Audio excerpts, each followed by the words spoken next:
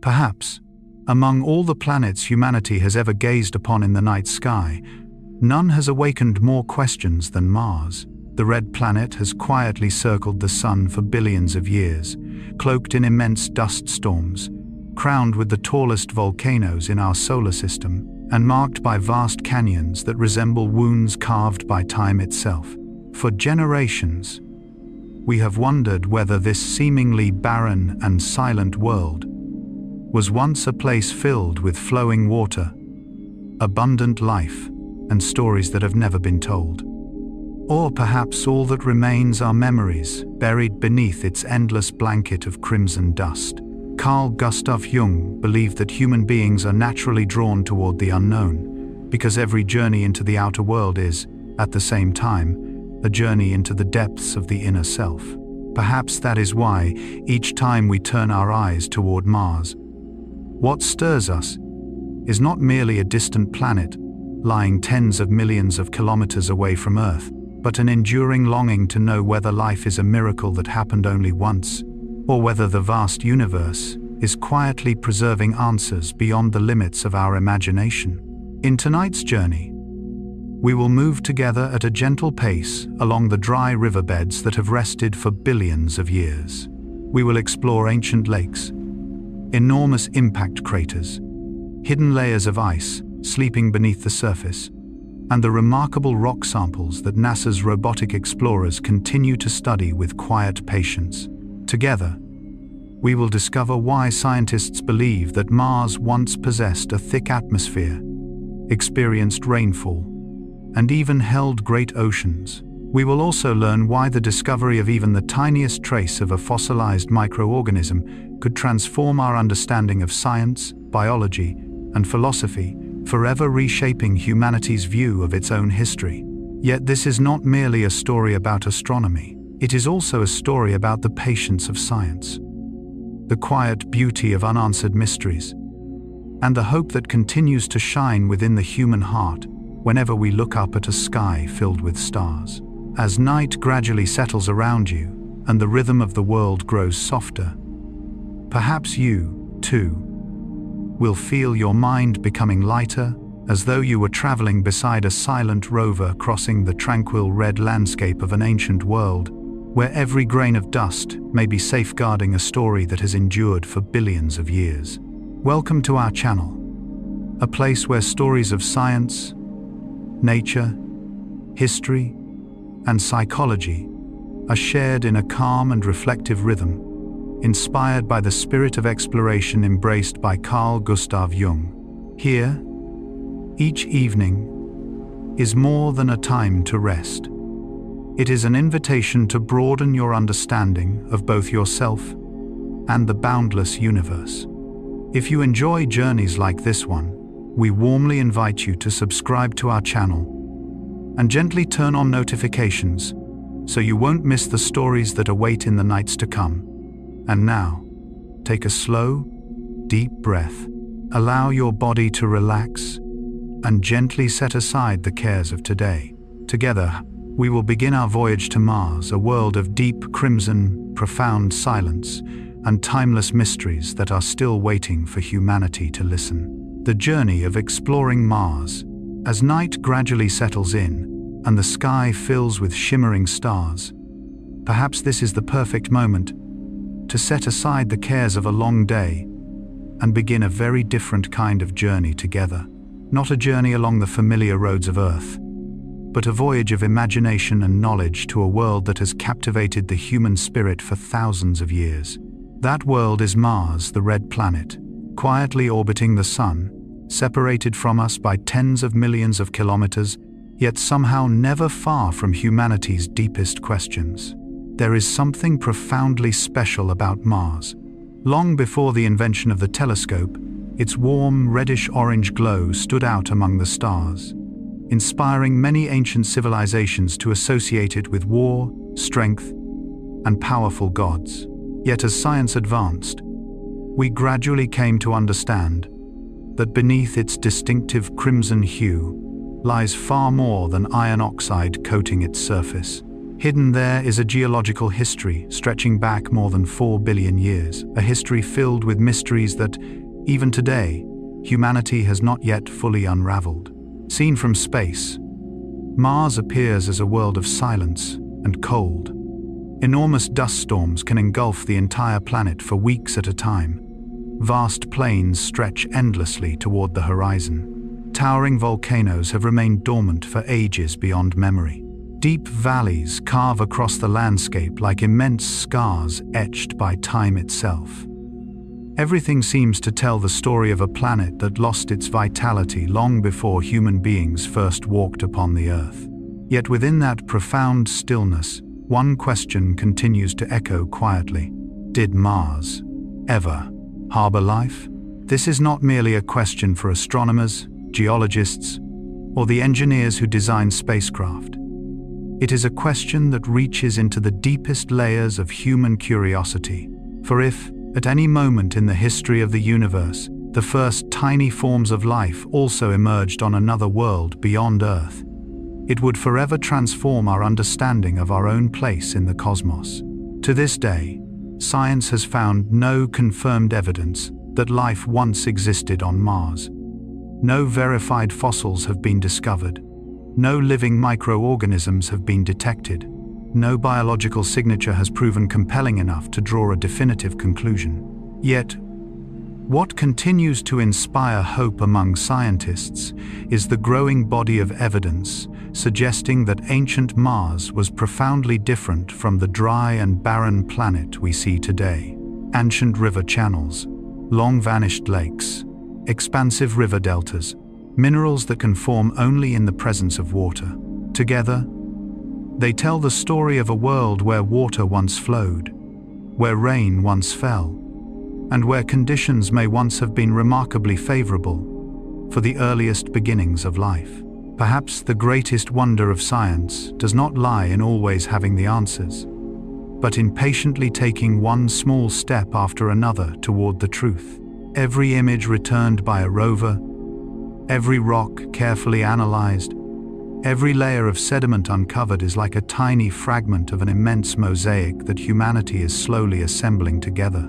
Carl Gustav Jung once wrote in Memories, Dreams, Reflections, "The least of things with a meaning is worth more in life than the greatest of things without it."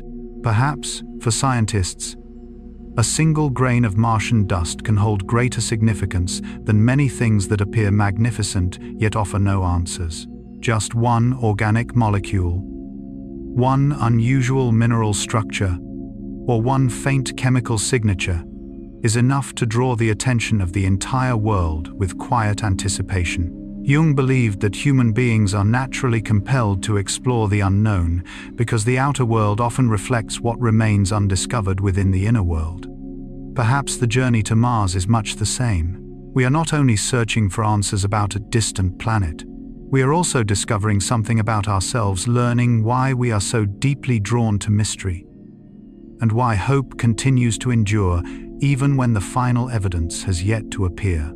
Carl Gustav Jung also wrote, "In modern man, in search of a soul, who looks outside, dreams, who looks inside, awakes." Perhaps, when we gaze toward Mars, we are indeed dreaming of the limitless possibilities scattered throughout the universe.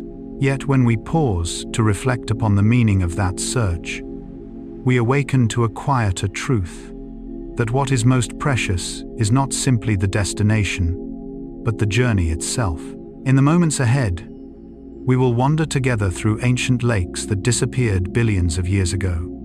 We will meet the small robotic explorers quietly carrying out their work across the vast crimson deserts. We will examine ancient rocks, hidden layers of ice sleeping beneath the ground, dark caverns, and even the bold possibility that life may still lie concealed somewhere beneath the frozen soil and stone. But please, do not expect immediate certainty, for the beauty of this journey does not reside in firm conclusions. It lives within the questions asked with humility. Perhaps it is this humility that makes science so beautiful. Rather than declaring, "We already know," science is always willing to say, "We are still learning," and amid the immeasurable vastness of the universe, that attitude becomes a gentle reminder for each of us that there is always more to discover, more mysteries waiting to be heard, and more wonders quietly waiting to reveal themselves. So, as you continue listening to this story in the stillness of the night, imagine yourself standing upon a hill, blanketed with the red dust of Mars. Above you, the sky is no longer the familiar blue of Earth, but a soft golden hue, shaped by the planet's thin atmosphere.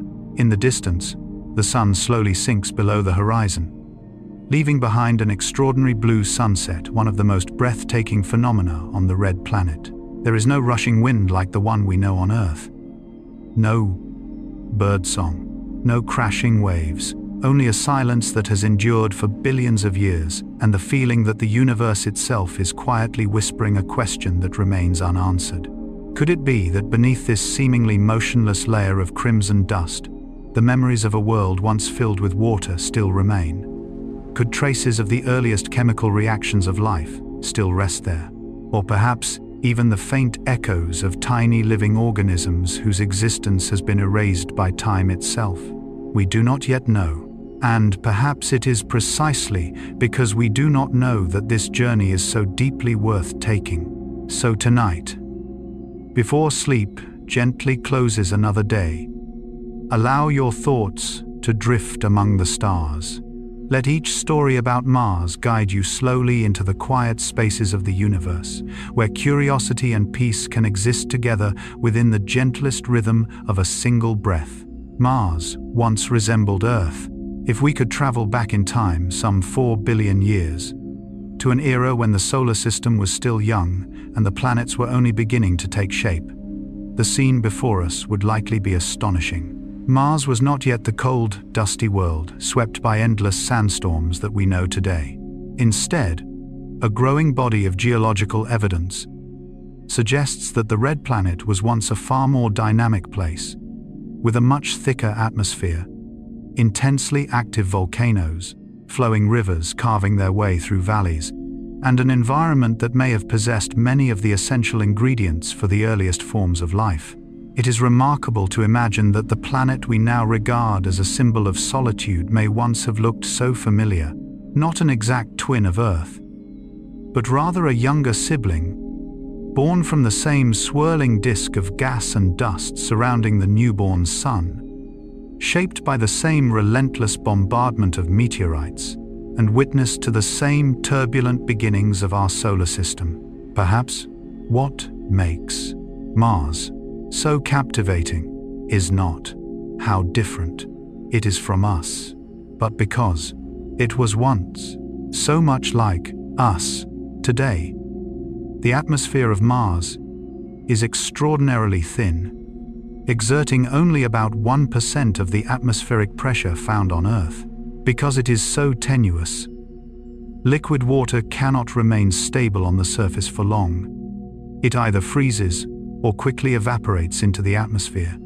Yet planetary geology tells us that this was not always the case. During the earliest chapter of Mars's history, its atmosphere is believed to have been significantly thicker, providing enough pressure and warmth for liquid water to persist across its surface over immense stretches of time. A dense atmosphere does more than simply retain heat. It also acts like a protective blanket, shielding a planet from dramatic swings in temperature between day and night. Such stability creates environments where chemical reactions can continue uninterrupted over long periods, a crucial element in nearly every scientific hypothesis concerning the origin of life. Then there were the volcanoes. Immense, majestic, filled with power.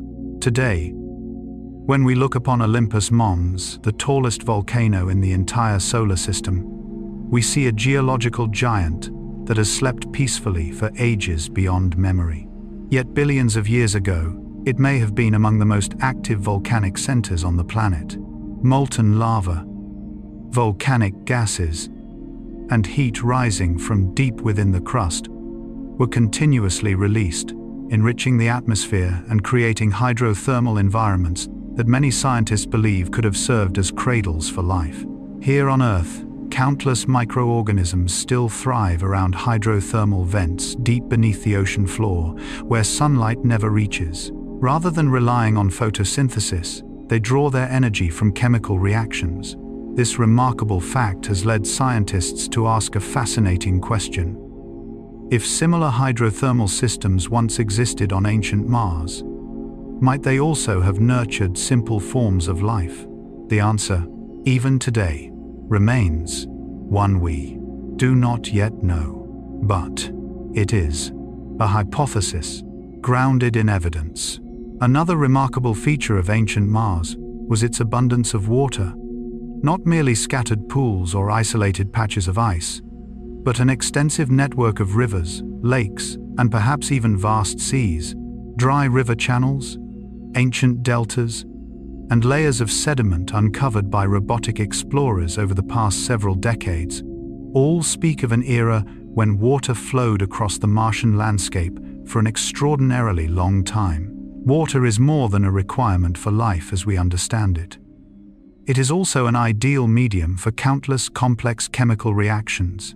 Within water, molecules can encounter one another, combine, and gradually assemble into increasingly sophisticated structures. For this reason, every new piece of evidence pointing to ancient water on Mars strengthens the hope that the planet may once have provided a hospitable environment where life could emerge. Yet it is important to emphasize one essential point.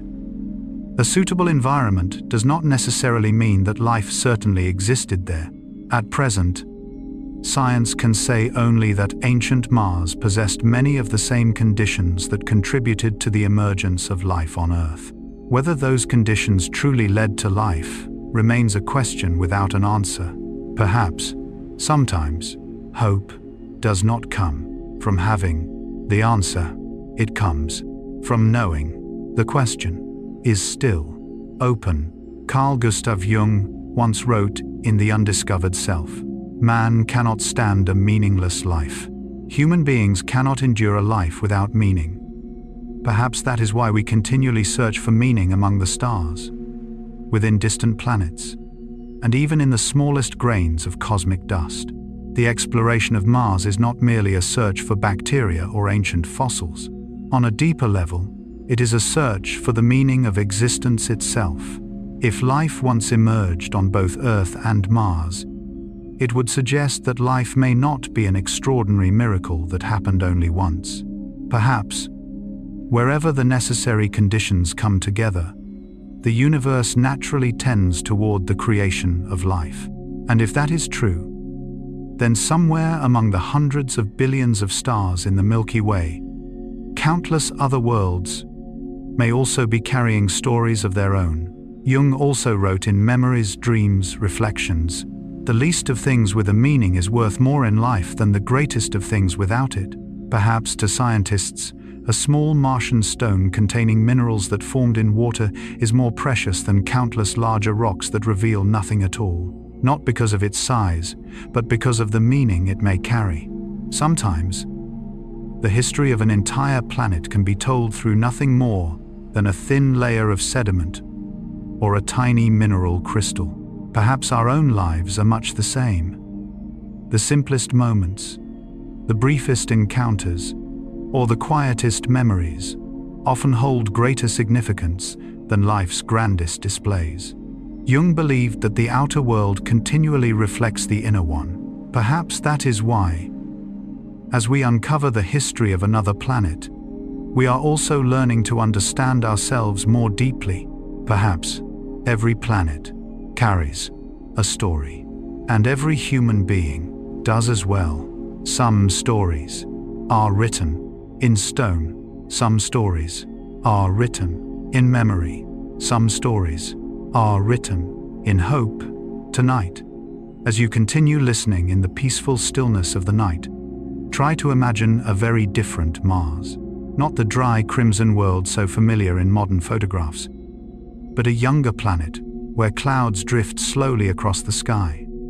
Quiet rivers wind gently through ancient valleys, and mighty volcanoes continue to warm the ground beneath them. No one knows with certainty whether life ever existed there. Yet that possibility alone has inspired thousands of scientists around the world to devote their lives to the search. And perhaps the greatest beauty of this journey does not lie in proving how closely Mars once resembled Earth. Perhaps it lies in the gentle reminder that even a planet that now appears lifeless once passed through an age filled with vitality. It may be one of the universe's quietest whispers that every form of life has a beginning. Every world carries a history, and every sincere question is worthy of humanity's patient search for an answer. Evidence of ancient water.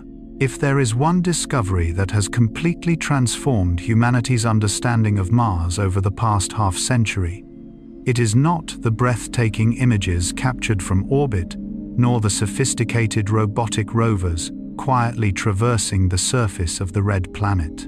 The true revolution came from something far more ordinary: the trace of a dried-up riverbed, a handful of smooth pebbles, layers of sediment resting one upon another, and minerals that could only have formed in the presence of water.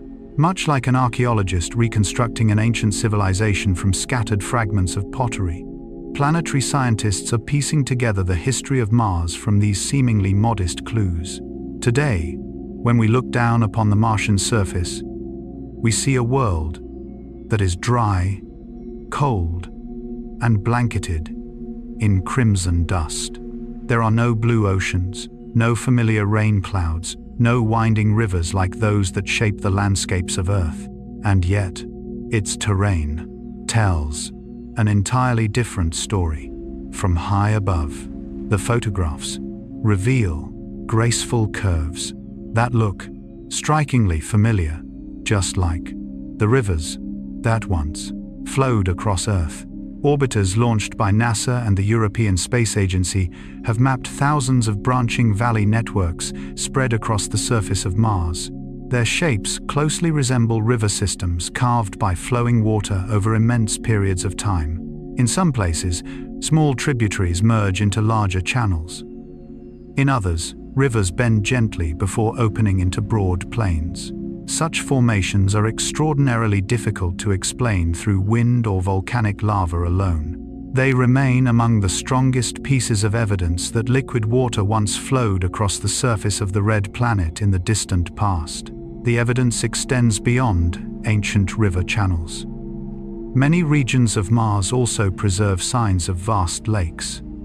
Some enormous impact craters once served as natural basins where water collected and remained for millions of years.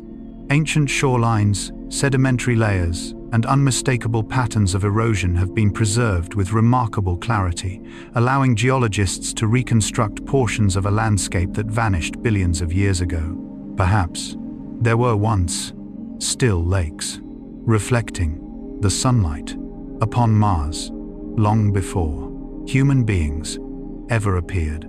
Even more remarkable is the presence of ancient river deltas. Here on Earth, deltas form when rivers carry sand, mud, and sediment into lakes or seas, gradually depositing those materials into broad fan-shaped formations. Similar structures have now been identified in several locations across Mars, most notably inside Jezero crater, where NASA's Perseverance rover continues its patient exploration. A river delta tells us more than simply the existence of water. It tells us about time. To build sedimentary deposits tens of meters thick, water must have flowed repeatedly through countless cycles over extraordinarily long periods. This suggests that wet conditions on ancient Mars were not brief episodes, but may have endured long enough to reshape the landscape on a planetary scale. Then there are the pebbles, small, yet extraordinary. While exploring Gale Crater, NASA's Curiosity rover discovered numerous smooth, rounded pebbles. On Earth, stones like these are typically formed after tumbling along riverbeds for long periods, gradually colliding with one another as flowing water gently wears away their edges. Wind can erode rock surfaces, but it rarely produces such evenly rounded shapes. Those pebbles are like letters sent to us from from a river that disappeared billions of years ago. The story is told not only through the landscape, but also through chemistry. Mars missions have identified numerous minerals, including clay minerals, sulfates, and other hydrated compounds. These substances can form only when rocks interact with water under specific environmental conditions. Each mineral is like a geological clock, preserving information about the temperature, acidity, and chemical environment that existed when it was created. Geologists often say, rocks know how to tell stories. They simply speak in the language of minerals and time. It is important to emphasize that none of this evidence directly proves that life once existed on Mars. Rather, it demonstrates that the planet once possessed an environment profoundly different from the one we see today, an environment with liquid water, active geological processes, and many of the conditions that, here on Earth, have long been associated with the emergence of life. In science, that is a very important distinction. The presence of water does not mean the presence of life, but without water, the possibility of life emerging, according to everything we presently understand, becomes far less likely. Carl Gustav Jung once wrote in The Undiscovered Self, "Man cannot stand a meaningless life." Perhaps that is why humanity never stops searching for meaning within the traces of the ancient past.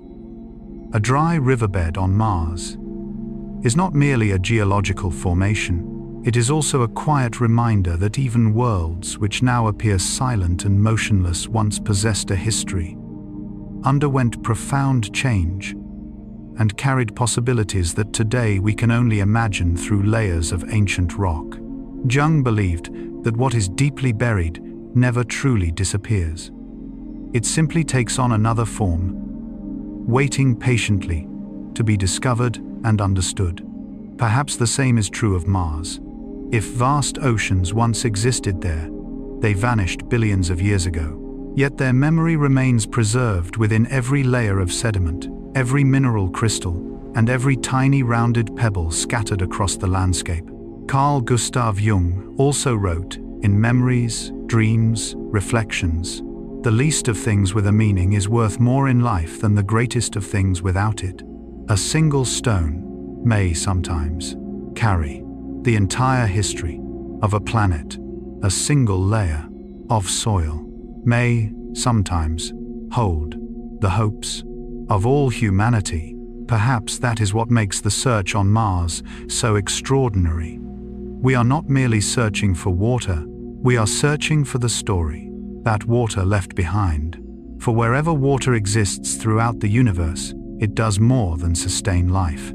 It preserves the memory of worlds that once were, and as the night outside your window grows quieter still, imagine yourself standing upon the shore of an ancient Martian lake nearly 4 billion years ago. Before you, a peaceful river carries fine sediments into a vast inland basin. In the distance, great volcanoes still breathe gentle warmth into the land beneath them. Above, the atmosphere is thicker, warmer, and perhaps painted in colors, unlike the pale reddish sky we know today. No one can say with certainty whether that world ever nurtured its first microorganisms. Yet the simple fact that nature once shaped rivers, lakes, and river deltas upon a planet that is now dry and silent is enough to remind us that the universe holds stories far more extraordinary than anything we could imagine. And perhaps, within the silence of those ancient stones, there still rests a chapter of history that humanity has only just begun to learn how to hear. Among the countless landscapes stretching across the surface of Mars, there is one place that has captured the attention of scientists more than any other. Its name is Jezero Crater, a basin approximately 45 kilometers across, resting quietly within the ancient highlands of the Red Planet. At first glance, viewed only through orbital photographs, Jezero appears much like thousands of other impact craters scattered across Mars. Dry, covered in reddish dust, and seemingly devoid of any sign of life. But when geologists began examining it more closely, they realized that this remarkable place was telling an entirely different story. Not the story of a dead planet, but the story of a lake that existed billions of years ago. Not the Mars of today, but the Mars of nearly 4 billion years ago. Back then, instead of cracked plains and endless dust storms, there may have been a vast lake resting peacefully within Jezero crater. Water flowed into it from the surrounding valleys, carrying sand, mud, and countless tiny mineral grains. Over immense stretches of time, those materials settled gently into layer upon layer, much like books carefully stacked within nature's own immense library. Each layer of sediment preserved a moment in time, a chapter of climate, and a page in the history of an entire planet. Today, when scientists observe Jezero from orbit, they can clearly recognize the unmistakable shape of an ancient river delta lying along the edge of the crater. Here on Earth, deltas form only when a river empties into a lake or a sea, slowing its current and depositing layers of sediment. It is a landscape so familiar that we can see it in the Nile Delta, the Mississippi Delta, and the Mekong Delta. That is precisely why discovering such a remarkably similar formation on Mars became one of the strongest geological indications that liquid water once remained here, steadily flowing over a very long period. Some places, nature writes history in stone. Some places, nature writes history in mud. Jezero is one of those places. What makes Jezero so extraordinary is not merely that it once held a lake, but that it may have preserved the traces of an ancient past. Here on Earth, many of the oldest microbial fossils have been discovered within layers of mud and sediment deposited at the bottoms of lakes and seas. As fine particles of mud gently settled over the remains of microscopic organisms, they protected them from decay, preserving their faint signatures for millions, even billions of years.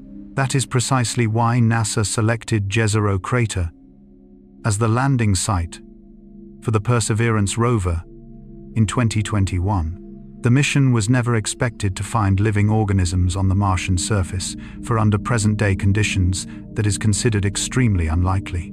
Instead, Perseverance was entrusted with a far more delicate and patient task: searching for biosignatures, chemical, mineralogical, or structural clues that could point to the existence of ancient life. If such life ever existed there, it is important to emphasize that, as of today, Perseverance has not discovered confirmed evidence of life on Mars. The rock samples and organic compounds it has collected are scientifically significant, but they remain pieces of evidence that require further study. For that reason, every new discovery is examined with extraordinary care by the scientific community. Perhaps science is at its most beautiful because it knows how to wait, even when it longs to believe something is true. Carl Gustav Jung once wrote in Modern Man in Search of a Soul, "Patience is not passive. On the contrary, it is concentrated strength." That spirit seems beautifully reflected in the exploration of Jezero. Year after year, Perseverance advances only a few meters at a time across the rocky landscape. Every drilled sample, every photograph, every chemical analysis is carried out with almost absolute care.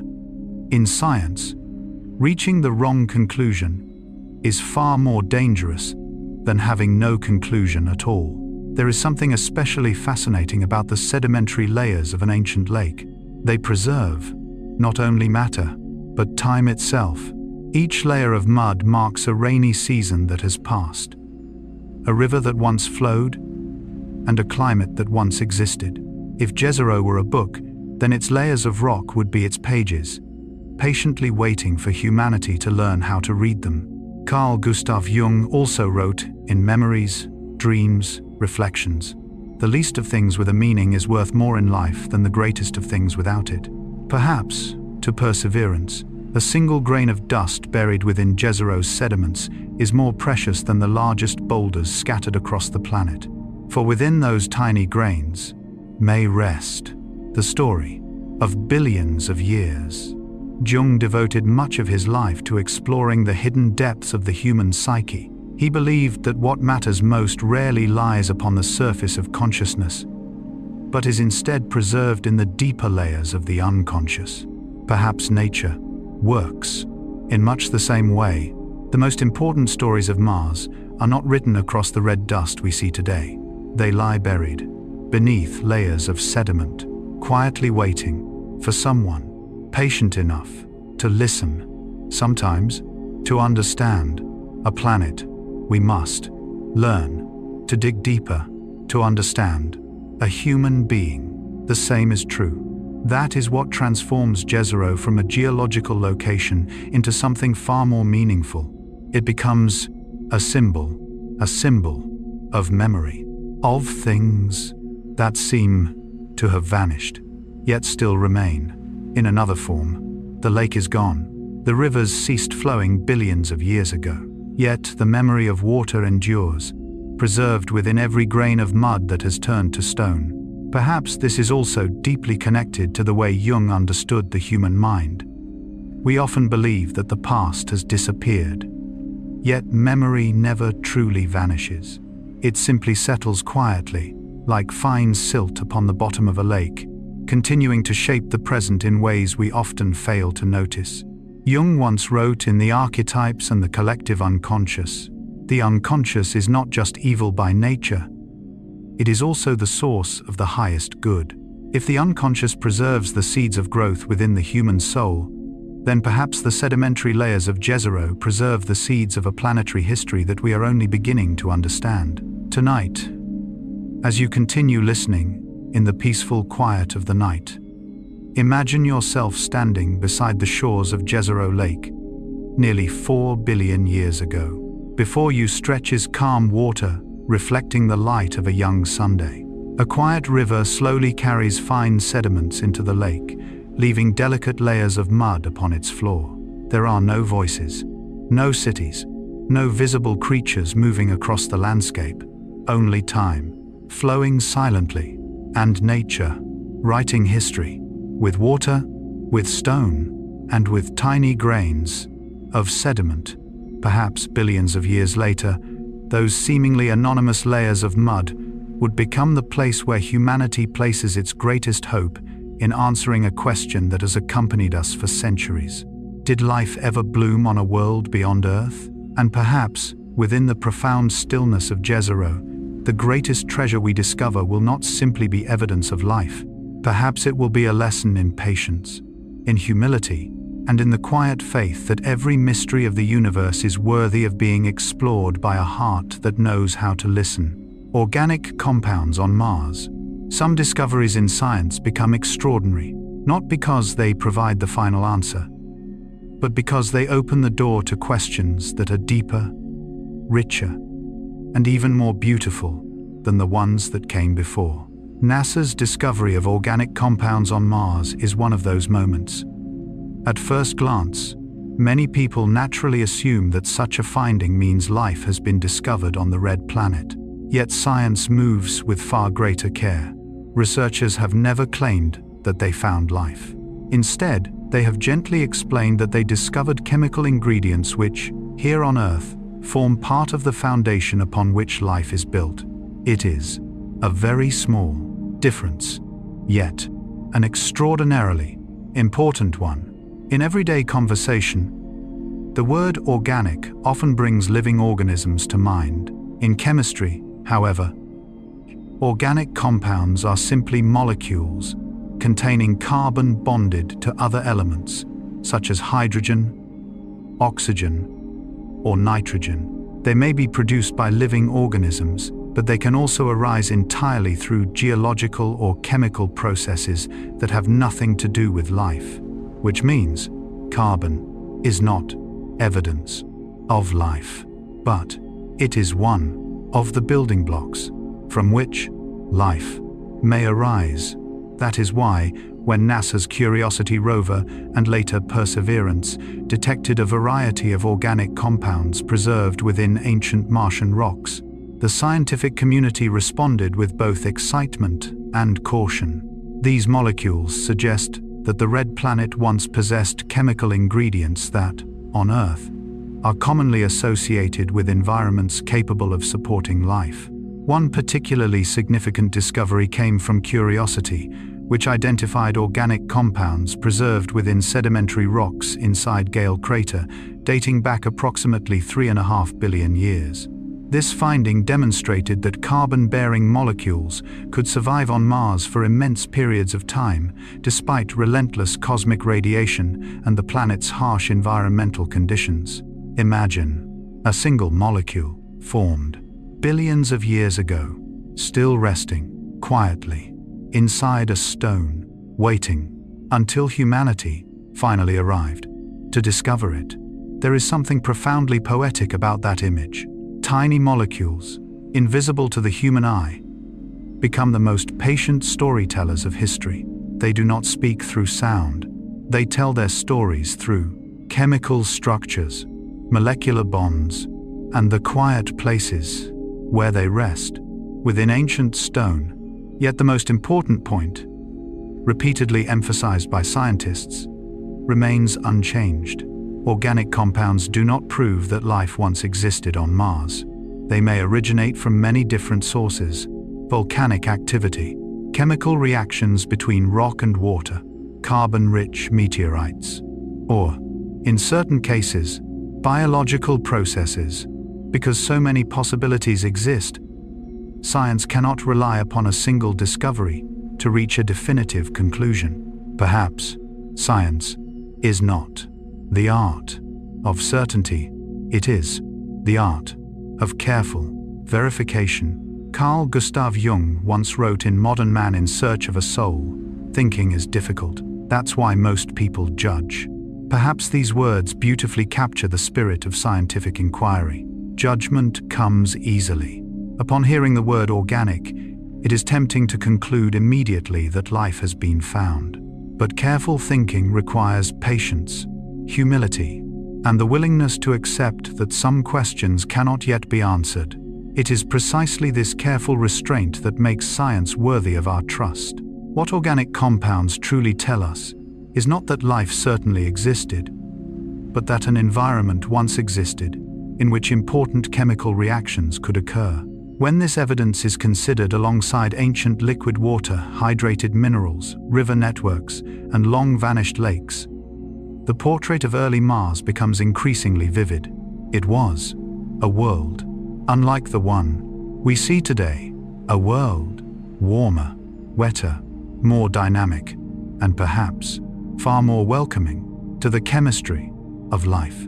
Jung was always fascinated by what lies beneath the surface. He believed that what we perceive is only the visible portion of a reality extending far deeper. Perhaps Mars is much the same. A planet, blanketed in red dust, may conceal beneath it layers of stone, holding the memory of an entirely different age. Carl Gustav Jung wrote in The Archetypes and the Collective Unconscious, "The unconscious is not just evil by nature, it is also the source of the highest good." If we imagine the ancient rocks beneath the Martian surface as a kind of planetary unconscious, then perhaps they preserve memories that the modern surface can no longer reveal. We cannot understand Mars simply by observing what it looks like today. We must learn to dig deeper, just as Jung encouraged us to explore the deeper layers of our own minds. Sometimes, to understand a planet, we must listen to what is no longer visible. Sometimes, to understand ourselves, the same is true. What makes the search on Mars so remarkable is not that scientists are trying to prove a cherished idea at any cost. Quite the opposite. Science remains willing to change whenever new evidence appears. If one day, organic compounds are discovered alongside fossilized microorganisms, distinctive isotopic signatures, and mineral structures that can only be explained through biology, then the picture will become profoundly different. Until then, every discovery remains one piece of a much larger puzzle. Carl Gustav Jung also wrote in Memories, Dreams, Reflections, "The least of things with a meaning is worth more in life than the greatest of things without it. A carbon molecule may be infinitesimally small, yet if it tells the right story, it may forever change the way humanity understands the universe." Perhaps that is the greatest beauty of scientific discovery. It never diminishes the mystery of the world. Instead, every genuine answer quietly opens the door to even deeper questions. Each discovery of organic compounds on Mars does not bring the journey to an end. It gently invites us farther into the unknown. Where did those molecules come from? How were they formed? Were they simply products of geology? Or did they once participate in a far greater story called life? Tonight, as you continue listening in the stillness of the night, imagine a small stone resting peacefully upon the surface of Mars for more than 3 billion years. Hidden within it, carbon molecules quietly endure, surviving cosmic radiation, endless dust storms, and the transformation of an entire planet. They do not proclaim that life once existed. They simply whisper that this world once possessed conditions rich enough for nature to compose the opening chapters of chemistry. And perhaps it is this quiet humility that makes science most beautiful. Rather than rushing to affirm what it hopes to believe, science chooses to listen to every tiny molecule, every ancient rock, and every fragile trace left behind by time. Perhaps that is also the gentle lesson Mars offers each of us. That truth does not emerge from the noise of hurried conclusions. It reveals itself through patience, through stillness, and through the courage to keep asking, even when the answers remain asleep beneath the crimson dust of a planet millions of kilometers away. Perseverance rover and the mysterious rock sample. Some moments in the history of science do not arrive with thunderous announcements or discoveries that shake the world overnight. They arrive quietly. A rover comes to a gentle stop in the middle of a landscape blanketed in crimson dust. A robotic arm slowly extends toward an ancient rock. A laser flashes. The first streams of data begin appearing on computer screens hundreds of millions of kilometers away. And then, amid countless numbers that seem almost ordinary, a new question is born. Could this be one more piece of the story of life on Mars? In 2024, NASA announced one of the most closely watched discoveries of the Perseverance mission. While exploring Jezero Crater, the rover examined a rock known as Chayava Falls. The name was not chosen simply for its poetic sound. It identifies a particularly intriguing rock sample because it contains several chemical and mineralogical features that have captured the close attention of scientists. The first remarkable finding was the presence of organic compounds. As we explored earlier, organic compounds are not direct evidence of life. They can arise through many different geological processes. Nevertheless, they remain profoundly important because every known form of life on Earth is built upon carbon chemistry. Yet what makes Chayava Falls so fascinating is not merely the presence of carbon molecules. It is also the way they appear alongside unusual mineral structures. Within this remarkable rock, Perseverance also detected distinctive mineral patterns together with regions enriched in iron and phosphate, arranged in surprisingly complex forms. Some of these chemical and mineral features resemble processes that, here on Earth, are sometimes associated with microbial activity. It is precisely this resemblance that has made Chayava Falls one of the most intensely studied rock samples collected on Mars. However, this is the most important point to remember. No scientist has claimed that Chayava Falls proves life once existed on Mars. NASA has repeatedly emphasized that the observed features may be explained through multiple mechanisms. Certain non-biological geochemical reactions are fully capable of producing mineral patterns and chemical signatures that resemble those associated with life. For that reason, Chayava Falls should not be viewed as proof, but rather as an exceptionally promising candidate for continued investigation. Perhaps the greatest beauty of science is not its eagerness to declare, but its wisdom to pause at exactly the right moment. Carl Gustav Jung once wrote in Modern Man in Search of a Soul, "Thinking is difficult. That's why most people judge." Perhaps these words beautifully capture the mindset of those studying Mars. A news headline can easily tempt us to conclude, NASA has found signs of life. Yet, genuine scientific thinking requires the opposite. It asks us to embrace uncertainty, to examine every possible explanation, and to possess the courage to say, "We still do not know." That is not science's weakness. It is its greatest strength. Chayava Falls is much like an ancient manuscript whose pages have been faded almost beyond recognition by time. A few letters remain visible, but not enough to understand the entire story. The organic compounds, mineral patterns, and chemical signatures are only scattered paragraphs. To read the whole book, humanity will require far more than the instruments carried aboard a single rover. That is why the Mars Sample Return Program was conceived. Perseverance does more than analyze rocks where they lie. It drills carefully into them, seals their cores inside meticulously sterilized sample tubes, and leaves them safely stored upon the Martian surface, waiting for a future mission to carry them back to Earth. Why bring the rocks home? Because no laboratory can ever be fully placed inside a rover. Laboratories on Earth possess instruments whose precision surpasses anything that can currently be sent to Mars.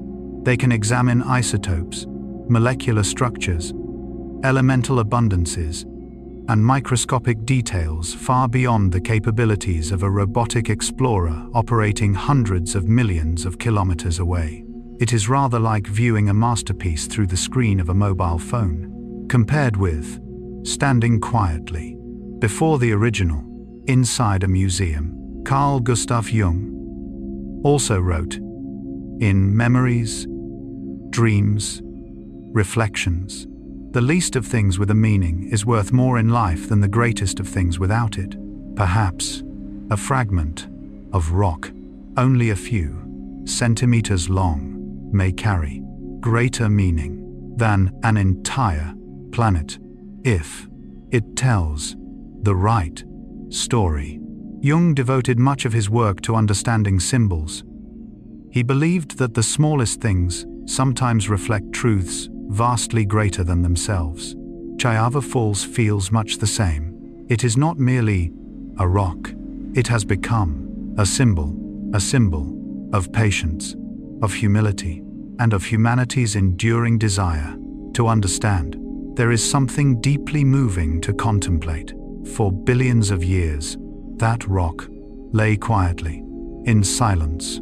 No one knew it. No one touched it. No one asked its story. Until, one day, a machine, created by human hands, passed quietly by. That is what gives the journey of perseverance such remarkable beauty. It is not only a story of engineering, it is also a story of curiosity, the very quality that carried humanity from ancient caves to distant planets. Carl Gustav Jung once wrote in The Undiscovered Self, "Man cannot stand a meaningless life." Perhaps that is why we continue asking questions, not to conquer the universe, but to discover meaning within our own existence. If one day Chayava Falls truly proves to preserve traces of ancient life, the discovery will not merely rewrite textbooks, it will reshape the way humanity understands Earth's place in the universe, but even if every future analysis ultimately reveals only an extraordinary geochemical phenomenon, the journey will never have been in vain. Science does not measure the worth of an expedition by whether it confirms what we hope to find. Its value lies in every careful step that brings us closer to reality, whether the final answer is yes or no. Perhaps that is also the lesson Jung sought to share through his lifelong exploration of the human psyche. Not every symbol leads to the same conclusion. Not every dream possesses only one interpretation. What matters most is keeping the mind open enough to welcome the truth whenever it finally appears. Tonight, as you continue listening in the quiet stillness of the night, imagine Perseverance still moving slowly across the floor of Jezero crater.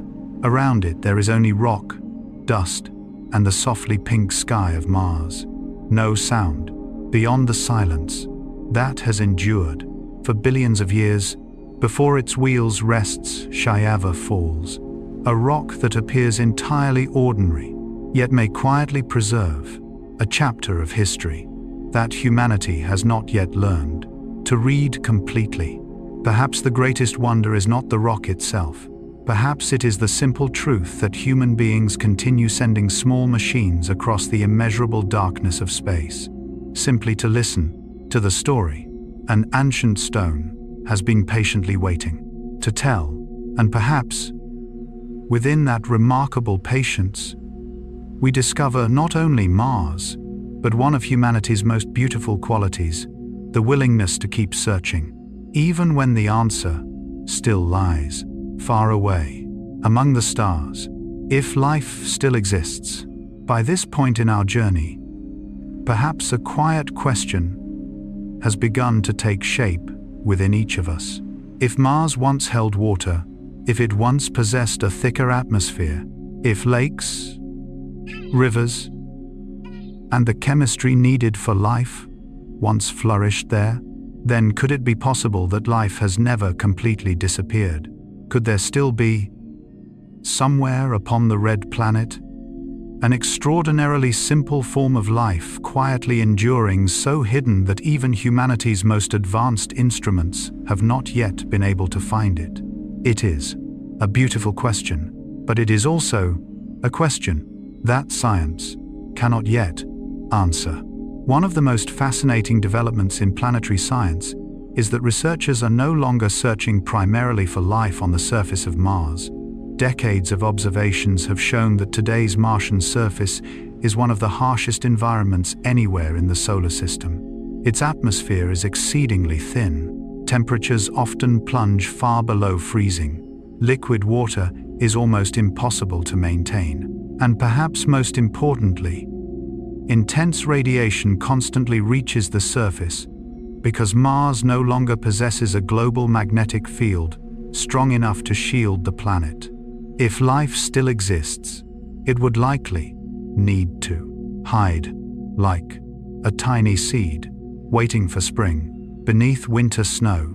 For this reason, many scientists now believe that if microorganisms still survive on Mars, the most promising places to search are not on the surface at all, but deep below it, where rock can provide protection from radiation and extreme dryness. One of the leading hypotheses points toward the Martian subsurface, only a few meters beneath the ground. Environmental conditions change significantly.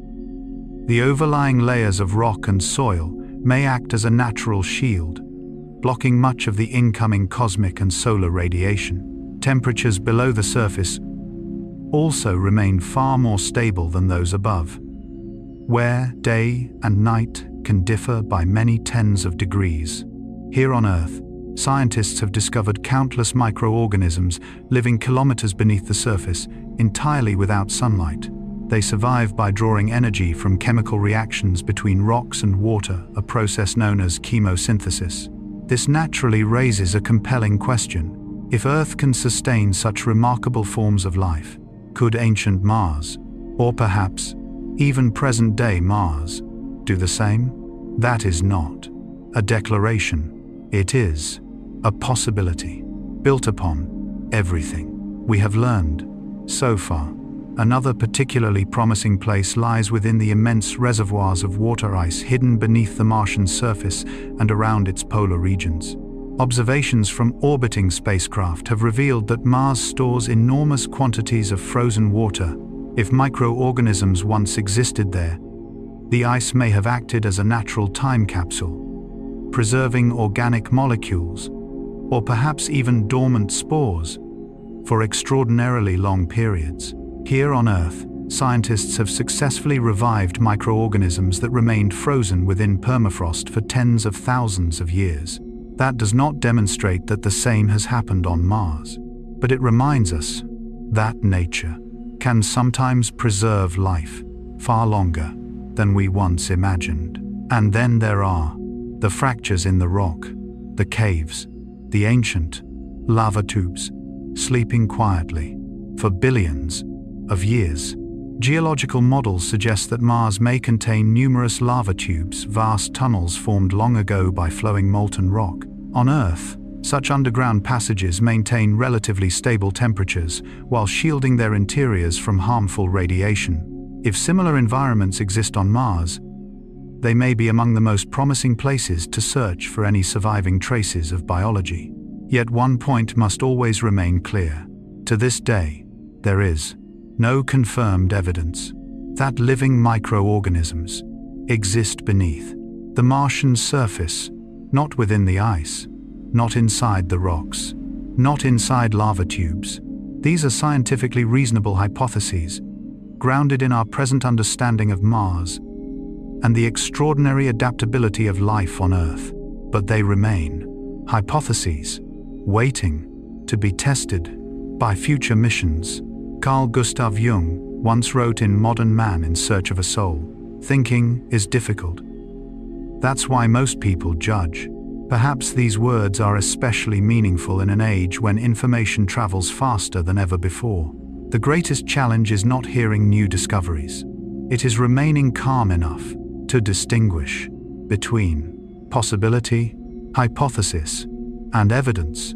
Science advances by asking questions, not by turning every fascinating idea into established fact. Perhaps the beauty of hope does not lie in certainty, but in knowing there remains good reason to hope. Jung believed that beneath the conscious mind we experience every day lies a far greater realm, the unconscious. We cannot see it, yet that does not mean it is absent. In some ways, the search for life beneath the Martian surface reflects that very idea. Carl Gustav Jung wrote in The Archetypes and the Collective Unconscious, "Until you make the unconscious conscious, it will direct your life, and you will call it fate." If we borrow that image for the red planet, perhaps we might say something similar. Until we uncover what lies beneath its surface, we cannot truly understand the history of Mars. Sometimes, the most important things are not found where they are easiest to see. Sometimes, the greatest treasure does not rest upon the mountain peak. It waits deep beneath the ground. Sometimes, the answer does not live within the light, but within the darkness, protected for billions of years. There is something profoundly beautiful about that thought. If life still survives somewhere on Mars, it is unlikely to resemble the magnificent creatures imagined in science fiction. Perhaps it would be nothing more than a handful of microscopic organisms living so slowly that time itself has almost lost its meaning. They know nothing of stars, nothing of Earth, nothing of the civilization searching for them. Carl Gustav Jung also wrote in Memories, Dreams, Reflections, "The least of things with a meaning is worth more in life than the greatest of things without it." If one day humanity discovers even a single living microorganism deep beneath the surface of Mars, that discovery would transform not only astronomy, but philosophy and the way we understand ourselves. Yet even if that day never comes, the search itself remains profoundly meaningful. With every drill into ancient ground, every analysis of buried ice, every exploration of a silent cave, humanity continues doing what our ancestors have done for tens of thousands of years, taking one more step into the unknown. Tonight, as you continue listening in the quiet embrace of the night, imagine yourself standing upon the surface of Mars, beneath a sky filled with stars. Around you stretches a silence so complete it seems almost timeless. Yet beneath the crimson dust, perhaps there are still hidden chambers, never explored, rock fractures, never touched by light, layers of ancient ice, sleeping peacefully. Since the youth of the planet itself, we do not yet know whether those hidden places preserve life. But the possibility alone is enough to keep humanity looking toward the red planet with curiosity, humility, and hope. And perhaps, just as Carl Jung believed about the human soul, the deepest secrets of Mars are not written upon the surface for everyone to see. Perhaps they are still waiting in the deepest layers, where only patience, wisdom, and quiet faith can finally reach them. Why did Mars slowly fade? Perhaps one of the saddest questions ever asked in planetary science is not whether Mars once hosted life. It is this: what happened to a world that once had water, an atmosphere, and may have once resembled Earth so closely? Why did a planet that appeared to possess so many of the ingredients necessary for life gradually become the cold, barren landscape we see today? This is not merely a story of geology or astronomy. In many ways, it is also a story of impermanence, a reminder that even worlds of immense size are not beyond the quiet passage of time. If we could watch Mars across billions of years in a single fleeting moment, we would probably witness a transformation so gradual that it would almost escape notice. There would be no colossal explosion tearing apart the sky, no single catastrophic day marking the planet's end. Instead, everything would happen quietly, little by little, across hundreds of millions of years, like a candle that does not go out in a single instant, but slowly burns lower until its light finally fades. According to our current understanding, one of the greatest turning points in Martian history came when the planet lost its global magnetic field. Here on Earth, our magnetic field is generated by the motion of molten metal deep within the planet's core. It acts as an invisible shield, deflecting much of the charged particles carried by the solar wind and protecting our atmosphere from continuous erosion. Mars, however, followed a different path. For reasons that scientists are still investigating, the planetary dynamo inside its core gradually weakened. When the global magnetic field disappeared, the red planet lost one of its most important defenses.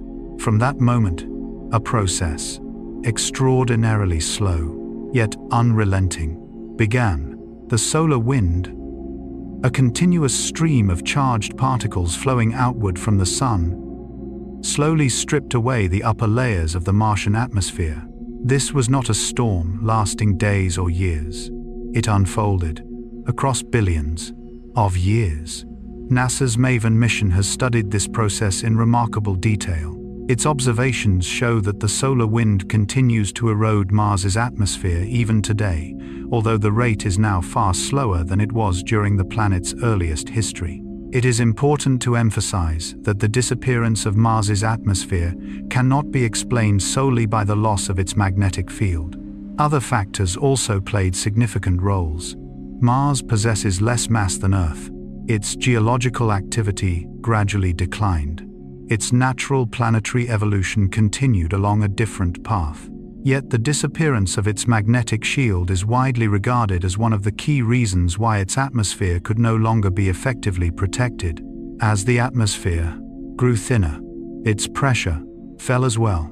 And then, something profoundly important happened. Liquid water became increasingly difficult to sustain upon the surface.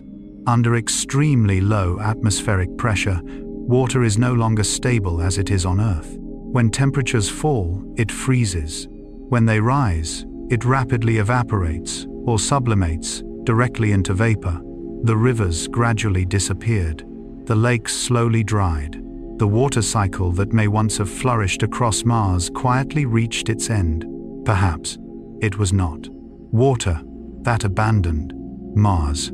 Perhaps Mars gradually lost its ability to hold water.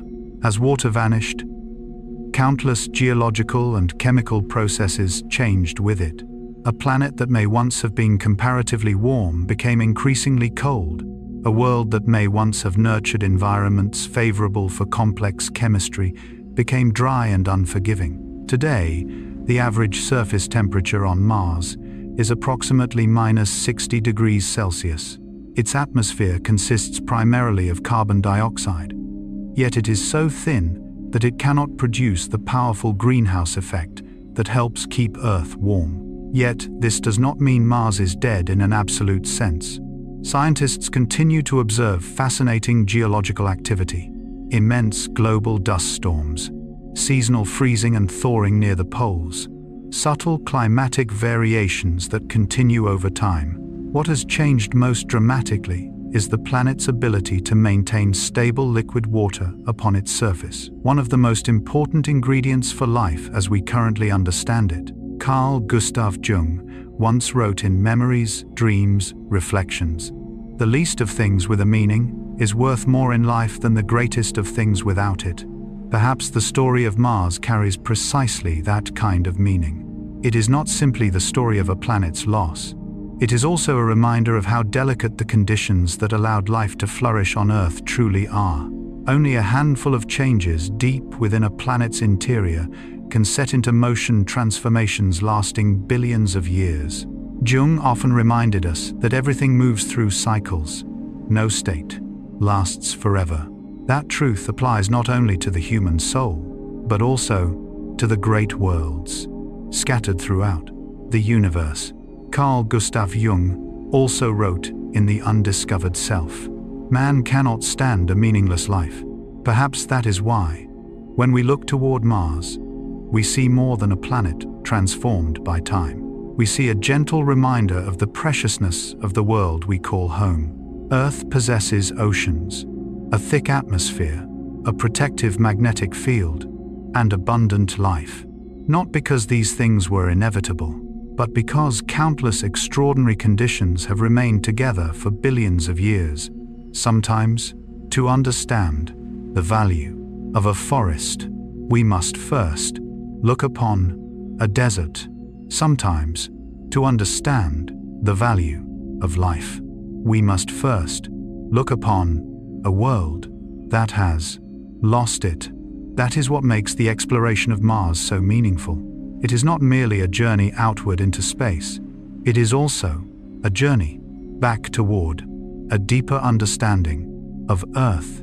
Every measurement sent home by Maven, every ancient rock analyzed by Perseverance, every new hypothesis concerning Mars's ancient climate brings us closer to understanding the remarkable combination of forces that has protected our own blue world for billions of years. Carl Gustav Jung once wrote in Modern Man, In Search of a Soul, "Who looks outside, dreams. Who looks inside, awakes." Perhaps, as we look toward Mars, we are indeed dreaming about the history of another world. Yet as we reflect upon what happened to the red planet, we also awaken to the beauty, the fragility, and the immeasurable value of our own home. Tonight, as you continue listening in the quiet stillness of the night, imagine ancient Mars slowly passing through the great ages of its history, its rivers gradually growing smaller, its lakes quietly retreating, its atmosphere becoming thinner with every passing era, while the solar wind patiently carries the last traces of its atmosphere into the endless darkness of space. There is no sound announcing the end, only time, quietly doing what time has always done, patient as the universe itself, And perhaps what makes this story so moving is not simply that a planet lost the vitality of its youth. Perhaps it is that Mars gently reminds us that every world has a history of its own, just as every human life does. Every planet experiences seasons of brilliance, ages of transformation, and moments of profound stillness. To understand that may also teach us to cherish the present, to cherish Earth, to cherish life, and to cherish every peaceful moment that gently carries us closer to sleep. Water ice on Mars. After journeying together through the story of a planet that gradually lost its atmosphere, its rivers, and its ancient lakes, it would be easy to believe that water has completely vanished from Mars.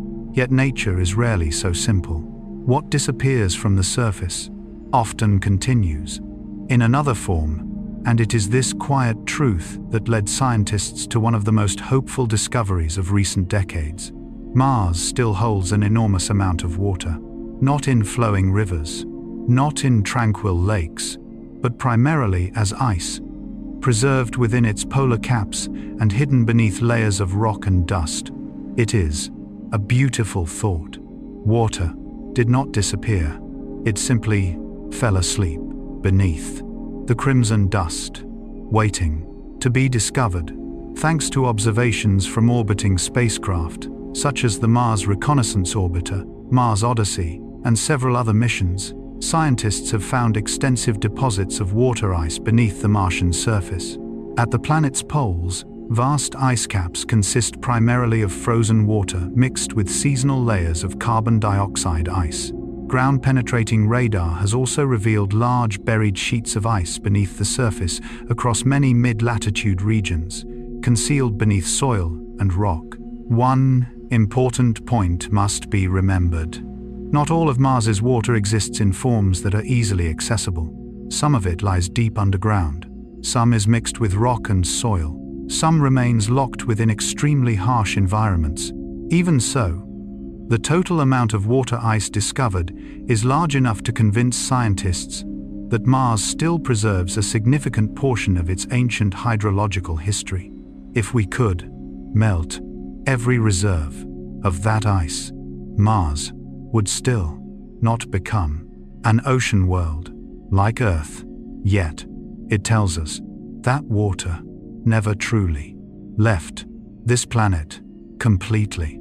To scientists, these frozen layers resemble vast archives of time.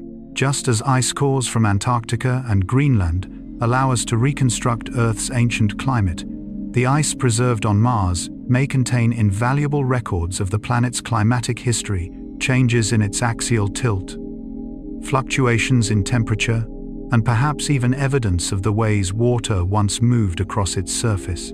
Each layer of ice is like a page in a diary, written not with ink, but with time and temperature. If one day humanity is able to study deep Martian ice cores directly, they may reveal chapters of planetary history that today exist only within computer models and orbital observations. Yet the importance of water ice extends far beyond science. It is also deeply connected to humanity's future. If, in the decades ahead, humans truly establish scientific outposts on Mars, water will become one of the most precious resources available. No civilization could realistically transport millions of liters of water across tens of millions of kilometers from Earth. For that reason, one of the central principles guiding future exploration is in situ resource utilization, or ISRU, the practice of using resources already available on Mars itself. Water is not only for drinking, it is also the foundation of life and of every dream of living upon the red planet. First and foremost, water is essential for human survival. It is needed for drinking, preparing food, maintaining hygiene, and supporting countless biological processes. When carefully purified and recycled, the same supply of water can be used repeatedly within a closed ecological system. Beyond that, Water can also be separated through electrolysis into hydrogen and oxygen. Oxygen allows humans to breathe. Hydrogen can combine with oxygen to create rocket fuel. This idea plays a vital role in humanity's long-term vision for deep space exploration. Rather than transporting every kilogram of fuel from Earth, future explorers may someday produce part of their own fuel directly on Mars, provided sufficient water and energy are available. Doing so could dramatically reduce launch mass from Earth and make long-duration missions far more practical. It is important to emphasize, however, that this remains a goal for future research and technological development. It has not yet been implemented on a practical operational scale on Mars. Carl Gustav Jung once wrote in Memories, Dreams, Reflections, "The least of things with a meaning is worth more in life than the greatest of things without it." Perhaps a block of ice buried deep beneath the Martian surface carries greater meaning than anything our eyes can immediately see. It is not merely frozen water. It is history. It is hope. It is a resource for future generations of explorers, and it is a key that may help us understand why a planet that was once wet gradually became the dry world we know today.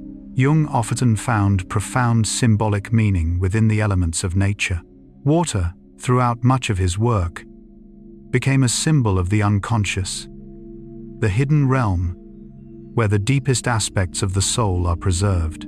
There is something remarkably fitting about Mars in this regard. Its water no longer flows openly across the surface. It rests deep beneath the rocks, like ancient memories, hidden within the deepest layers of the mind. Carl Gustav Jung wrote in The Archetypes and the Collective Unconscious, "The unconscious is the source of the renewing life principle of the soul." If we borrow that image to describe Mars, perhaps we might imagine its buried ice as preserving the planet's own memory. Though the surface has changed almost beyond recognition, the past has never entirely disappeared. Sometimes, what is most precious does not lie where everyone can see it. It rests where time has quietly protected it for billions of years. Perhaps that is why scientists continue directing their attention toward the frozen layers hidden beneath Mars. They are searching for far more than water. They see the possibility of reconstructing an ancient climate, supporting future human missions, and perhaps, under especially favorable conditions, even preserving organic molecules or trace of ancient biology. Carl Gustav Jung also wrote in Modern Man in Search of a Soul, "Who looks outside, dreams, who looks inside, awakes." Perhaps the exploration of Mars has followed that very path. At first, we looked upward, toward the sky, with dreams. But the more we learn, the more we discover that we must also look downward, beneath the surface, where ice, stone, and the planet's memories quietly wait to be understood. Tonight, as you continue listening in the peaceful stillness of the night, imagine yourself standing upon a vast plain covered with the red dust of Mars. Everything before you appears dry, silent, and motionless. Yet deep beneath your feet rest immense layers of ice that have slept peacefully for billions of years, quietly preserving the story of vanished oceans, of rains that will never fall again, and of the hopes carried by the people who may one day walk upon this world. Perhaps the beauty of Mars does not lie in what it reveals upon its surface. Perhaps it lies in what it continues to protect deep within itself. And perhaps, just as Carl Jung understood the human soul, the things of greatest value are rarely found where they are easiest to see. They rest quietly, within the deepest silence, where only patience, curiosity, and a heart willing to listen can finally reach them. If we find a fossil, perhaps, throughout the entire journey of exploring Mars, no idea is at once so simple and yet so profoundly moving as this one. The discovery that could transform human history may not be an advanced extraterrestrial civilization. It may simply be a tiny microbial fossil or a biological signature convincing enough to demonstrate that life once emerged on another world. At first, such a possibility may seem almost modest, yet within that extraordinary smallness lies a revolution in human understanding, unlike anything we have ever experienced. Imagine not a gigantic creature, not a message from an alien civilization, but only a fossil smaller than the head of a pin found inside an ancient stone on Mars. Would that discovery truly matter so much for the overwhelming majority of biologists, astronomers, and planetary scientists? The answer is simple. Yes, it would matter immensely. Throughout all of human history, we have known with certainty only one place where life exists: Earth. Everything we understand about biology, evolution, and the origin of life has been built upon a single example. It is rather like trying to understand an entire language after reading only one book. If one day we discover on Mars a microbial fossil confirmed through multiple independent lines of evidence, the meaning would be profound. It would suggest that life need not be a phenomenon that happened only once in the universe. Such a discovery would not merely rewrite a textbook or transform a scientific theory. It would reshape the way humanity understands itself. Yet science demands extraordinary care. A biosignature, a potential sign of life, is never accepted on the basis of a single observation. A structure resembling a cell, an organic molecule, an unusual isotopic ratio. Each of these may also have perfectly natural, non-biological explanations.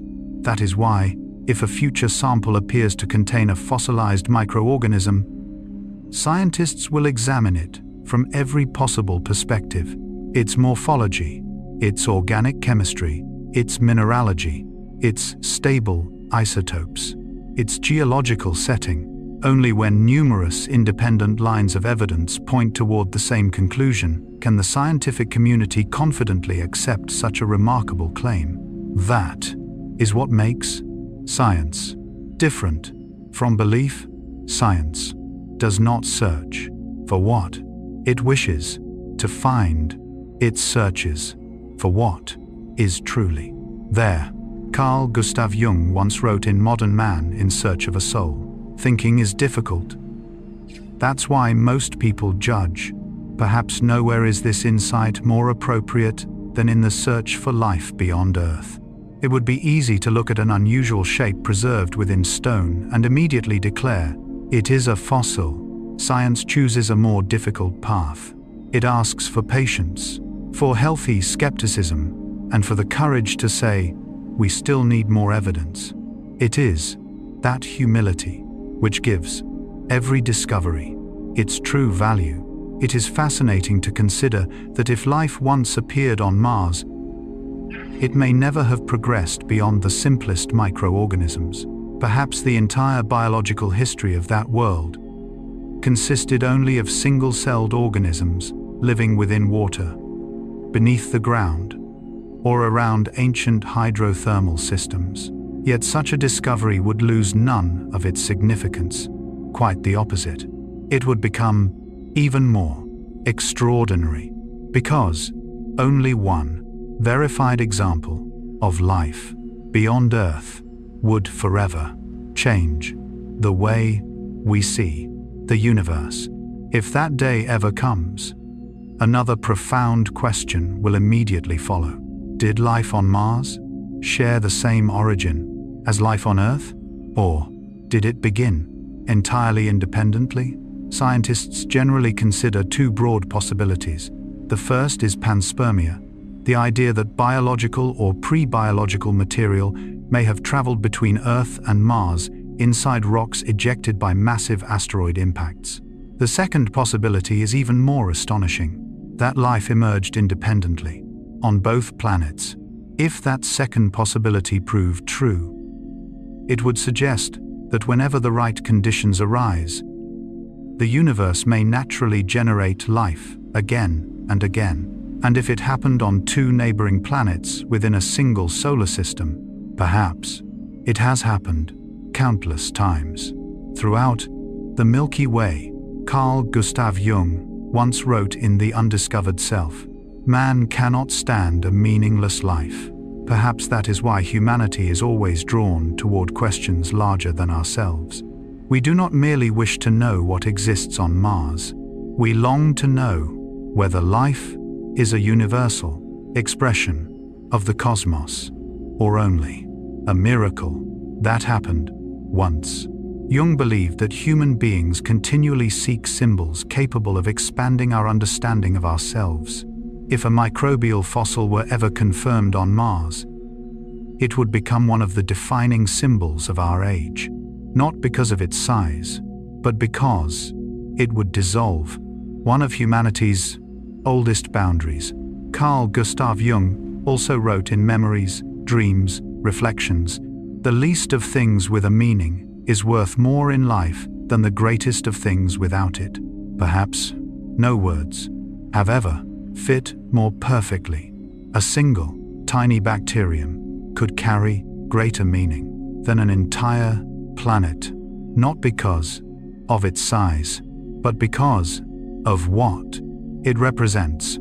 It represents the possibility that life is not alone, that Earth is not the only place where nature has attempted its remarkable experiment, and perhaps that we ourselves are only one small chapter within the immeasurable book of the universe. Yet even if such a discovery never comes, the search itself remains profoundly worthwhile. Every drilled rock sample, every analyzed mineral, every carefully preserved core returned to Earth deepens our understanding of how planets evolve, how environments become capable of supporting life, and where humanity itself belongs within the cosmos. Carl Gustav Jung once wrote in Modern Man, "In search of a soul, who looks outside, dreams, who looks inside, awakes." Perhaps the search for fossils on Mars follows that very path. We begin by looking outward, with enormous dreams, yet through that search, we awaken to a deeper understanding of Earth, of life, and of ourselves. Tonight, as you continue listening in the peaceful quiet of the night, imagine a distant day far in the future, inside a laboratory on Earth. Beneath an extraordinarily powerful microscope, a scientist quietly studies an impossibly thin slice of rock brought back from Mars. There is no triumphant music, no applause, only silence, as everyone slowly realizes that before them may rest the trace of a life that lived billions of years ago. Perhaps that moment will not change the sky. It will not make the stars shine more brightly, nor will it bring Mars any closer to Earth, but it may transform something far more important: the way humanity understands its place in the universe. And perhaps the greatest discovery we will ever make will not be an alien city or a distant civilization. Perhaps it will be nothing more than a tiny fossil, quietly whispering that life has bloomed in more places than we ever dared to imagine. How will humanity search for life? If one day humanity finally answers the question of whether Mars once harbored life, or still preserves traces of ancient biology beneath its surface, that answer will not arrive by chance. It will be the result of decades, perhaps even centuries, of patient observation, careful experimentation, and quiet exploration. The true wonder of science does not lie only in the brilliant moment of discovery. It lies in the countless small steps, taken faithfully, one after another. Just as Carl Gustav Jung devoted his life to exploring the hidden depths of the human mind, today's scientists are slowly descending into the buried memories of the red planet, hoping that one day, Mars will finally tell its entire story. One fascinating truth is that this search will not be carried out by human beings alone. It will be a partnership between humanity and the machines, created by human intelligence. Over the past several decades, robotic explorers have become the pioneers of Mars. Rovers such as Spirit, Opportunity, Curiosity, and Perseverance have traveled dozens of kilometers across the planet's surface, analyzing rocks, capturing millions of photographs, and sending home an extraordinary archive of scientific data. They never grow tired. They do not need air to breathe. They are untouched by the loneliness of a world hundreds of millions of kilometers away from Earth. Perhaps, in the history of space exploration, they are the quietest travelers, yet also the most patient. Even so, robots have limitations. They perform the tasks they were designed to carry out. They move carefully and deliberately. Their ability to adapt remains limited. A geologist standing beside an outcrop on Earth can notice an unexpected feature, rethink the day's plan in an instant, and choose a completely different sampling location within seconds. A rover requires far more time to make the same adjustment. That is why many scientists believe the next great step in Martian exploration will come when astronauts themselves walk upon the planet. A human being can observe, reason, ask new questions, and change direction immediately. That remains something no machine has yet mastered perfectly. If people one day set foot on Mars, they will not merely plant a flag upon another world. They will become geologists, biologists, chemists, and storytellers of an ancient planet. In only a few days of fieldwork, a team of astronauts could accomplish scientific investigations that might require months or even years for robotic explorers. Yet whether the explorers are robots or humans, one goal will remain above all others: to drill deep beneath the surface, for that is where scientists believe the answers may still be sleeping. The surface of Mars is constantly exposed to intense radiation from space. Over millions of years, that radiation can destroy organic molecules and alter fragile biological signatures. If we hope to discover evidence preserved in a more pristine state, we must reach rocks buried far below the surface, where both radiation and time have left gentler traces. That is why future missions aim to drill far deeper than today's rovers are capable of reaching. Every additional centimeter downward is more than a journey through space. It is a journey backward through time, returning to the Mars of billions of years ago. Sometimes, to understand a planet, we must learn to descend rather than only looking upward. Alongside deep drilling, scientists are also deeply interested in caves and ancient lava tubes. These underground passages may have formed when Mars still possessed vigorous volcanic activity. Within them, temperatures remain more stable, radiation is significantly reduced, and delicate traces of the distant past may have survived far better than on the exposed surface.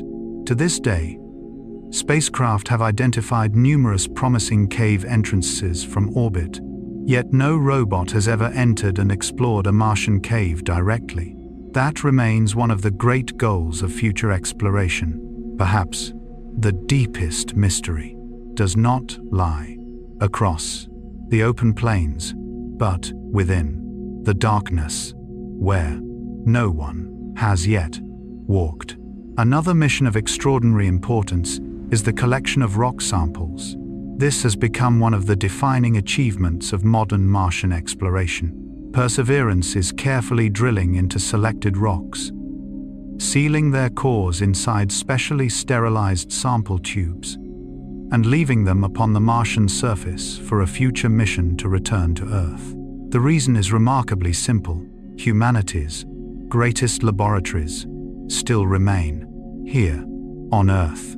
Only there can scientists employ the most advanced instruments available to analyze isotopes, molecular structures, organic chemistry, and countless microscopic details that no rover can yet fully investigate. Carl Gustav Jung once wrote in Modern Man, in Search of a Soul, "Thinking is difficult. That's why most people judge." Perhaps what distinguishes science most clearly is this extraordinary patience. Rather than rushing to announce that a rock contains evidence of life, researchers willingly spend years bringing that sample safely home before examining it with every tool humanity possesses. Jung believed that genuine self-discovery cannot be rushed. To understand a dream or a symbol requires time, observation, and patience. Perhaps Mars asks exactly the same of us. The red planet does not surrender its secrets easily. It quietly teaches us how to listen, very slowly. Carl Gustav Jung also wrote in Memories, Dreams, Reflections, "The least of things with a meaning is worth more in life than the greatest of things without it." Perhaps a single rock sample, returned to Earth after decades of preparation, may carry greater meaning than any triumph. If hidden within it lies the answer humanity has sought for generations, there is something profoundly beautiful about this journey. We do not send robots to Mars in order to conquer another world. We send them to learn, to understand, to ask whether, throughout the vastness of the universe, life is a melody that has been sung only once, or whether it has echoed across many worlds. Carl Gustav Jung once wrote in The Undiscovered Self, "Man cannot stand a meaningless life." Perhaps that is why we never stop exploring. Not because the distance between Earth and Mars is short, but because the distance between what is known and what remains unknown has always called humanity forward. Tonight, as you continue listening in the gentle stillness of the night, imagine a distant future. A small team of astronauts walks slowly across the crimson landscape beneath the pale sky of Mars. In the distance, a robotic companion continues its patient work beside them. Together, they drill into ancient rock layers. They enter caves no human or machine has ever explored. They carefully place each precious sample inside sterile containers destined for the journey home. There is no hurry, no grand declarations, only quiet humility before a planet that has remained silent for billions of years.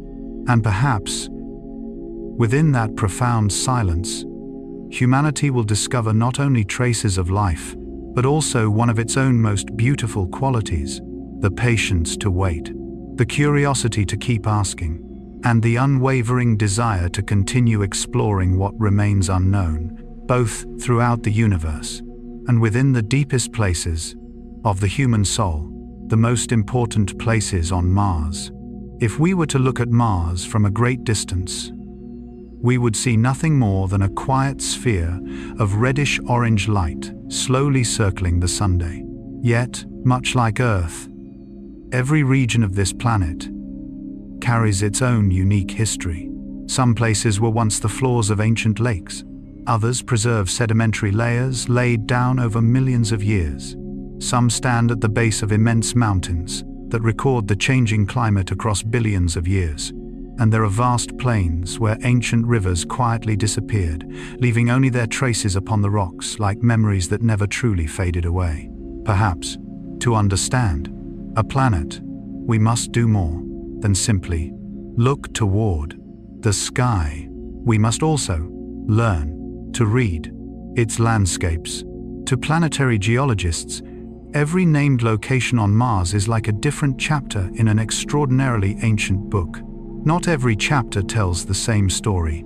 Some speak of water, others speak of volcanoes. Some preserve the work of wind, of ice, and of time. Only by bringing all of those chapters together can we begin to understand the true history of the red planet. One of the most celebrated locations is Jezero Crater. This is where NASA's Perseverance rover continues its exploration. and it was chosen only after many years of careful deliberation by the international scientific community. The reason is beautifully simple. Jezero once held an ancient lake, and along its edge lies a remarkably well-preserved river delta. Here on Earth, river deltas are places where sediment slowly accumulates over time. They are also environments especially favorable for preserving chemical and sometimes biological traces of the past. For that reason, Jezero remains one of the most promising places to search for biosignatures possible. Signs of ancient life. Should life ever have existed on Mars? One point, however, remains essential. To this day, Jezero has not provided confirmed evidence that life ever existed on Mars. It remains an extraordinarily promising location, but the rocks collected there must ultimately be returned to Earth before they can be examined with the most advanced laboratories available. If Jezero is like a library, then each rock core is only a single page that has just begun to open. Not far from Jezero lies another remarkable destination, Gale Crater. Since 2012, it has been the home of NASA's Curiosity rover and the source of many of the most important discoveries concerning the environmental history of Mars. Gale once contained a long-lived lake whose sediments accumulated over millions of years. Within those rocks, scientists have discovered clay minerals, organic compounds, and numerous signs that the ancient environment could have supported microbial life, if such life ever emerged. That does not mean life certainly existed. It means the conditions were once suitable for life to have possibly arisen. Rising from the center of Gale Crater stands Mount Sharp, also known as Aeolis Mons. This remarkable mountain rises approximately 5 kilometers above the crater floor and is composed of countless sedimentary layers stacked one upon another. To geologists, Mount Sharp resembles an immense chronicle of Martian climate. As Curiosity slowly climbs its slopes, it also travels through rocks formed during different periods of the planet's history. Each layer records another chapter, an era, when Mars was wetter, when water began to retreat, and when the climate gradually became colder and drier. Perhaps we do not need a machine capable of traveling through time. Perhaps learning to read the rocks is enough. Beyond the famous craters, Mars's ancient plains are equally important. Across many vast regions, the traces of ancient water still remain. Branching valley networks, catastrophic flood channels, landscapes carved by erosion, all speak of an age when flowing water shaped the face of the planet. Among these environments, ancient river deltas are considered especially valuable scientific targets. On Earth, deltas collect mud, sand, sediments, and organic material transported by rivers. For that reason, if microbial life once existed on Mars, ancient deltas may have preserved its traces far better than exposed rocky landscapes.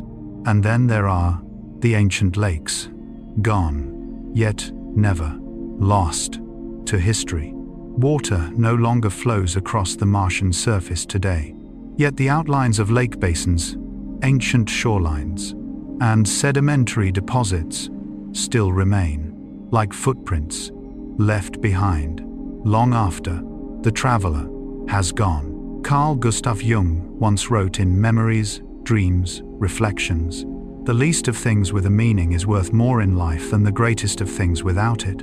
Perhaps a thin layer of sediment or an ancient delta may carry greater meaning than a vast landscape that tells no story. Jung believed that we must learn to understand symbols. What appears before our eyes is often only the surface.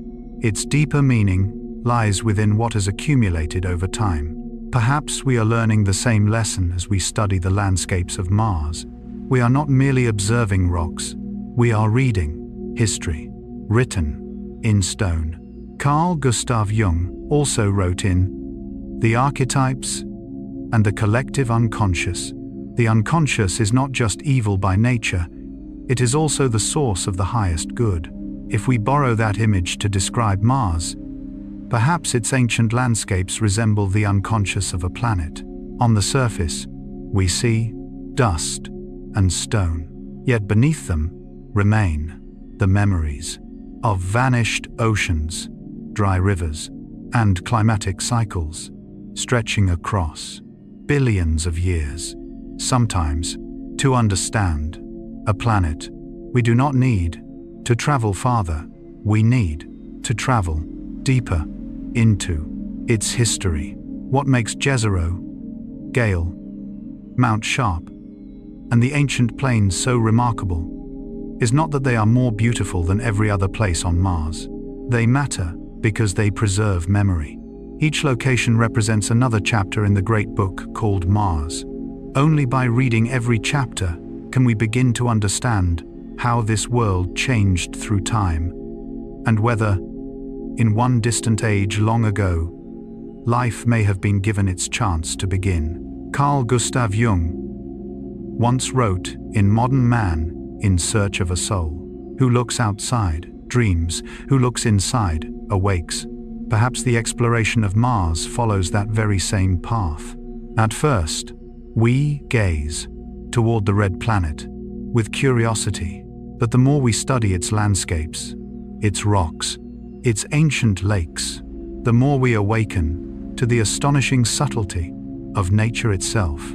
Every location becomes more than a point upon a map.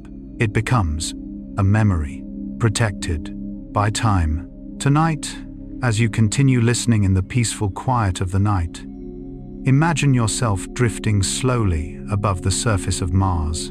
Below you lies Jezero, with its ancient river delta, Gale, where curiosity still patiently explores, Mount Sharp, whose layered rocks recount billions of years of changing climate, vast plains once crossed by flowing water, ancient lakes that have rested silently since the planet's youth. Each landscape whispers a different story, yet together they compose a single, magnificent chronicle of a world transformed by time. And perhaps, just as Carl Jung believed the human soul is shaped by countless layers of memory, the history of Mars has also been written layer by layer, in stone, in dust, and in every drop of water that disappeared long ago, yet never truly stopped telling its story. To those patient enough to listen, ancient river systems and primeval oceans, when we look up at Mars in the night sky, it is difficult to imagine that the dry, crimson planet before us may once have been a world shaped by water. Today, all we see are rocky deserts, dusty plains, and ancient impact craters. There is no sound of waves, no gentle streams, no rain falling upon the land. And yet, the more carefully scientists study the Martian surface, the more evidence they uncover that this world was once profoundly different. Perhaps, long before Mars became the planet we know today, it was a place where rivers flowed, where persistent streams carved their paths across the landscape, and where lakes and perhaps even an ancient ocean reflected the light of a young Sunday. That world no longer exists before us, yet it remains, preserved within the rocks, within the landscape, and within the patient memory of time. One of the clearest pieces of evidence is the vast network of ancient valleys spread across many regions of Mars. Seen from orbit, these valleys branch outward in patterns strikingly similar to river drainage systems on Earth. Small tributaries merge into larger channels. Those channels continue downhill toward lower elevations. On Earth, landscapes like these are typically carved by flowing water, acting over immense spans of time. Scientists believe many of these valley networks formed more than 3 billion years ago, during a period when Mars possessed a warmer climate and a much denser atmosphere. Even so, many questions remain unanswered. Some valley systems may indeed have been created by long-lived rivers. Others may have formed through melting ice, or by groundwater erupting onto the surface. What science already knows, and what science is still learning. Always walk together. Mars preserves not only the traces of ancient rivers, but also evidence of colossal floods. Some outflow channels stretch for dozens of kilometers across, suggesting that enormous volumes of water once rushed through them with tremendous force. Geological models indicate that this water may have been released rapidly from underground reservoirs or melting ice deposits, producing catastrophic floods powerful enough to reshape vast regions of the planet. If rivers tell the story of patience, then floods tell the story of power. Yet, as with so many aspects of Mars, scientists continue investigating exactly how these immense floods were generated. Science remains careful before reaching its final conclusions. Among the most fascinating ideas concerning the history of water on Mars is the possibility that an ancient ocean once occupied the planet's northern lowlands. This hypothesis has been studied for many decades. Observations from orbit show that Mars's northern hemisphere lies significantly lower than its southern hemisphere. Some scientists propose that this enormous basin once held a vast body of water, forming an ancient ocean. Possible shoreline features and coastal sediments have also been identified as evidence that may support this hypothesis. Yet, it is essential to distinguish between a hypothesis and a conclusion. At present, the existence of a northern Martian ocean has not been confirmed with certainty. Many observations support the idea, yet important questions remain unresolved. Scientists continue debating the nature of the proposed shorelines, and how such an immense quantity of water may have disappeared over time. That is the beauty of science. Not every question already possesses an answer, but every new discovery brings us one step closer to the truth. If Mars truly once possessed rivers, lakes, and perhaps even oceans, then it likely experienced some form of a water cycle. Water may have evaporated beneath the warmth of the sunday, condensed within the atmosphere, returned to the surface as rain or snow, then flowed through rivers into lakes or perhaps an ocean before beginning the cycle once again. Of course, that cycle need not have been identical to Earth's, yet many climate models suggest ancient Mars may indeed have experienced processes very much like these. It is precisely this possibility that makes Mars so compelling to scientists. On Earth, water does far more than shape landscapes. It also provides the setting for countless chemical reactions believed to have contributed to the origin of life. Carl Gustav Jung once wrote in The Archetypes and the Collective Unconscious, "The unconscious is the source of the renewing life principle of the soul." In Jungian psychology, water often symbolizes the deep unconscious, the hidden realm that preserves memory, potential, and the quiet wellspring of life itself. It is fascinating that within planetary science, water carries a remarkably similar significance. Where water once existed, there, the deepest memories of a planet are often preserved. Perhaps water does more than nourish life. Perhaps it also preserves the memory of worlds. Jung often saw within nature symbols that reflected humanity's own inner journey. A river is not merely flowing water, it also represents time, movement, transformation, and the quiet unfolding of change. Carl Gustav Jung also wrote in Memories, Dreams, Reflections, "The least of things with a meaning is worth more in life than the greatest of things without it." A dry riverbed on Mars may appear to the eye as nothing more than a shallow groove, yet to scientists, it tells a story billions of years long. There is something deeply moving about those vanished rivers.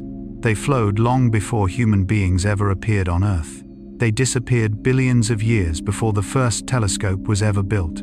Only now, through the quiet work of small robotic explorers sent into space, have we begun to read the traces they left behind. Carl Gustav Jung once wrote in Modern Man in Search of a Soul, "Who looks outside, dreams, who looks inside, awakes." Perhaps studying the ancient rivers of Mars is another way of looking inward. We are no longer content merely to observe the planet's surface. We patiently follow each geological layer, seeking to understand the deepest memories hidden within this ancient world. Tonight, as you continue listening in the peaceful stillness of the night, gently close your eyes and imagine a very different Mars.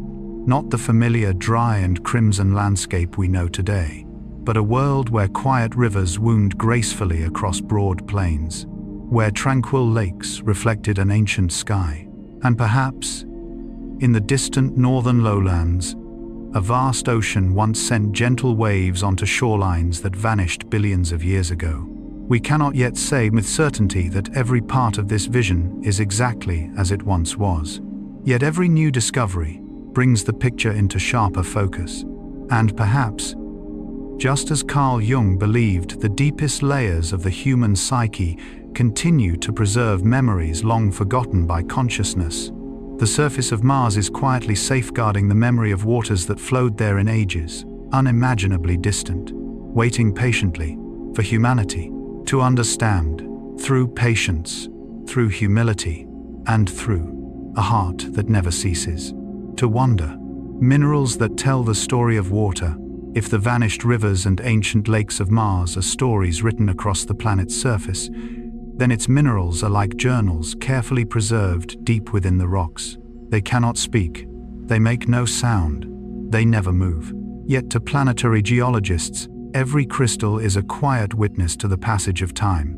Within its structure, it preserves memories of water, of temperature, of ancient chemical environments, and of climatic changes that unfolded billions of years ago. Perhaps, when we seek to understand the history of a planet, we do not always need to search for something grand. Sometimes, it is enough simply to listen to the story a tiny mineral grain has been patiently telling all along. There are witnesses who never raise their voices, yet they have never spoken falsely. Those witnesses are the stones. In planetary science, minerals are not used merely to identify the composition of a landscape. They also allow scientists to reconstruct the environments that created them. Every mineral can form only under particular physical and chemical conditions. When researchers discover a mineral on Mars, they learn not only what is present, they also begin asking a more important question. What happened here? Among the minerals that receive the greatest attention are clay minerals. Here on Earth, many clays form when rocks remain in contact with liquid water over long periods of time. For that reason, when orbiters and rovers discovered clay minerals across several regions of Mars, those findings became some of the strongest evidence that the red planet once possessed wet environments. It is important to remember that not every clay mineral forms in exactly the same way, yet overall, their presence strongly suggests that water played an important role in the history of the planet. Alongside clays are sulfur-bearing minerals, particularly various kinds of sulfates. On Earth, sulfates often form as water evaporates, or within environments rich in sulfur. Their discovery on Mars suggests that during certain periods, water was once present before gradually disappearing, leaving crystalline minerals behind as the environment became progressively drier. If clay speaks of an age of moisture, then sulfates may be telling the story of climate changing from wet to dry. Another element found almost everywhere on Mars is iron. Iron oxides give the planet its familiar reddish color. Yet iron contributes far more than appearance alone. In many cases, the chemical forms of iron-bearing minerals reveal valuable clues about oxidation, water chemistry, and weathering processes that occurred billions of years ago. Every element is more than a chemical ingredient. It is also a stream of memory preserved within stone. Especially important are hydrated minerals, minerals whose crystal structures contain water or hydroxyl groups. These minerals resemble lingering footprints left behind after liquid water vanished long ago. Whenever spectrometers detect hydrated minerals on Mars, they provide additional evidence that water once interacted with the surrounding rocks. That does not mean water still exists there today. It means water remained there long enough to transform the rocks themselves. One particularly significant mineral is kaolinite, a type of clay that generally forms through prolonged weathering in the presence of water. On Earth, kaolinite commonly develops in environments where water remains stable over long periods. Its discovery on Mars has therefore attracted considerable scientific interest, because it may point toward episodes of relatively mild climate during the planet's ancient past. Yet, like every scientific observation, no individual mineral can, by itself, demonstrate that life once existed. Minerals reveal what the environment was like, whether that environment actually gave rise to life or sustained it. Requires many additional lines of evidence. That is, the difference between conditions suitable for life and evidence of life itself. Carl Gustav Jung once wrote in Modern Man in Search of a Soul, "Thinking is difficult. That's why most people judge." Perhaps those words beautifully describe the work of planetary geologists. They do not discover clay minerals and immediately conclude that life once existed. They do not find kaolinite and declare the mystery of Mars solved. Instead, they patiently assemble countless small pieces of evidence into a larger picture, fully aware that such work may continue for decades. Jung devoted much of his life to understanding symbols. He believed that seemingly small details often reveal the deeper structure beneath them. The minerals of Mars resemble those symbols. They are not the story itself. They are the language through which we learn to read the story. Carl Gustav Jung also wrote in Memories, Dreams, Reflections, "The least of things with a meaning is worth more in life than the greatest of things without it. Perhaps a tiny clay crystal carries greater meaning than an immense landscape if it helps us understand how a planet once lived." There is something profoundly beautiful in the way nature preserves memory. Human beings record history in books. Trees preserve time within their annual rings. Ice stores climate within layer upon layer of snow. Planets tell their stories through minerals. No language, no voices, only the architecture of stone, enough to preserve a history billions of years long. Carl Gustav Jung also wrote in The Archetypes and the Collective Unconscious. The unconscious is the source of the renewing life principle of the soul. If we borrow that image to describe Mars, then perhaps its mineral layers resemble the unconscious of a planet. The surface reveals only the present, but the crystals hidden deep within the rocks preserve the past. To understand the red planet, we must learn not only to observe what exists today, but also to listen to what happened long ago. Tonight, as you continue listening in the quiet peace of the night, imagine holding in your hands a small fragment of rock recently returned from Mars. To ordinary eyes, it is simply another dusty stone. Yet beneath a microscope and through the remarkable instruments of a modern laboratory, hidden worlds begin to appear. Tiny clay crystals, hydrated minerals, sulfur-bearing compounds, iron-rich minerals that have rested undisturbed for billions of years. They tell no stories of wars, no stories of civilizations. Instead, they speak softly of rain, of water, of rivers that once flowed, and of a climate profoundly different from the one Mars knows today. Perhaps the greatest miracle of science is not that it teaches stones to speak. It is that it teaches humanity how to listen to the stories that stones have quietly preserved since the earliest days of another world. And perhaps, just as Carl Jung believed the deepest layers of the human soul quietly safeguard the memories of a lifetime, every mineral on Mars continues to preserve the memory of an entire world transformed by the endless passage of time. Energy sources for microorganisms. When we think about life, most of us naturally think of sunlight. We picture green forests, shimmering oceans, or open meadows bathed in warm daylight. In our familiar understanding of the world, light seems to be the beginning of all life.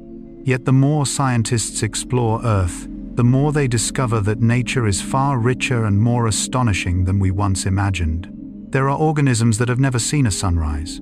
They have never known a blue sky. Yet they continue to live, to grow, and to quietly sustain themselves in the deepest darkness beneath Earth's surface or on the floor of the oceans. That remarkable discovery has inspired one of the most important questions in the study of Mars. If life once emerged, or perhaps still survives on the red planet, would it truly need sunlight at all? Perhaps the most beautiful answer science can offer is sometimes no. Here on Earth, we now know of microorganisms that flourish in environments completely devoid of light. They inhabit hydrothermal systems on the ocean floor, deep fractures within Earth's crust, and rocks buried kilometers beneath the surface, rather than drawing energy from sunlight, as plants do.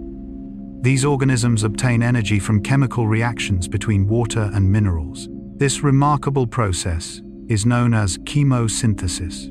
Its discovery transformed humanity's understanding of life itself. It showed us that although sunlight powers most ecosystems on Earth, it is not nature's only source of energy.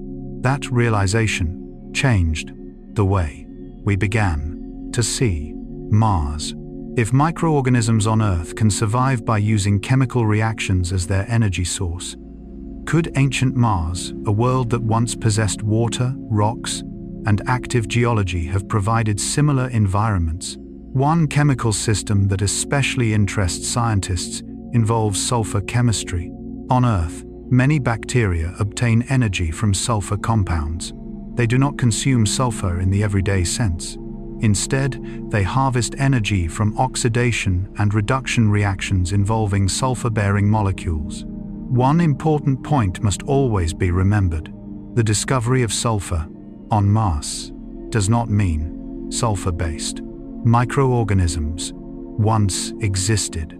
It simply tells us that the planet possessed chemical ingredients which some forms of life on Earth are capable of using. It is a possibility built upon comparison, not a conclusion.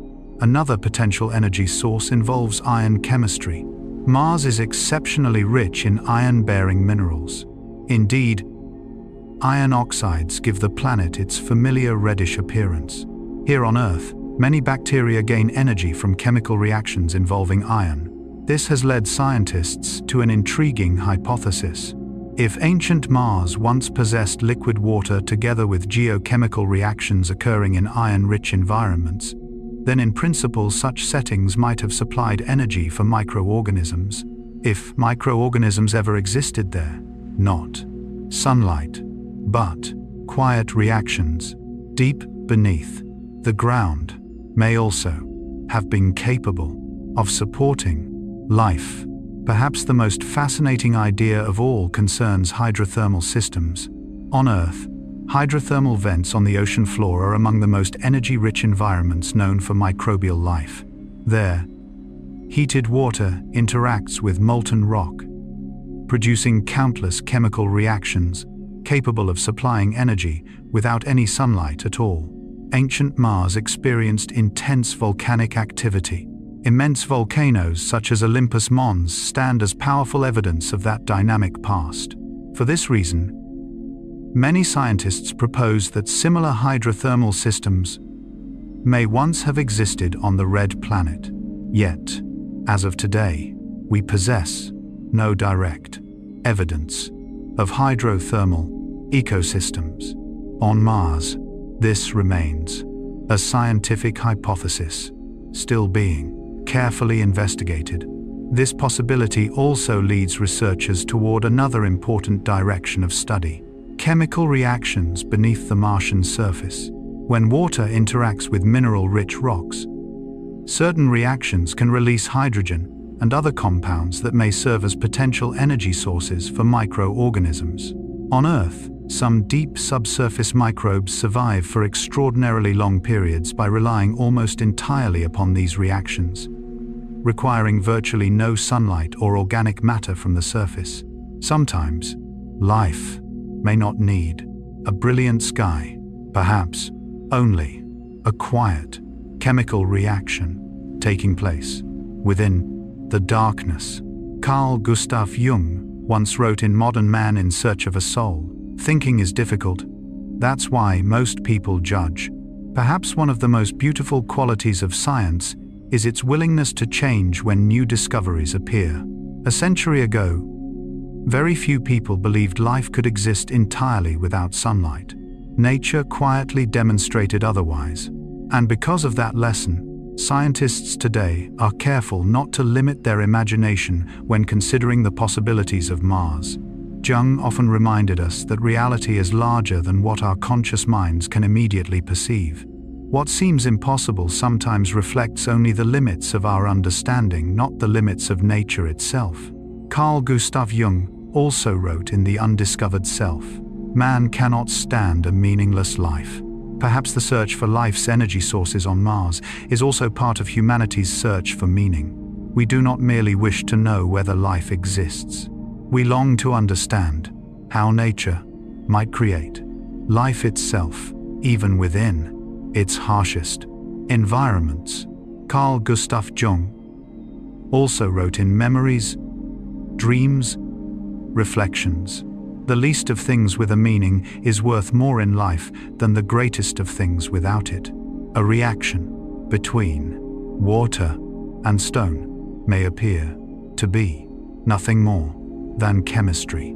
Yet if it once sustained a single microorganism, its meaning would become far greater than its size. There is something profoundly beautiful in that thought. Sunlight naturally draws our eyes upward toward the sky, yet sometimes the deepest secrets of life may lie hidden in darkness, beneath the ground, where there is neither sunrise nor sunset. Nature seems wonderfully unconcerned with the boundaries humanity once imagined. It simply finds every possible path through which life might continue.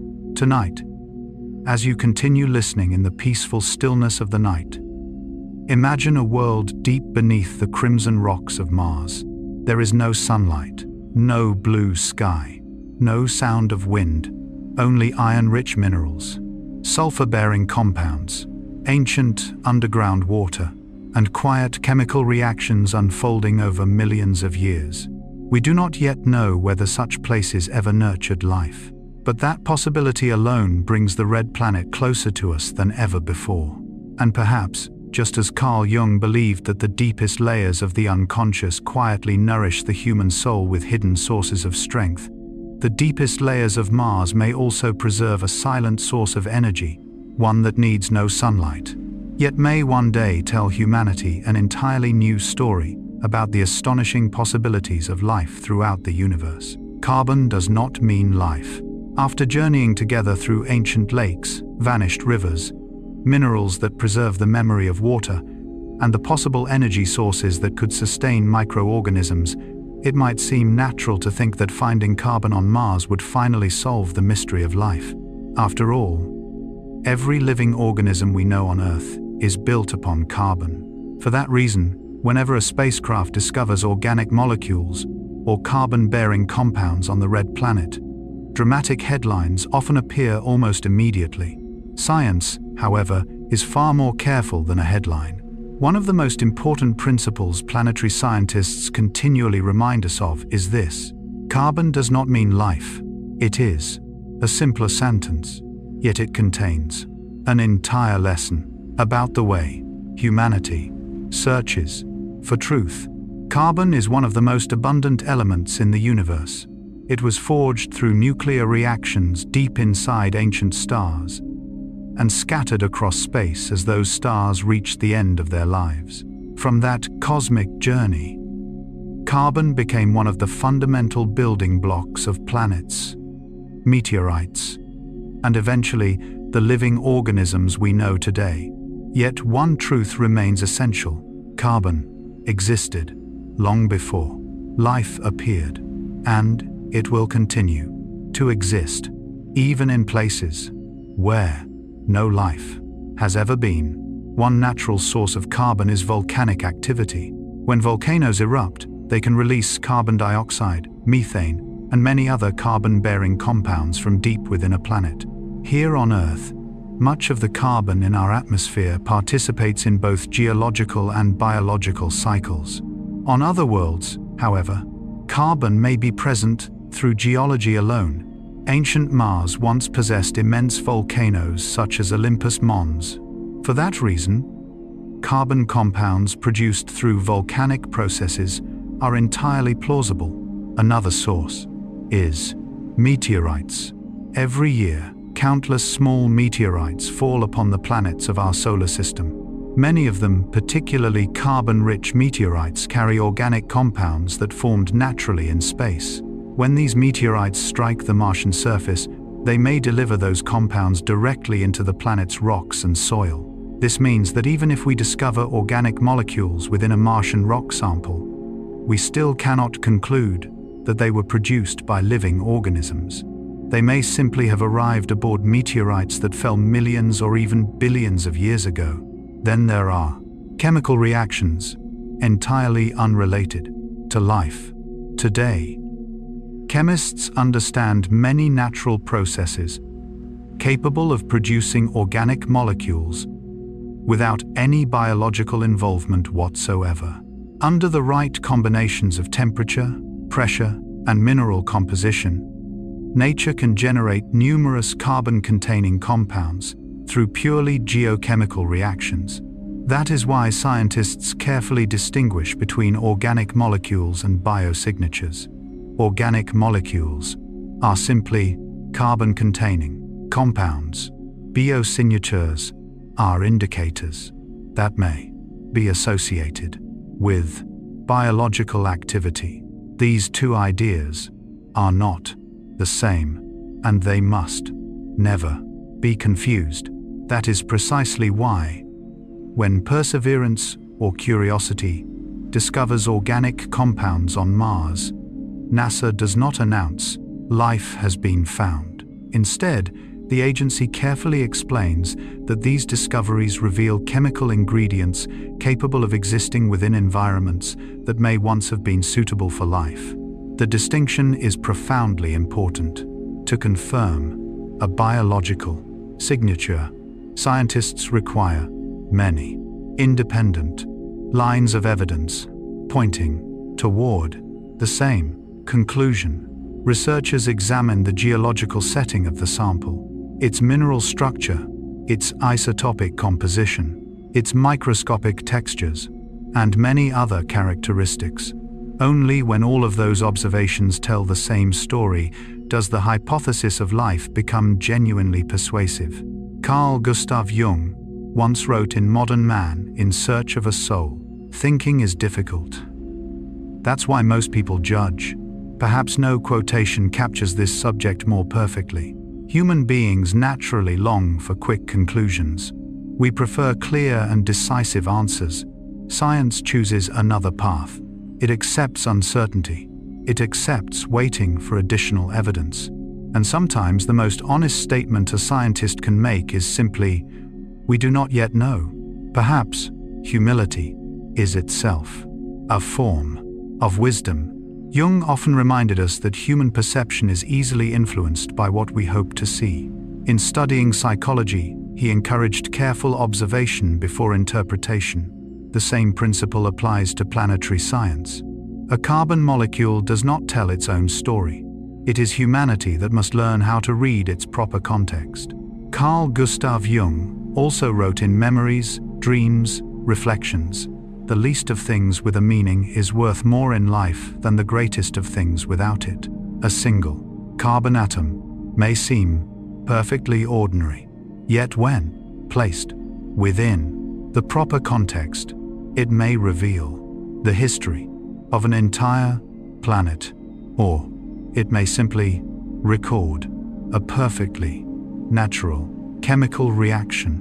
That is precisely what makes the work of scientists both so challenging and so fascinating.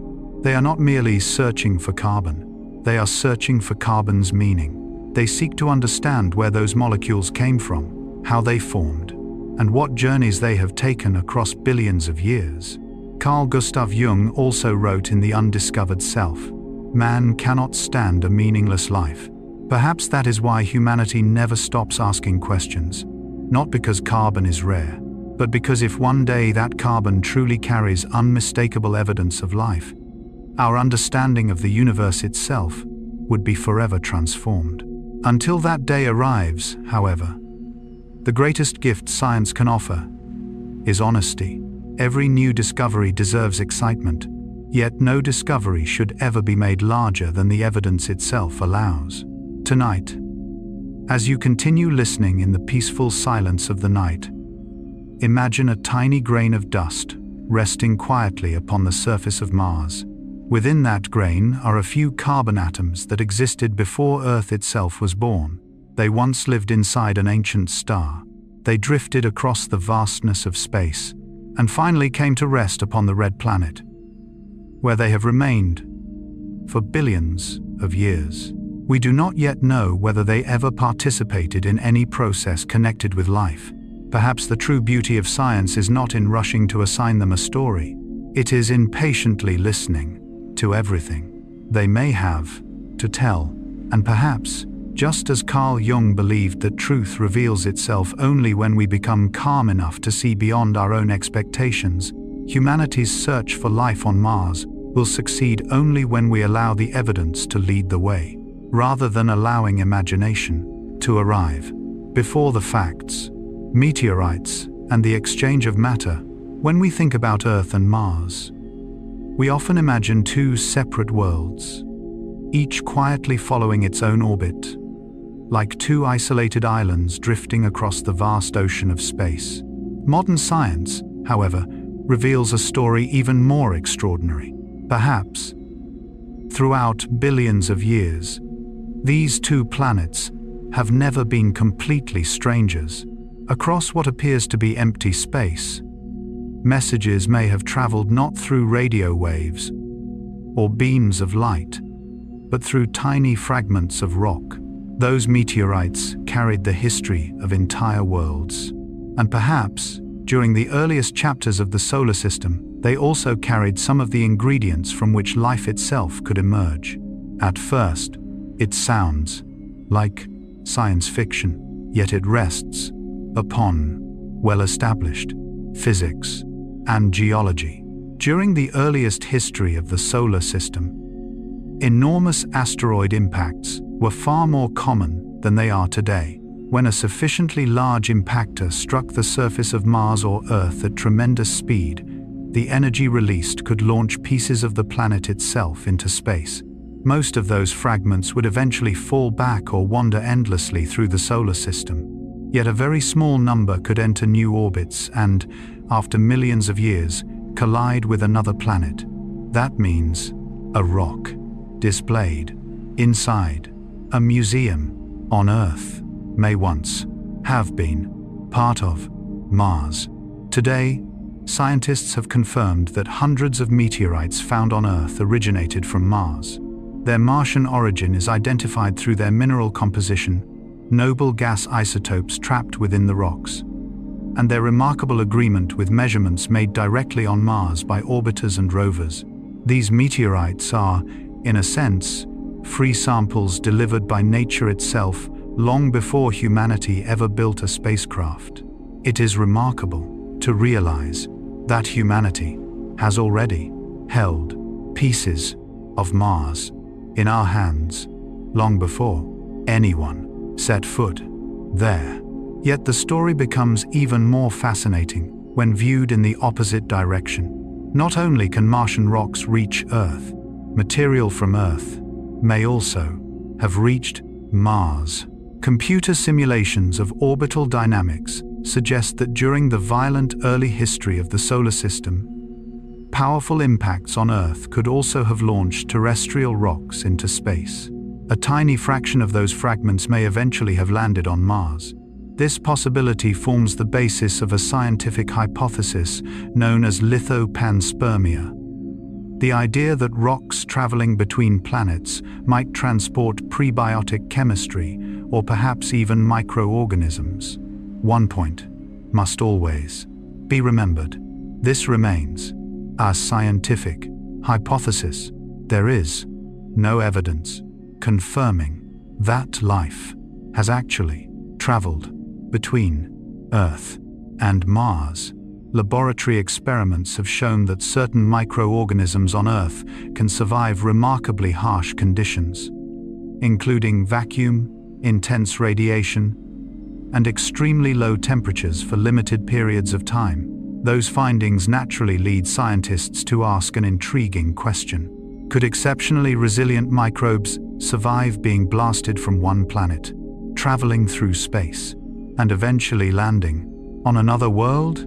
Today, that question still has no final answer, yet it remains one of the most compelling ideas. In astrobiology, meteorites may contribute something else as well. Many carbon-rich meteorites discovered on Earth contain amino acids and numerous organic molecules that formed naturally in space.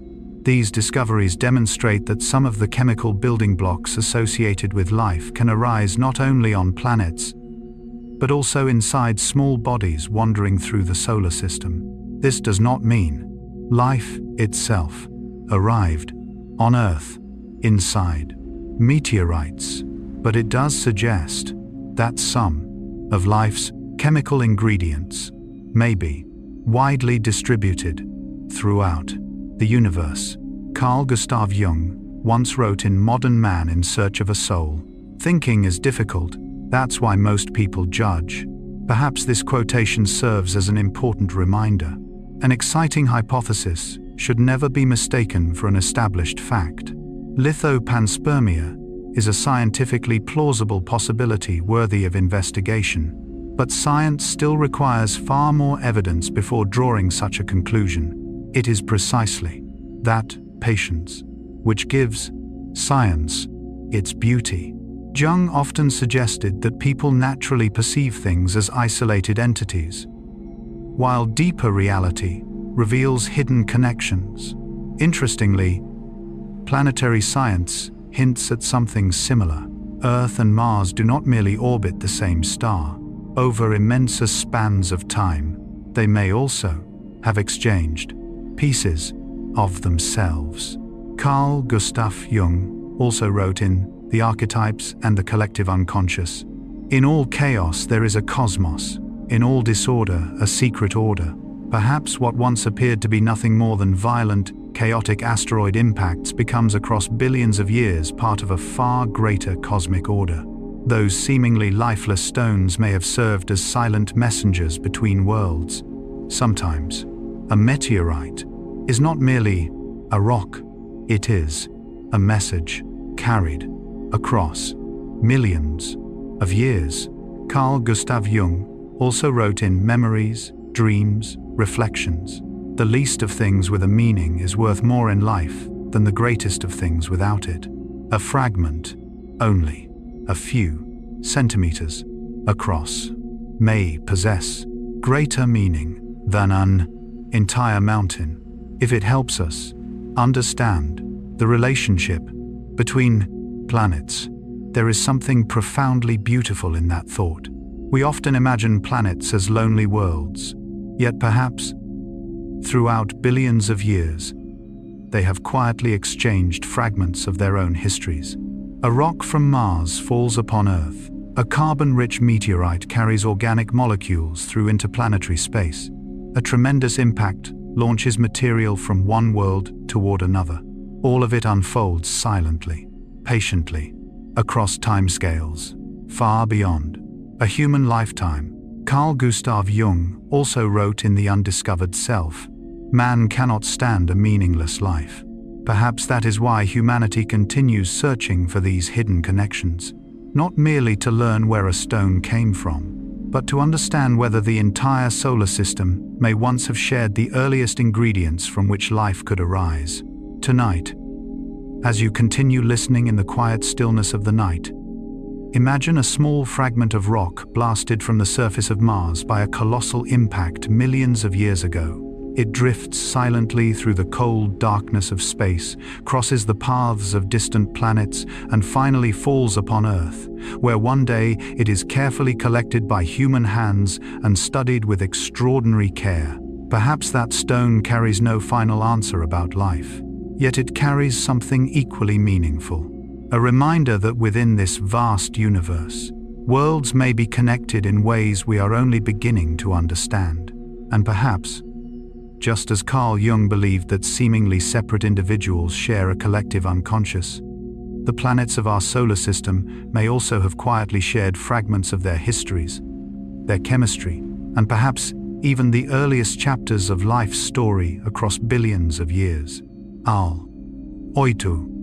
Quatro. Zero. Zero.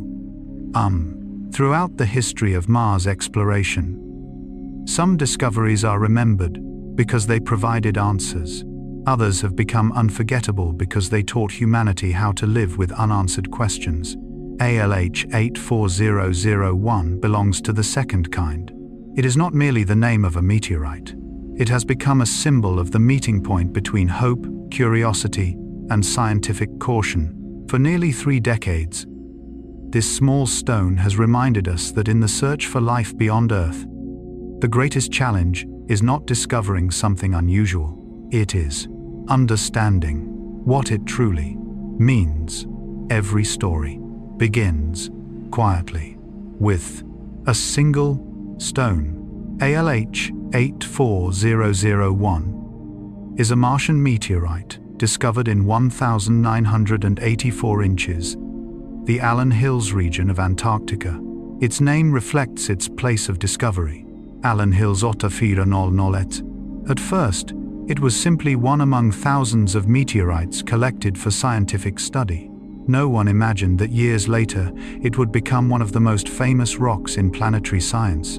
By studying its mineral composition and tiny pockets of trapped gas, researchers concluded that ALH 84001 had once been part of the Martian crust. After a powerful impact millions of years ago, it was blasted into space, wandered through the solar system for an immense span of time, and eventually landed on Earth. A fragment of rock traveled hundreds of millions of kilometers, simply to tell a story we still have not finished reading. The turning point came in 1996. A NASA research team published a paper that immediately attracted worldwide attention. Inside ALH 84001, they reported extremely tiny structures resembling fossilized bacteria known from Earth. The meteorite also contained carbonate minerals, unusual magnetite crystals, and organic compounds that the researchers suggested might be consistent with ancient biological activity. The announcement spread rapidly around the world. For the first time in history, humanity faced the possibility that it might be holding a trace of life from another world. Yet science did not stop with the excitement. Soon afterward, independent research groups carefully re-examined the evidence. They asked difficult questions. Were those microscopic structures truly fossils, or simply mineral formations created by geological processes? Did the organic compounds originate on Mars, or were they introduced after the meteorite landed on Earth? Did the magnetite crystals require biological activity, or could they form entirely through inorganic chemistry? Each question opened another, and gradually, the story became far more complex. Over the following years, increasing evidence suggested that many of ALH 84001's unusual features could indeed be explained through non-biological, geological, and chemical processes. Researchers also pointed out that the proposed fossil-like structures appeared significantly smaller than the minimum size generally considered necessary for most known bacterial cells. That does not mean every hypothesis was rejected, but it does mean there is no longer sufficient evidence to conclude that Alnjolknage Nulla contains fossils of Martian life. Today, there is still no scientific consensus that ALH 84001 represents evidence of life on Mars. It remains an extraordinarily valuable meteorite. It continues to be studied, and it remains one of the most influential specimens in the history of planetary science. Yet its greatest question still has no final answer.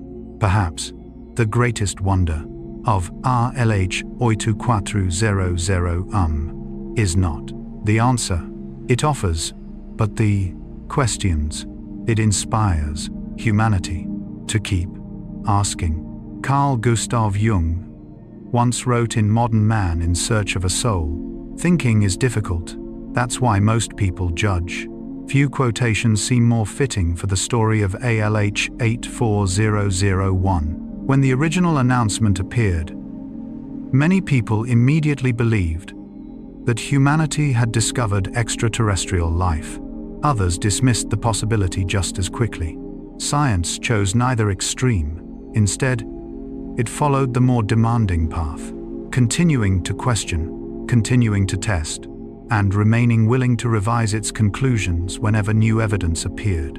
That is, the humility science requires from every researcher. Jung often observed that human beings are remarkably prone to seeing what they wish to see. In psychology, this tendency can distort our understanding of ourselves. In science, it can distort our interpretation of evidence.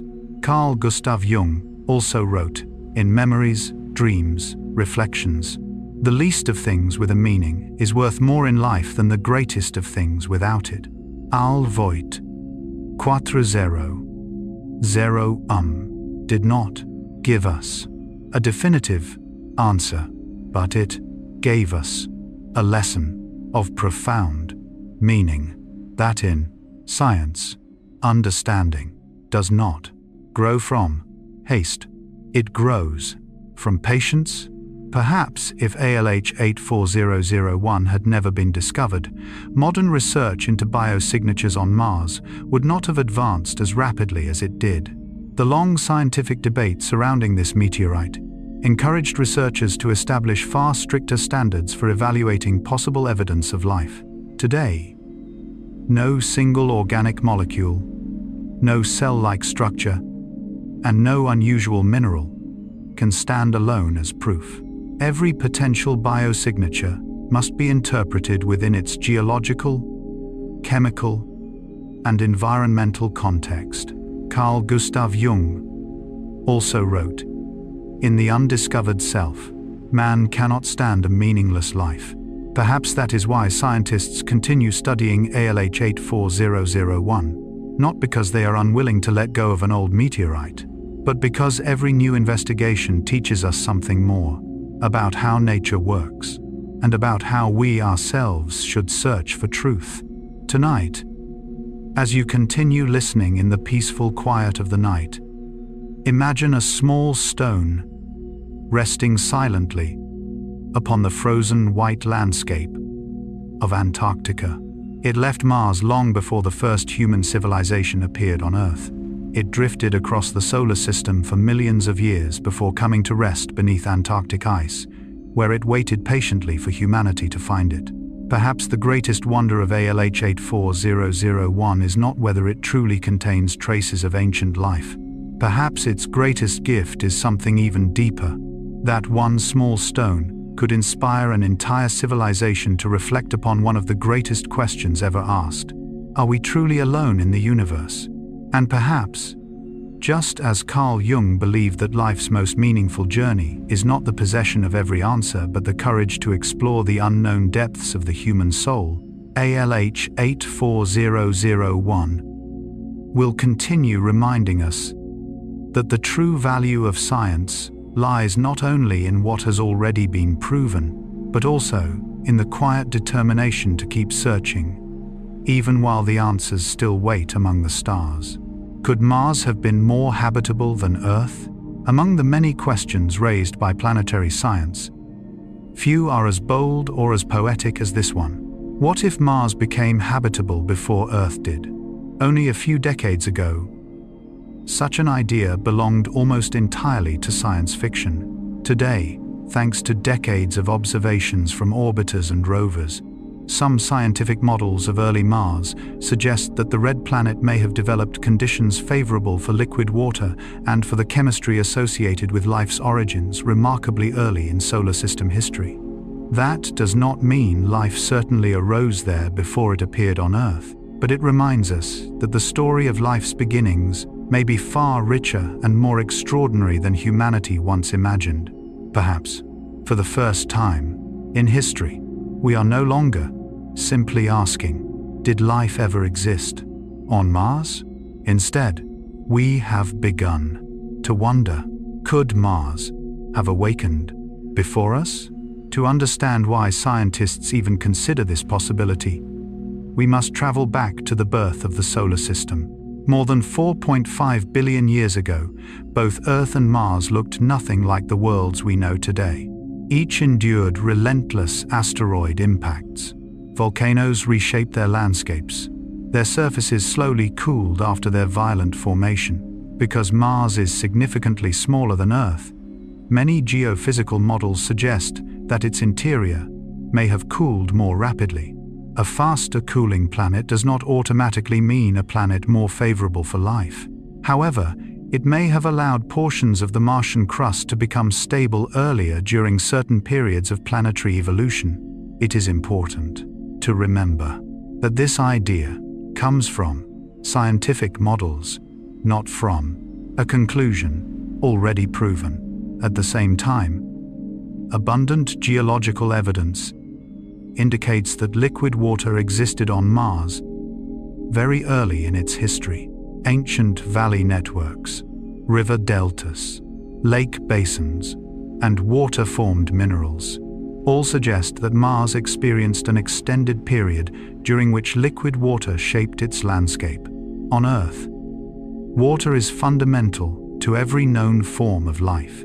Naturally, when scientists discovered that Mars also possessed liquid water, they began asking an obvious question. If both planets once had water, could both have offered an opportunity for life? To begin, not to claim an answer, but simply to avoid ignoring a possibility worth exploring. Some researchers have even proposed that during a relatively brief interval early in solar system history, Mars may have offered a more stable surface environment than Earth. At that time, Earth was still experiencing enormous impacts and intense geological activity. Meanwhile, if parts of Mars already possessed liquid water and relatively stable crust, those regions could, in principle, have provided suitable settings for prebiotic chemical reactions. However, one point must always remain clear. There is, currently, no evidence showing that life actually arose on Mars before Earth. This remains a hypothesis built from geological evidence and planetary evolutionary models The fascination of this hypothesis lies not only in Mars itself, it also changes the way we think about Earth's place within the universe. For centuries, humanity naturally viewed Earth as the center of life's story. But if future discoveries were ever to demonstrate that Mars became habitable extremely early, then the history of life might no longer belong to Earth alone. Carl Gustav Jung wrote in The Undiscovered Self, "Man cannot stand a meaningless life." Perhaps that is why we continue lifting our eyes toward the stars, not merely to discover another planet, but to understand the meaning of our own existence. If life can emerge in more than one place, then humanity must learn to see itself as one chapter within a story far larger than we ever imagined. Jung believed that human understanding grows whenever we challenge old assumptions. Science advances in much the same way. Every new hypothesis, whether ultimately correct or not, expands the questions humanity is capable of asking. Carl Gustav Jung also wrote in Modern Man in Search of a Soul, "Thinking is difficult, that's why most people judge.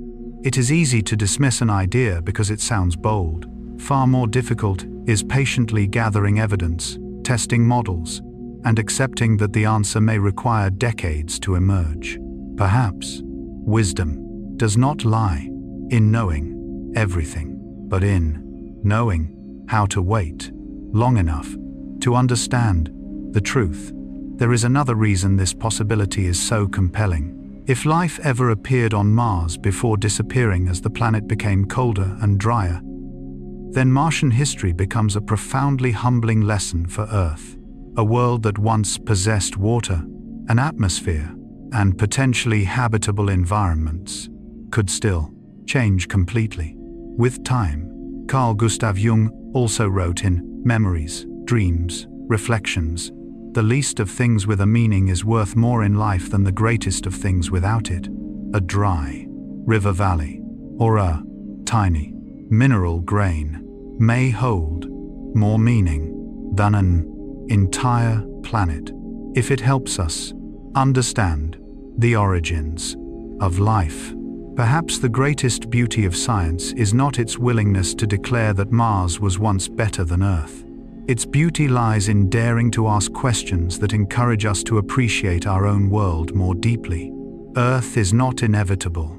Life is not inevitable. Everything that allows us to exist today emerged from an extraordinarily delicate sequence of events unfolding across billions of years. Carl Gustav Jung also wrote in The Archetypes and the Collective Unconscious, "In all chaos there is a cosmos, in all disorder a secret order." Perhaps the histories of Earth and Mars reflect precisely that hidden order. Both worlds formed from the same cloud of cosmic dust. Both endured violent impacts.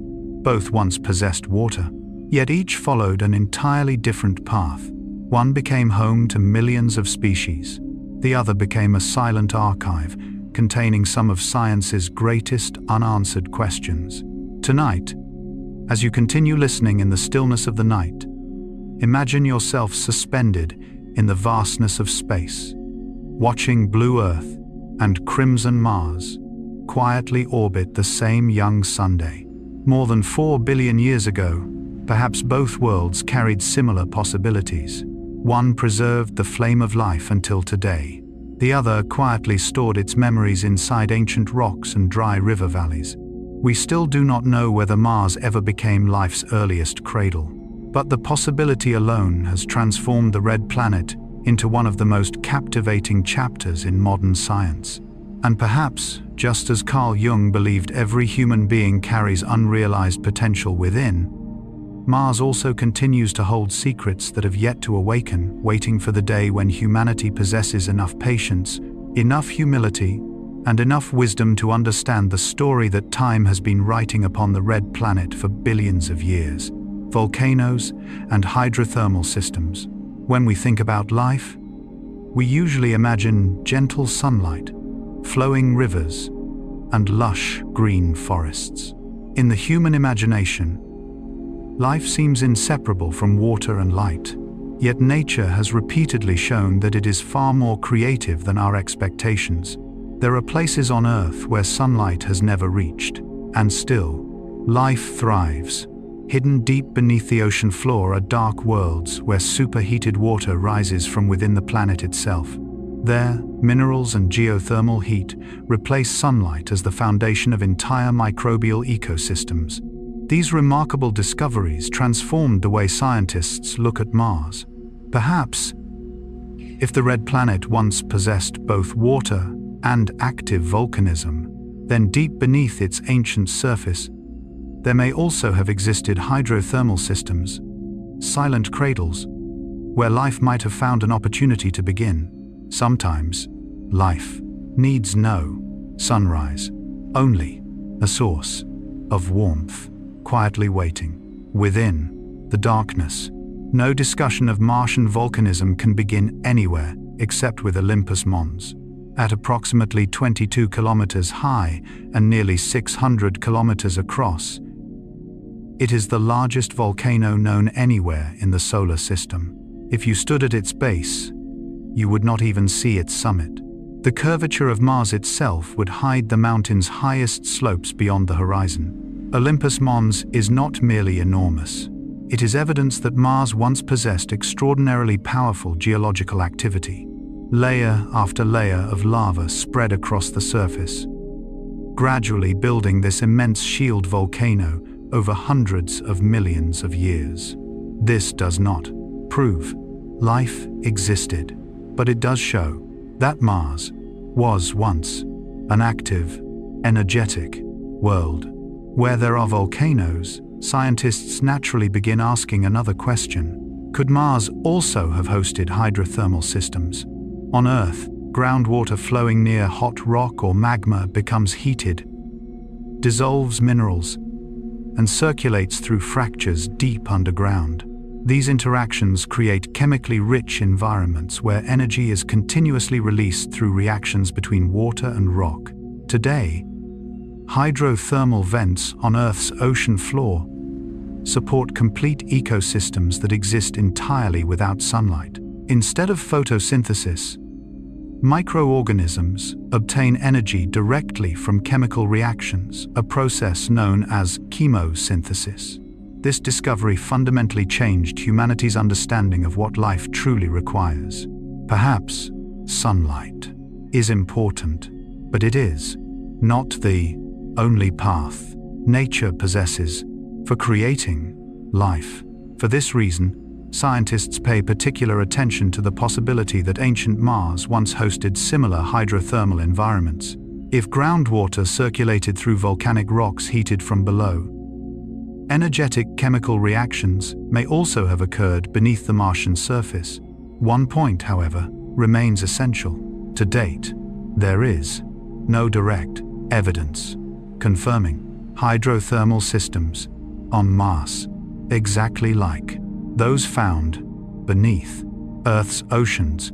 Nevertheless, geological observations and mineral evidence strongly suggest that this remains a scientifically well-founded hypothesis worthy of continued investigation. That is, the difference between a promising possibility and a conclusion already demonstrated. Another important part of this story is groundwater. Ancient Martian water did not necessarily exist only in rivers and lakes. A significant fraction may have circulated underground through fractures within the crust. When groundwater encounters hot rock, it transports not only heat but also dissolved minerals and chemical compounds. Such environments may generate chemical reactions capable of supplying energy to microorganisms. If microorganisms were ever present, sometimes life needs no vast ocean, only a quiet current moving through hidden cracks deep underground. Many hypotheses concerning the origin of life on Earth suggest that hydrothermal systems may have been among the first environments where increasingly complex organic chemistry emerged. If that idea proves correct for Earth, then searching for comparable environments on Mars becomes an entirely logical scientific strategy.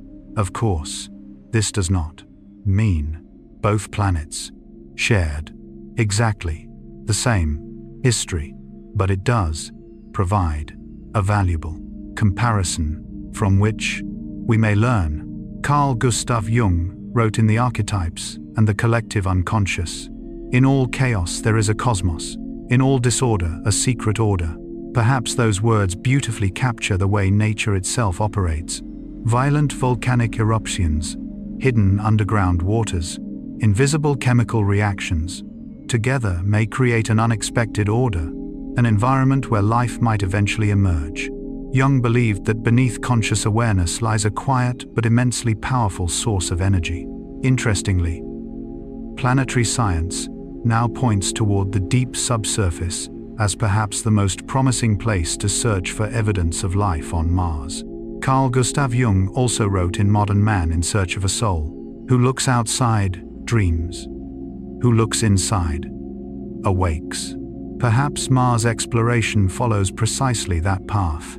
At first, humanity looked only at the planet's dusty red surface. But the deeper our investigations become, the more we realize that the answers may lie beneath, within ancient rocks, forgotten groundwater, and the lingering warmth of a world very different from the Mars we see today. Carl Gustav Jung also wrote in Memories, Dreams, Reflections, "The least of things with a meaning is worth more in life than the greatest of things without it."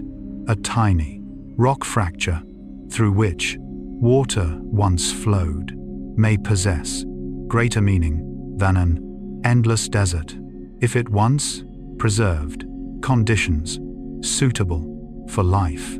Perhaps the greatest beauty of Olympus Mons and the idea of Martian hydrothermal systems is not whether they truly supported living organisms.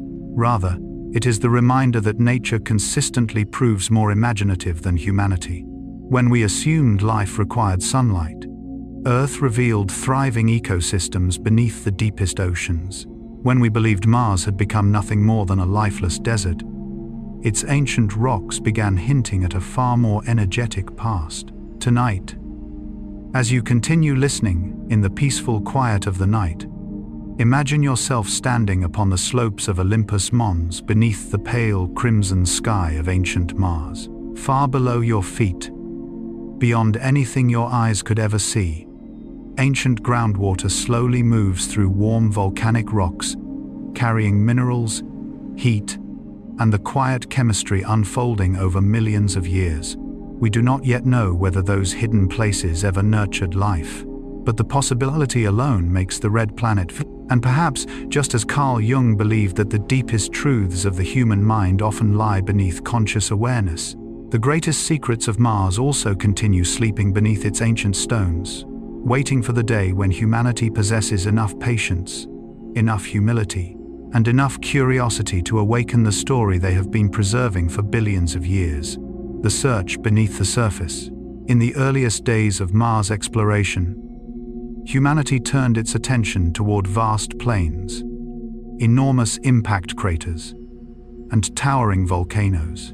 We believed that if the red planet had ever hosted life, the answer must surely lie upon its surface, where ancient rivers once flowed and lakes once reflected a younger sky. Yet as the decades passed, scientists arrived at a surprising realization.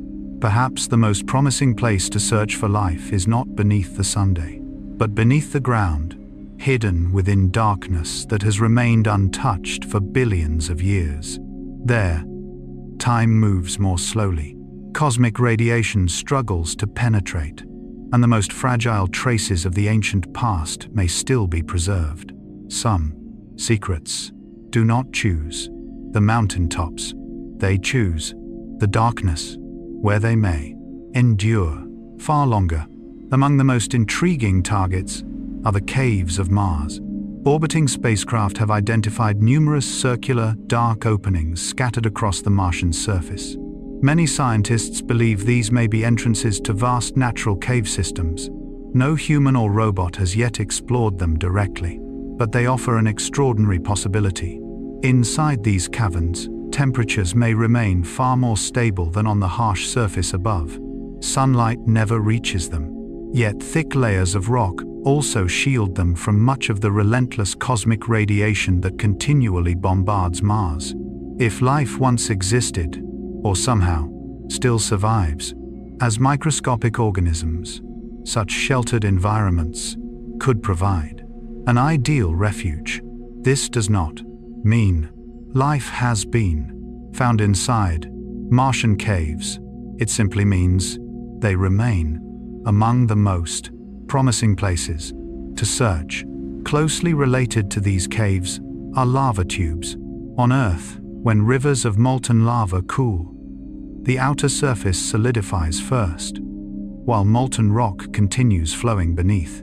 Eventually the lava drains away, leaving behind long natural tunnels that may extend for many kilometers. Because Martian gravity is only about 38% that of Earth's, many scientists believe lava tubes on Mars could be dramatically larger. Some models even suggest they may be spacious enough to contain multi-story buildings. But perhaps their greatest value is not their size, it is their ability to protect everything inside, from radiation, from wind, from the extreme environment above. Another important focus is aquifers, subsurface reservoirs of water. Today, liquid water is extremely unstable on the Martian surface because atmospheric pressure is so low. However, numerous studies suggest that deep underground, water may still exist as ice, or perhaps as highly saline liquid brines under certain conditions. If such reservoirs exist, they would become exceptionally important scientific targets. On Earth, countless microorganisms inhabit deep underground rocks, completely isolated from sunlight and surface ecosystems. It is essential to remember that no underground ecosystems have yet been confirmed on Mars. Nevertheless, potential aquifers remain among the highest priorities for future exploration. Scientists are equally interested in tiny fractures within rocks. These narrow cracks may trap moisture, maintain relatively stable conditions, and protect organic compounds from destructive radiation. On Earth, numerous extremophile microorganisms survive inside precisely these kinds of microscopic spaces. Perhaps life does not require a vast landscape. Sometimes, a single rock fracture is enough to continue existing. Another crucial component of this search is sediment. Sedimentary layers function like nature's journals.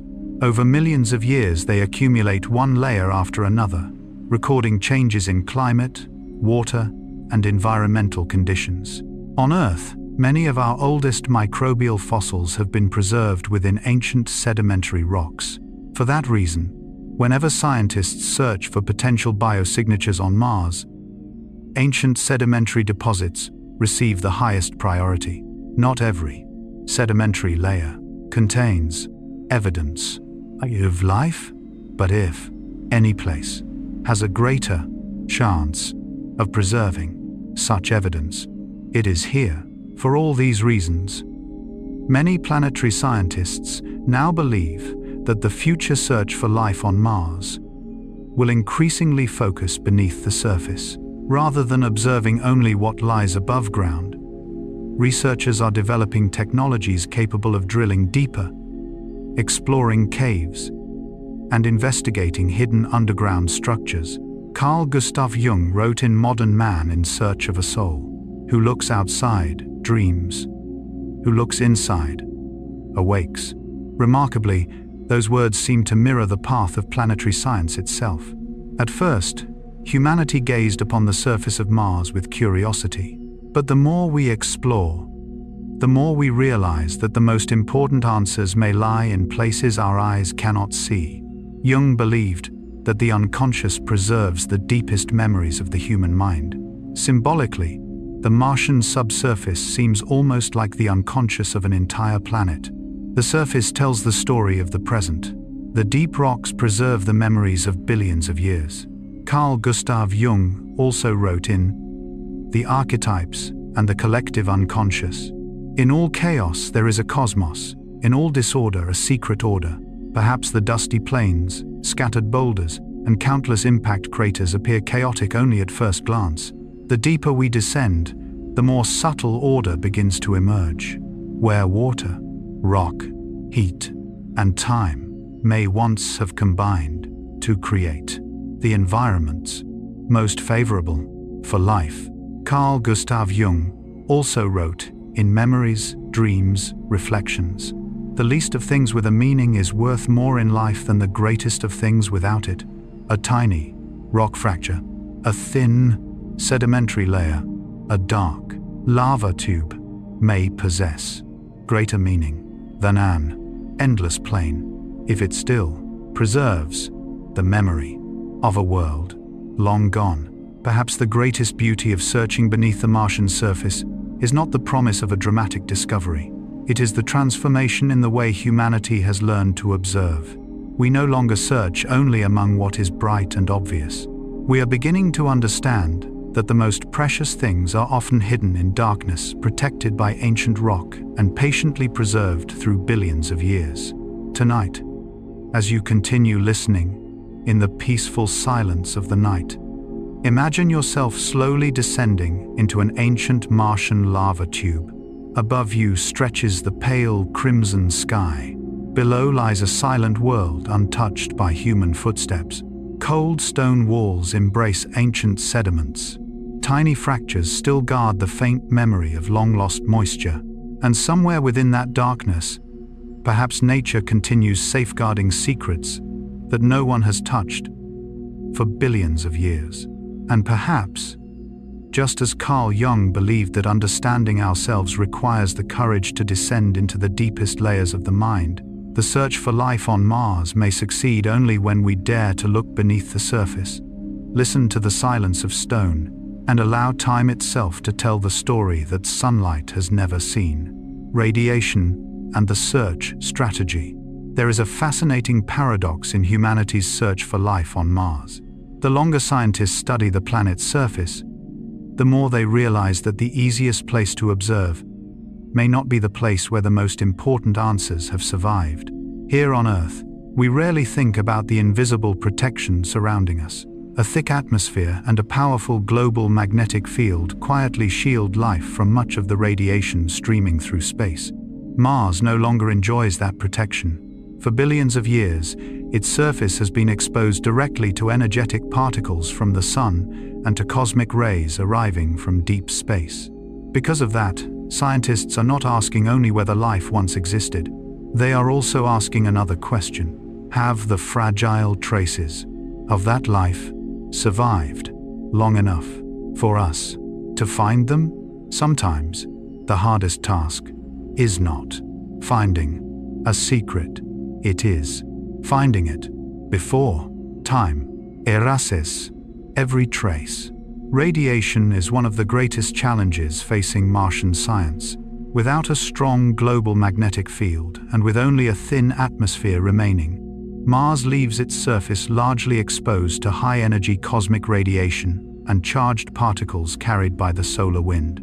Over millions and eventually billions of years, this radiation can break apart organic molecules, alter chemical structures, and gradually destroy potential biosignatures that may once have existed near the surface. This does not mean every piece of evidence has disappeared. It means that preservation at the surface is far less likely than within the deeper layers below. That realization has profoundly changed the strategy for searching for life on Mars. Early missions concentrated primarily on studying surface rocks and shallow soils. Today, many researchers believe that if we hope to find ancient organic compounds preserved in their original state, we must search beneath the surface. Even a few centimeters of rock can significantly reduce radiation exposure. A little deeper still, the chances of preserving delicate organic molecules increase dramatically. Perhaps what time could not preserve on the surface has been quietly protected by stone in darkness. This idea lies at the heart of the Rosalind Franklin rover. the European Space Agency's rover developed for the ExoMars program. Unlike previous Mars rovers, Rosalind Franklin was designed with an extraordinary capability. Its drill can collect samples from depths of approximately 2 meters beneath the Martian surface. That depth was not chosen by chance. It was selected using models that estimate how deeply cosmic radiation penetrates Martian soil and where organic compounds would have the greatest likelihood of surviving for billions of years. The reasoning is straightforward.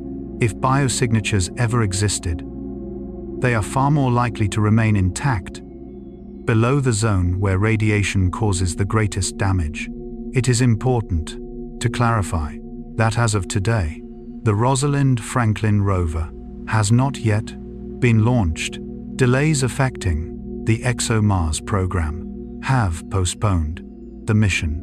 Nevertheless, its scientific objectives continue to be regarded as among the most promising approaches for searching for ancient life. This reflects one of the most important principles of planetary exploration. It is not enough to search the right place. We must also search at the right depth. A soil sample taken from the surface may have lost much of its scientific value after billions of years of radiation exposure, but drilling only a little deeper may reveal an entirely different environment, one where time and radiation have been far less destructive. Some things do not disappear. They simply retreat deeper, waiting for the day they are found. Research into Martian radiation has significance far beyond the search for ancient life. It also helps prepare for future human exploration. If astronauts one day live and work on Mars, understanding radiation levels and identifying naturally protected shelters such as caves and lava tubes will become essential for their safety. Carl Gustav Jung wrote in Modern Man in Search of a Soul, "Who looks outside, dreams. Who looks inside, awakes." Perhaps those words have never felt more appropriate than they do in today's exploration of Mars. At first, humanity looked only at the planet's surface, but the more we learned, the more we realized that the greatest treasures may lie beneath it, not only beneath Martian rock, but beneath our own habitual ways of thinking. Jung believed that the deepest truths of the human psyche are rarely found in conscious awareness. They reside within the unconscious. Planetary science seems to be following a remarkably similar path. To understand Mars, we must also descend beneath appearances into places sunlight has never reached. Carl Gustav Jung also wrote in The Archetypes and the Collective Unconscious, "In all chaos there is a cosmos. In all disorder a secret order. From orbit, Mars appears to be nothing more than a dusty desert scattered with rocks and craters. Yet beneath that harsh landscape may exist another kind of order, one in which layers of stone have quietly protected fragile molecules from the violence of cosmic radiation for billions of years." Carl Gustav Jung also wrote in Memories, Dreams, Reflections, "The least of things with a meaning is worth more in life than the greatest of things without it." A single core sample taken a few meters deeper may carry more meaning than thousands of photographs taken at the surface. If it preserves one trace, that time has not yet destroyed. Perhaps the greatest beauty of this new search strategy is not found in sophisticated drills or advanced robotic technology. It lies in a change of perspective. Humanity is learning that the most important discoveries are not always those lying in plain sight. Some truths demand patience, some require humility, and some reveal themselves only after we have been willing to look beneath the surface. Tonight, as you continue listening in the quiet stillness of the night, imagine yourself standing upon the silent red plains of Mars. Around you stretch only dust, stone, and billions of years of silence. Yet deep beneath your feet, beyond the reach of the harshest radiation, ancient layers of rock continue to cradle the memories of an earlier world. Perhaps they contain nothing more than ordinary minerals, perhaps only simple organic molecules, or perhaps, one day, From those hidden depths, humanity will recover the first convincing clue that answers one of our oldest questions. Has life ever existed beyond Earth? And perhaps, just as Carl Jung believed that the deepest layers of the human soul preserve our greatest truths, the quiet underground of Mars is patiently safeguarding its own, waiting for those with enough perseverance, enough humility, and enough wonder to uncover them. Salty water and perchlorates. When we think about water on Mars, we usually imagine ancient rivers that have long since dried away, vanished lakes, or vast reserves of ice sleeping beneath the planet's polar caps. Yet the deeper science explores the red planet, the more subtle and complex the picture becomes. Amid a world so cold and dry that liquid water seems almost impossible, nature may still allow a very small window of possibility. That possibility is closely connected to a chemical compound unfamiliar to most people: perchlorate. These perchlorate salts, found throughout Martian soil, have inspired an intriguing question. Could liquid water still appear somewhere on Mars, even if only briefly, under very specific conditions? Sometimes, hope does not begin with something grand. Sometimes, it begins with a tiny crystal of salt. Perchlorates are salts containing the perchlorate ion. NASA missions, including Phoenix and Curiosity, have confirmed that perchlorates are present in Martian soil at multiple locations. This discovery was significant because these salts possess unusual chemical properties. On Earth, when perchlorates dissolve in water, they can lower water's freezing point dramatically. In other words, perchlorate-rich brines can remain liquid at temperatures where pure water would already be frozen solid. That observation led scientists to consider a fascinating possibility under certain, very specific conditions on Mars. Small amounts of extremely salty liquid water may temporarily exist. It is essential to emphasize that no stable flowing liquid water has yet been confirmed on the modern Martian surface. Current research suggests only that highly saline brines may form briefly under favorable combinations of temperature and humidity. In other words, these are not rivers or lakes. They are thin films of salty water that may appear only briefly before disappearing once again. Even this limited possibility carries profound scientific importance. If liquid water can exist even for short periods, it affects our understanding of Martian surface chemistry, mineral transport, and environments that might once have been favorable for life. Yet perchlorates also introduce a fascinating paradox. While they may help water remain liquid, they can also create an extremely harsh environment for life.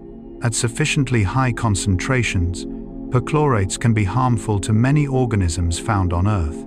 In humans, prolonged exposure to large amounts may interfere with normal thyroid function. Perchlorates therefore represent both opportunity and challenge. They may allow water to exist, yet they also create conditions that many living organisms would find extremely difficult to survive. Interestingly, Earth is home to certain microorganisms capable of tolerating or even metabolizing perchlorates under specific conditions. Because of this, scientists are careful not to conclude that perchlorates automatically rule out the possibility of microbial life on Mars. At the same time, they do not regard perchlorates as evidence for life. Once again, science chooses the path between hope and caution. Perchlorates also play an important role in Martian geochemistry. Understanding where these salts occur helps researchers model the modern Martian water cycle, reconstruct climatic history, and identify regions where water may have persisted in the past. They are equally important for future human exploration. If astronauts eventually establish long-term habitats on Mars, Soils containing perchlorates will likely require treatment before they can safely support agriculture or other routine human activities. Perhaps a single chemical compound influences planetary science, geology, biology, and even humanity's future on Mars. Carl Gustav Jung wrote in Modern Man in Search of a Soul, "Thinking is difficult. That's why most people judge." Those words seem remarkably appropriate here. The discovery of an unusual chemical compound does not justify announcing that liquid water still flows across Mars, nor does it justify dismissing every possibility concerning life. The most important qualities remain patience, careful observation, and intellectual honesty. Jung often suggested that genuine understanding comes not from simple answers, but from learning to accept the world's complexity. Perchlorates illustrate that lesson beautifully. They are neither pure hope nor pure obstacle. They are simply part of nature, waiting to be understood correctly. Carl Gustav Jung also wrote in The Archetypes and the Collective Unconscious, "In all chaos there is a cosmos. In all disorder, a secret order. From a distance, Martian soil appears to be nothing more than dry red dust. Yet within those tiny grains exists an intricate world of chemistry, salts, minerals, ice, water, radiation, all interacting within a remarkably delicate balance that humanity has only begun to understand."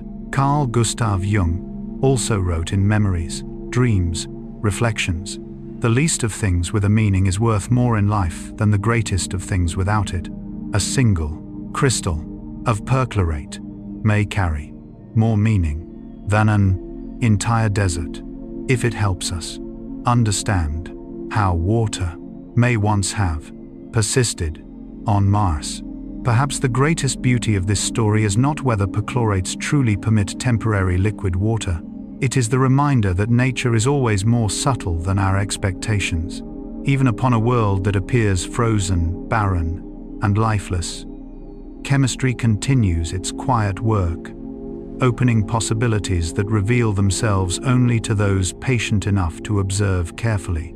Tonight, as you continue listening in the peaceful silence of the night, imagine yourself kneeling upon the red soil of Mars, gently lifting a handful of dust into your hand.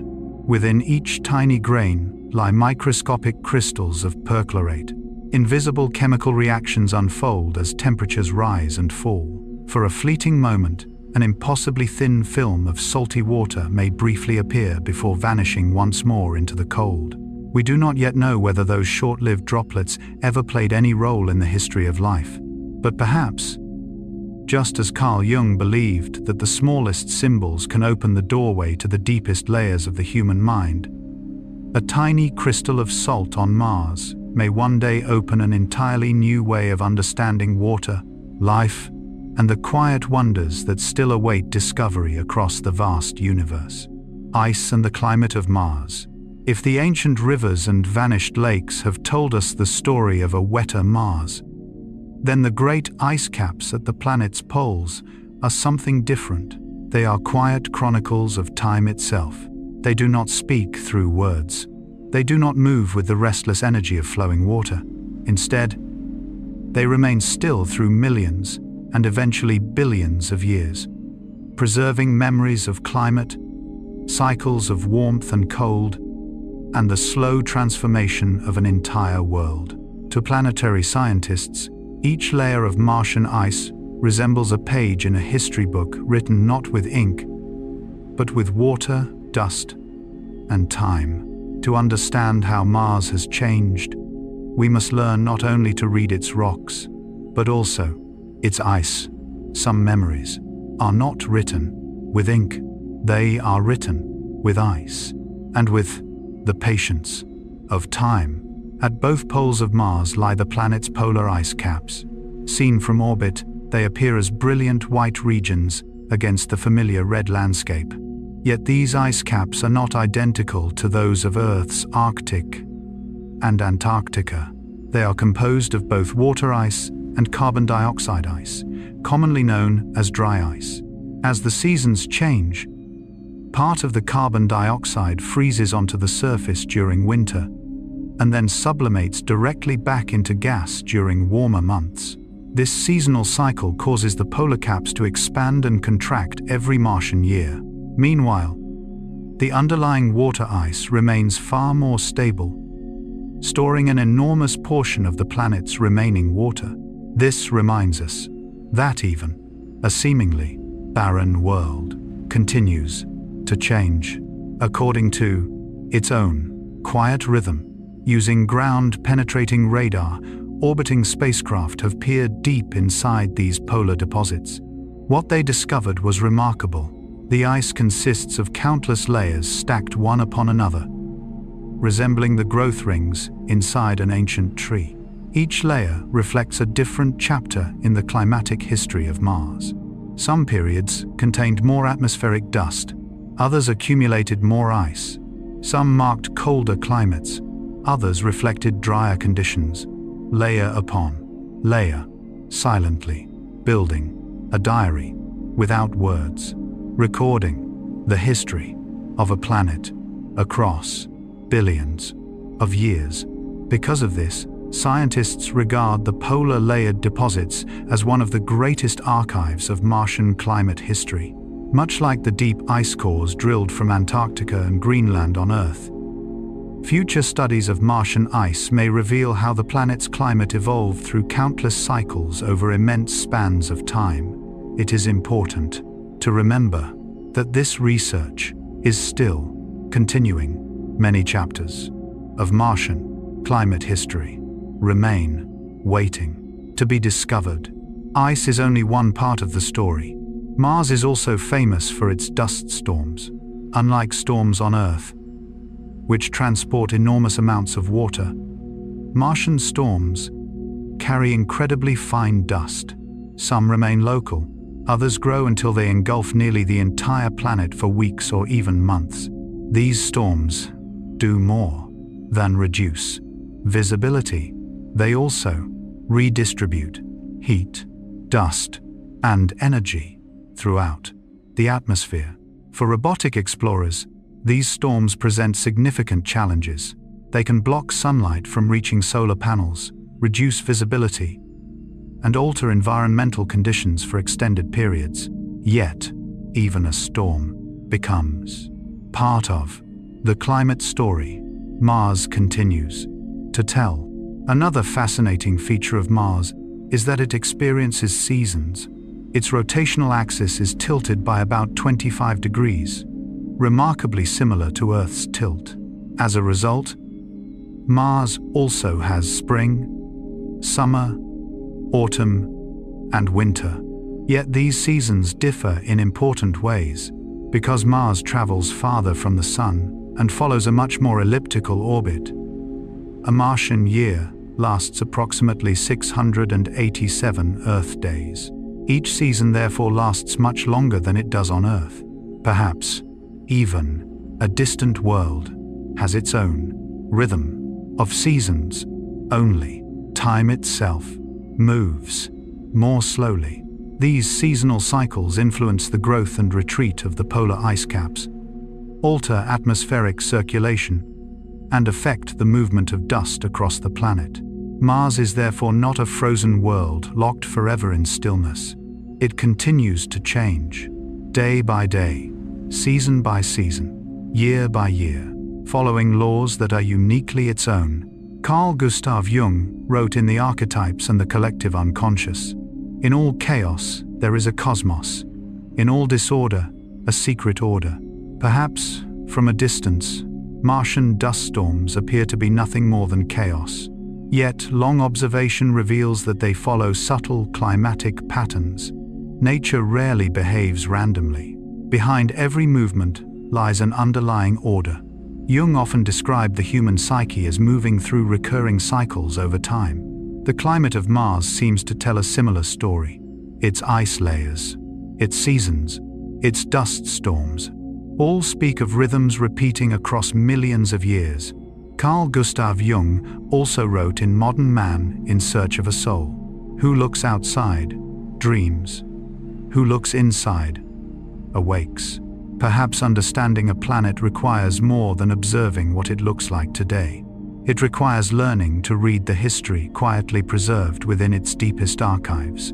Just as understanding a person often means listening to memories long hidden within the mind, Carl Gustav Jung also wrote in Memories, Dreams, Reflections, "The least of things with a meaning is worth more in life than the greatest of things without it. A single, thin layer of ice may carry more meaning than an endless desert if it preserves the memory of millions of years of climate." Perhaps the greatest beauty of Mars's polar ice caps is not the brilliant white appearance they present from space. It is that they have patiently preserved the history of an entire planet. Within each layer rests the memory of vanished winters, ancient dust storms, and climates that slowly transformed over unimaginable spans of time. They are, in many ways, the memory of Mars itself, quiet, patient, and remarkably faithful. Tonight, as you continue listening in the peaceful stillness of the night, imagine yourself drifting slowly above the northern polar cap of Mars.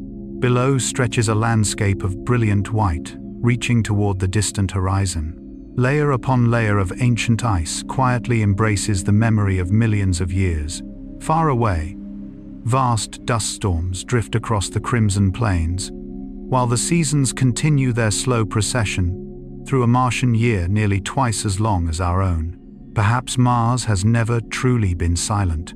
It has simply spoken in an extraordinarily slow language, the language of ice, of dust, and of time. And perhaps, just as Carl Jung believed that the deepest layers of the human soul preserve our truest memories, the polar ice caps of Mars continue to safeguard the most faithful memory of an entire world, waiting patiently beneath the quiet sky of the universe to be understood. How Mars lost its atmosphere. Perhaps one of the saddest stories about Mars is not found in its dried-up rivers or vanished lakes, but in something that happened long before either of those disappeared. Before water left the surface, before the red planet became the cold, barren world we know today, Mars slowly lost something invisible, yet extraordinarily precious: its atmosphere. We often think of an atmosphere simply as the air we breathe, but on the scale of an entire planet, an atmosphere is far more than that. It is a blanket that traps warmth, a shield that allows liquid water to remain stable, a foundation for a climate that can endure. When that protective blanket gradually thinned and disappeared, an entire world began to change. Understanding how Mars lost its atmosphere not only helps us understand the red planet, it also reminds us how fragile and precious our own Earth truly is. Some things do not disappear. In a single day, they fade away, very slowly, across billions of years. Today, scientists believe that Mars once possessed an atmosphere far thicker than the one it has now. Ancient river valleys, lake beds, water-formed minerals, and evidence of a warmer climate all suggest that atmospheric pressure was once high enough for liquid water to remain stable on the surface during certain periods of Martian history. And yet, a planet that once had a thick atmosphere eventually became so fragile that liquid water could no longer exist easily on its surface. What happened? One of the most important answers lies in something invisible: a magnetic field. Today, Earth is surrounded by a powerful magnetic field generated by the movement of molten metal deep inside its core. That magnetic field acts like an invisible shield, deflecting most of the high-energy charged particles streaming from the Sunday. Mars, however, appears to have followed a different path. Evidence suggests that the planet once possessed a global magnetic field, but very early in its history, that field disappeared, perhaps because its interior cooled enough that the dynamo generating the magnetic field gradually shut down. It is important to remember that the exact timing and detailed process are still being studied, but most scientific models suggest that the loss of Mars's magnetic field marked a major turning point in the planet's history. Without that protective magnetic shield, the solar wind began interacting directly with the upper atmosphere. The solar wind is a continuous stream of charged particles flowing outward from the sun at tremendous speeds. Across millions, then billions of years, those particles acted like an invisible current, slowly carrying away atmospheric molecules into space, not through one violent storm, but through a wind that never stopped blowing. Its persistence gradually changed the destiny of an entire world. To better understand this process, NASA launched the MAVEN mission, short for Mars Atmosphere and Volatile Evolution. Its primary goal was to study Mars's upper atmosphere and understand how atmospheric gases escaped into space over time. Measurements from MAVEN have shown that even today, the solar wind continues stripping away portions of the Martian atmosphere, especially during periods of intense solar activity. These observations strongly support the idea that atmospheric loss has been occurring for an extraordinarily long time. It is important to understand that MAVEN does not observe billions of years directly. Instead, its modern measurements allow scientists to build reliable models of how Mars gradually lost its atmosphere. As the atmosphere became thinner, surface pressure steadily declined. Liquid water became increasingly unstable. Heat escaped more easily into space. The planet slowly became colder, drier, and far less favorable for the chemical processes associated with life. Perhaps life needs more than water. Perhaps it also needs a sky strong enough to protect that water from disappearing.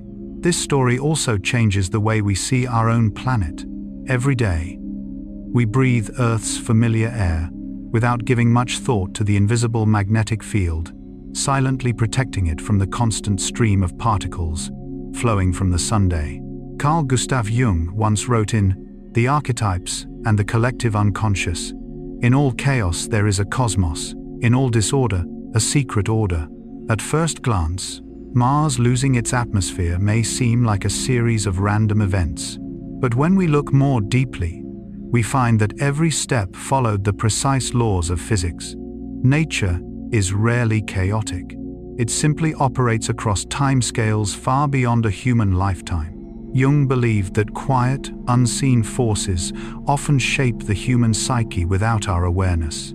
On the scale of planets, something remarkably similar may be true.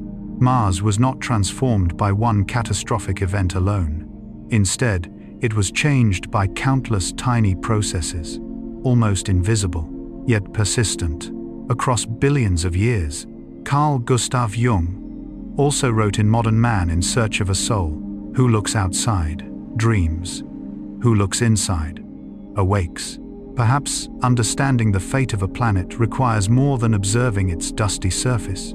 It requires looking toward the invisible forces above its sky, and deep into its interior, where a magnetic field was once born, and eventually, quietly disappeared. Carl Gustav Jung also wrote in Memories, Dreams, Reflections, "The least of things with a meaning is worth more in life than the greatest of things without it." An invisible solar wind may carry greater meaning than a gigantic volcano, if it was the quiet force that ultimately changed the fate of an entire world.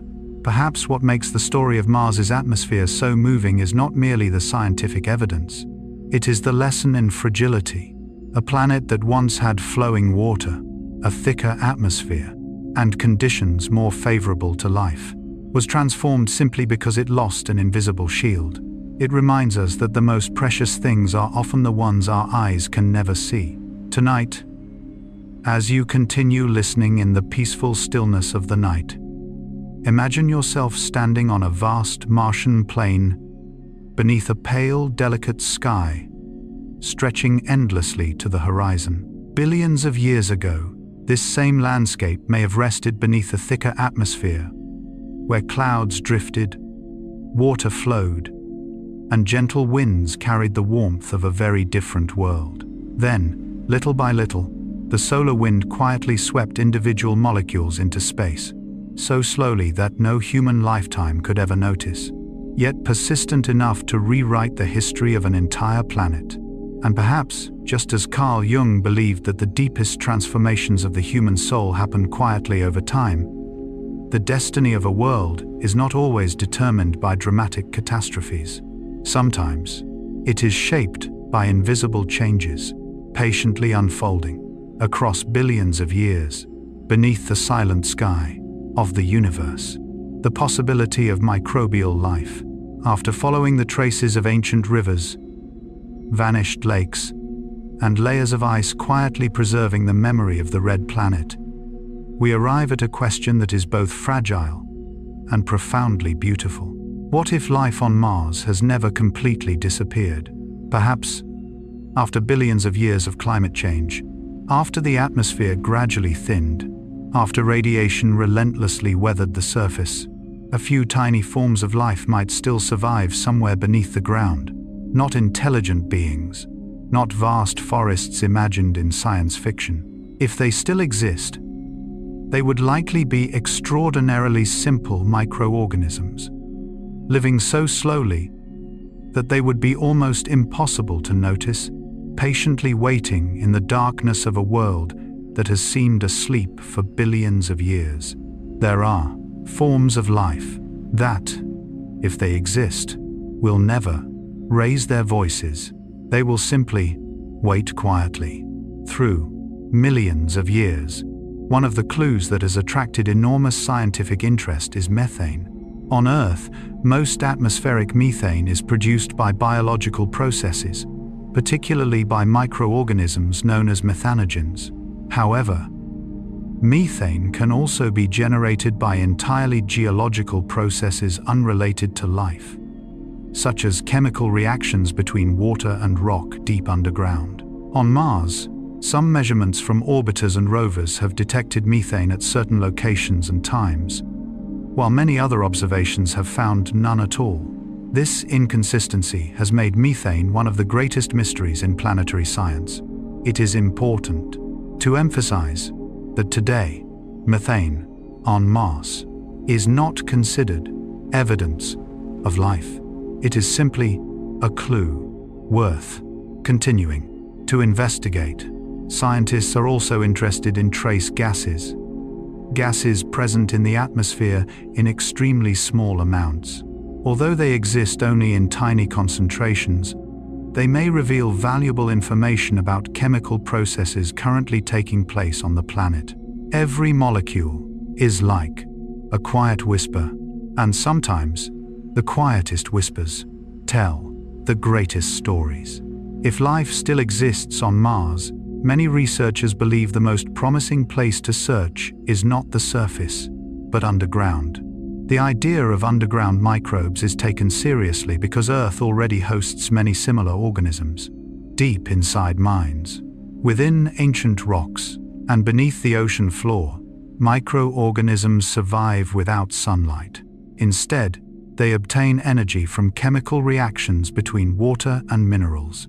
That does not prove the same thing has happened on Mars, but it does show that the possibility cannot be ignored.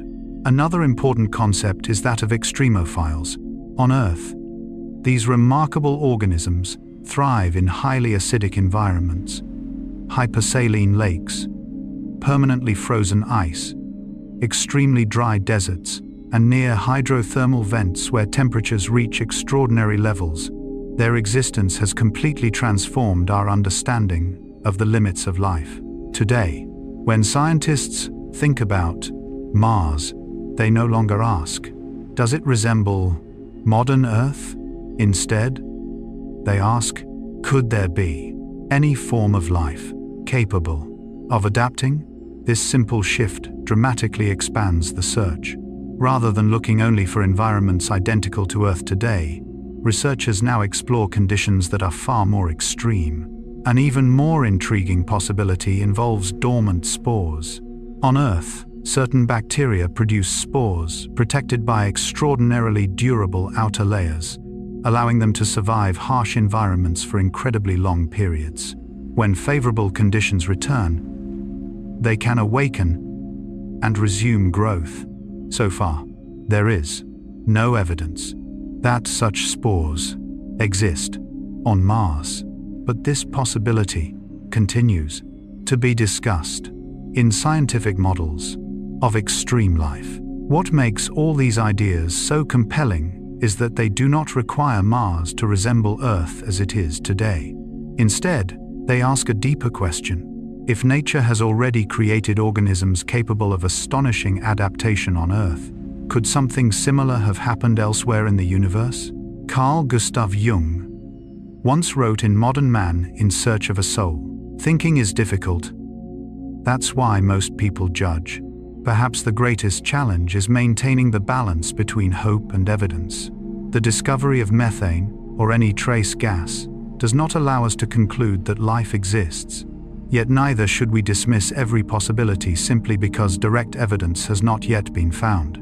Jung believed that maturity comes from learning to live with unanswered questions. Science does the same. It does not fear uncertainty. Those unanswered questions are precisely what drive discovery forward. Carl Gustav Jung also wrote in The Archetypes and the Collective Unconscious, "In all chaos there is a cosmos. In all disorder, a secret order.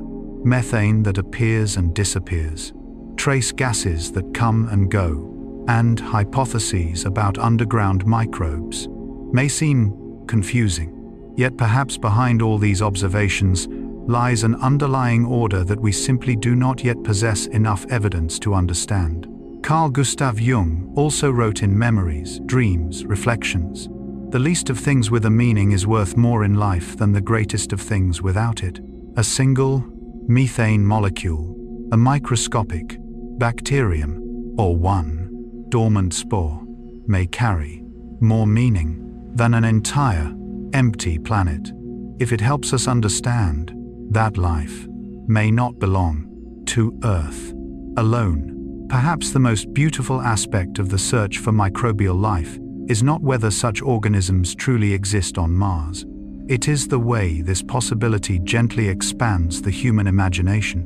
We are no longer searching only for magnificent civilizations.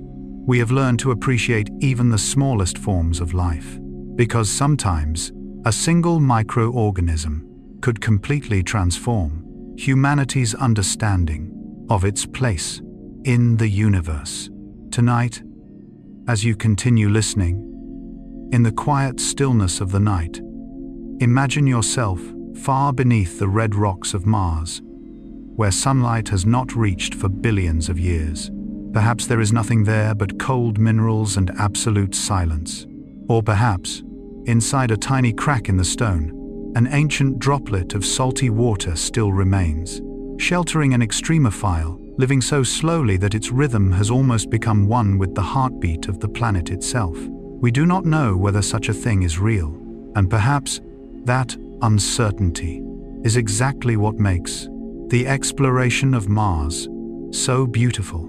For just as Carl Jung believed that the deepest truths of the human soul are not always visible on the surface, the greatest secrets of life may also be patiently hidden in the darkness, waiting until humanity possesses enough wisdom, enough humility, and enough patience to hear the quietest whisper of the universe. Caves and lava tubes. When humanity first began exploring Mars, every eye was drawn to the planet's brilliant red surface. We searched for dried riverbeds, ancient lakes, enormous impact craters, and towering volcanoes. Yet the longer scientists observed the red planet, the more they realized something remarkable. Perhaps Mars's greatest secrets were never hidden in the light. Perhaps they have always rested quietly in the darkness inside ancient caves, vast lava tubes, and deep underground spaces where no human has ever set foot. If the Martian surface is the face of the planet, then its underground world may be its deepest memory, a place where time moves more slowly, radiation is far weaker, and the fragile traces of the distant past have a better chance of surviving. Some answers are not found where sunlight reaches. They rest in darkness, patiently preserved by time itself. One discovery that has fascinated planetary scientists is the appearance of skylights across the Martian surface. Skylights are dark, circular pits seen from orbit. They are thought to form when the roof of a lava tube collapses, revealing the enormous empty space beneath. Seen from space, they appear as nothing more than tiny, dark spots. Yet perhaps beneath them lies an entire world never before explored. On Earth, skylights often lead into lava tubes, natural tunnels created during volcanic eruptions. As molten lava flows, its outer surface cools and hardens upon contact with the air, forming a solid crust. Meanwhile, the lava inside continues flowing. Once the molten rock drains away, the hardened shell remains behind as a tunnel that may stretch for many kilometers. Mars experienced extraordinarily intense volcanic activity during its history. Because Martian gravity is only about 38% that of Earth's, many scientists believe its lava tubes could be vastly larger than anything we have ever seen on our own planet. This is not an exaggeration, it is a possibility based upon geological and physical models. Yet what makes these tunnels truly remarkable is not their immense size. It is the environment they create. Today, the surface of Mars is constantly exposed to cosmic radiation, dramatic temperature swings between day and night, and massive dust storms. Inside lava tubes and natural caves, however, conditions may be much more stable. Temperatures change less.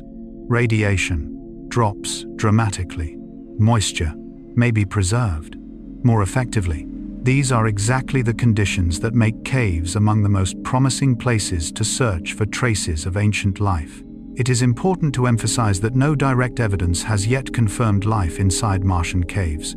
However, based on everything we know from geology and biology here on Earth, this remains a scientifically well-supported hypothesis. Many caves on Earth host unique microbial ecosystems. Some of these microorganisms survive entirely without sunlight. Instead, they obtain energy through chemical reactions between water and minerals beneath the ground.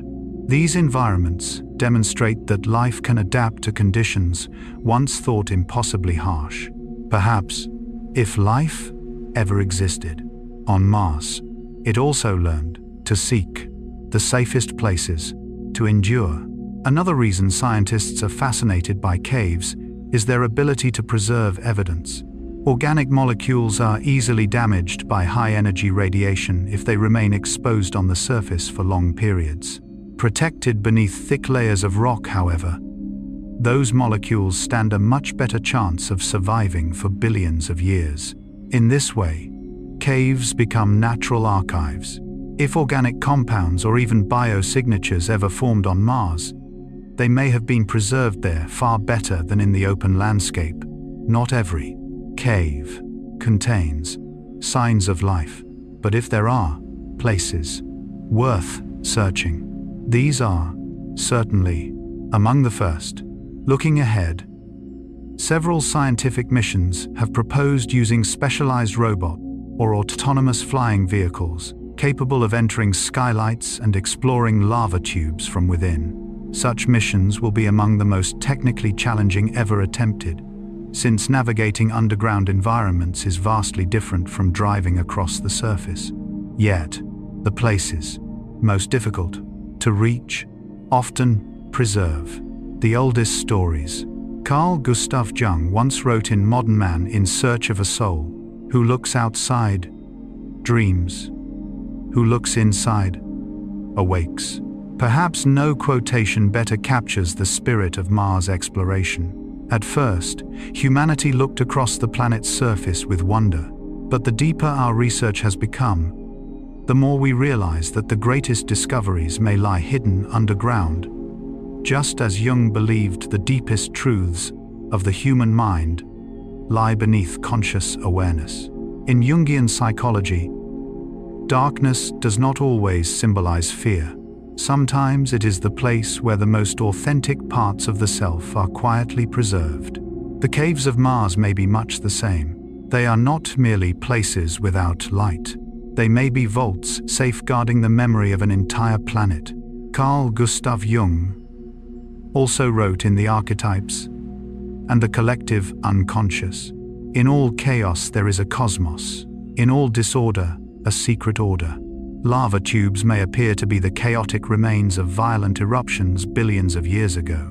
Yet that very chaos may have created the most stable environments of all places, where time protected evidence long after the surface had erased it. Carl Gustav Jung also wrote, in Memories, Dreams, Reflections, the least of things with a meaning is worth more in life than the greatest of things without it. A dark cave entrance or a quiet lava tube may carry more meaning than an endless plain, if somewhere within it preserves the earliest traces of life.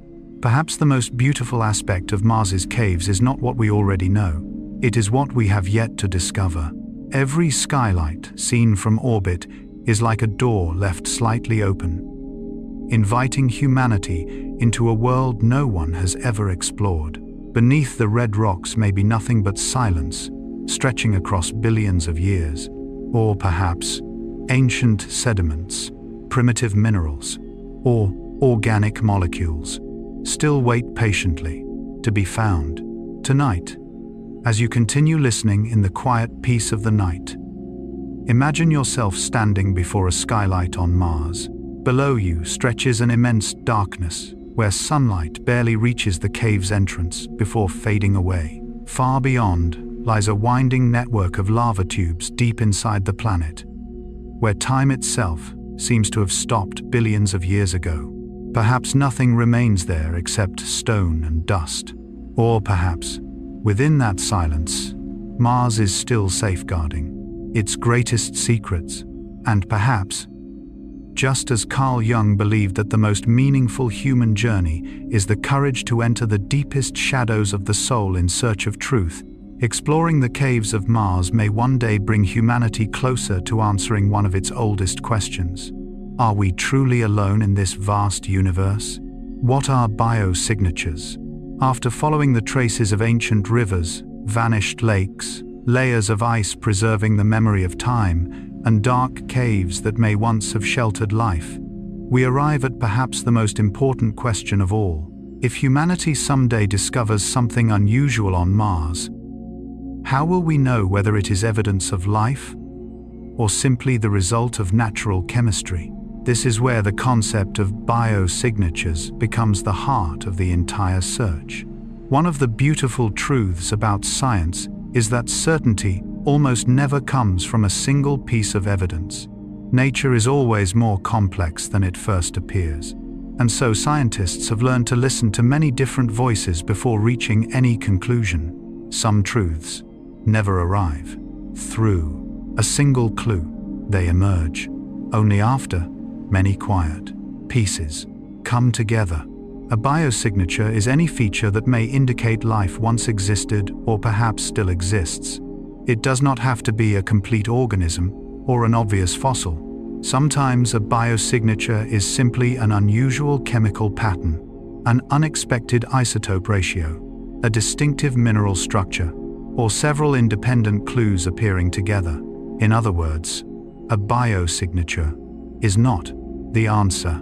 It is simply a clue. That brings us closer to the answer. Perhaps the most familiar biosignature is a fossil. On Earth, fossils are not only the bones of giant animals. Some of our planet's oldest fossils are actually microscopic traces left behind by microorganisms that lived more than 3 billion years ago. If someday, on Mars, we discover a structure that resembles a cell. That would be extraordinary, yet it would still not be enough to prove life once existed. Nature can sometimes create shapes remarkably similar to living organisms through entirely geological processes. For that reason, a fossil is only one piece of a much larger puzzle. Another crucial line of evidence comes from isotopes. Living organisms often process chemical elements in distinctive ways, leaving isotope ratios that differ from those produced by ordinary geological reactions.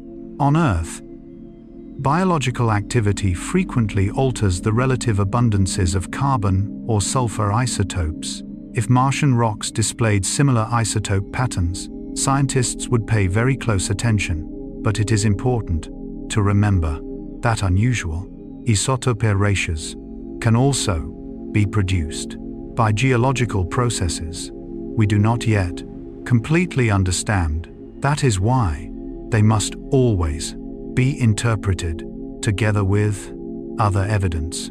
Scientists also study organic chemistry.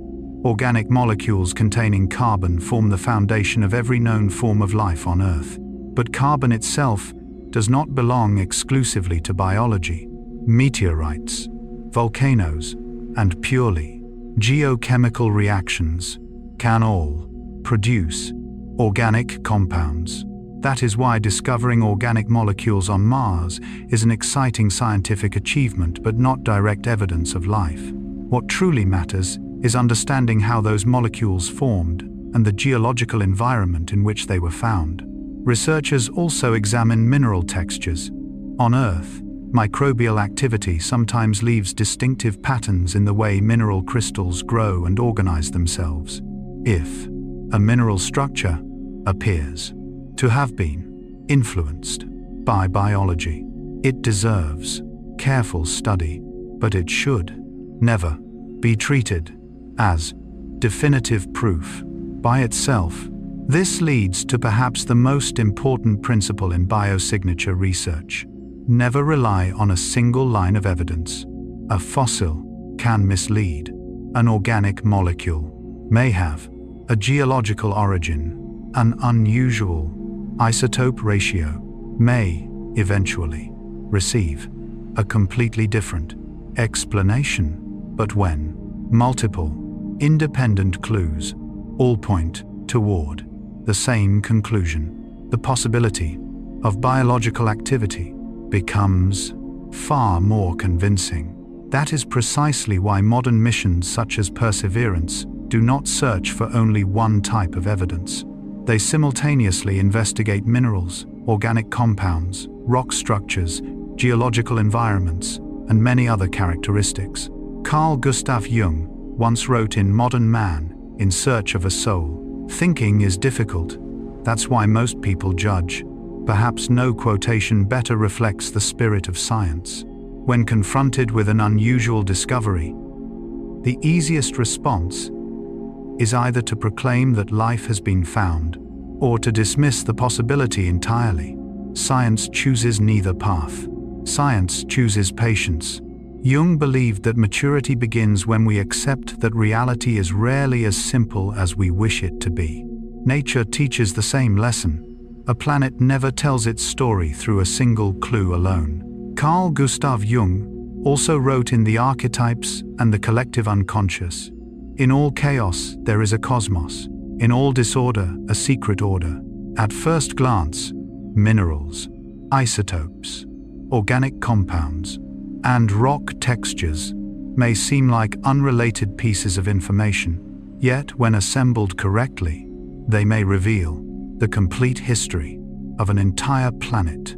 Carl Gustav Jung also wrote in Memories, Dreams, Reflections, "The least of things with a meaning is worth more in life than the greatest of things without it." A carbon molecule, a mineral, crystal, or an unusual isotope ratio may carry more meaning than an enormous mountain if together they tell the same story. Perhaps the greatest beauty of biosignatures is not found in any single clue, It lies in the humility they teach us. Instead of searching for one miraculous discovery that answers every question, humanity has learned to listen to many quiet voices, many subtle whispers, scattered across a planet, and patiently assemble them into one larger story. Tonight, as you continue listening in the peaceful stillness of the night, imagine yourself holding a small rock collected from the surface of Mars. Beneath the microscope are tiny mineral crystals, ancient carbon molecules, and isotope ratios invisible to the naked eye.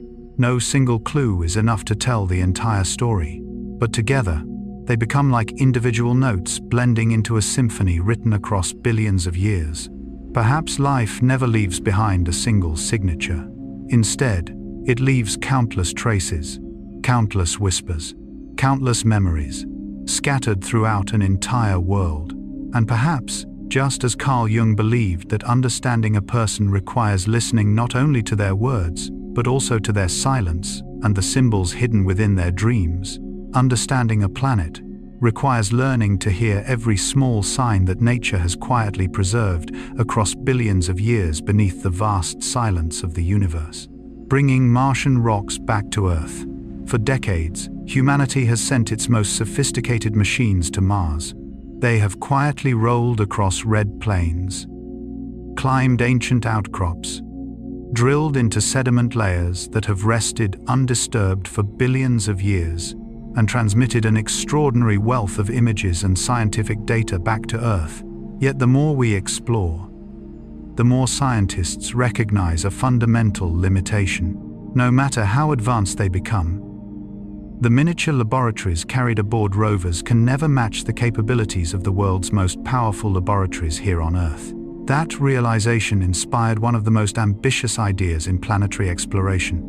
Not merely to study Mars from afar, but to bring pieces of the red planet home. This is more than a scientific project. It is an effort to connect two worlds, allowing fragments of Mars's ancient history to be examined with the finest instruments humanity has ever created.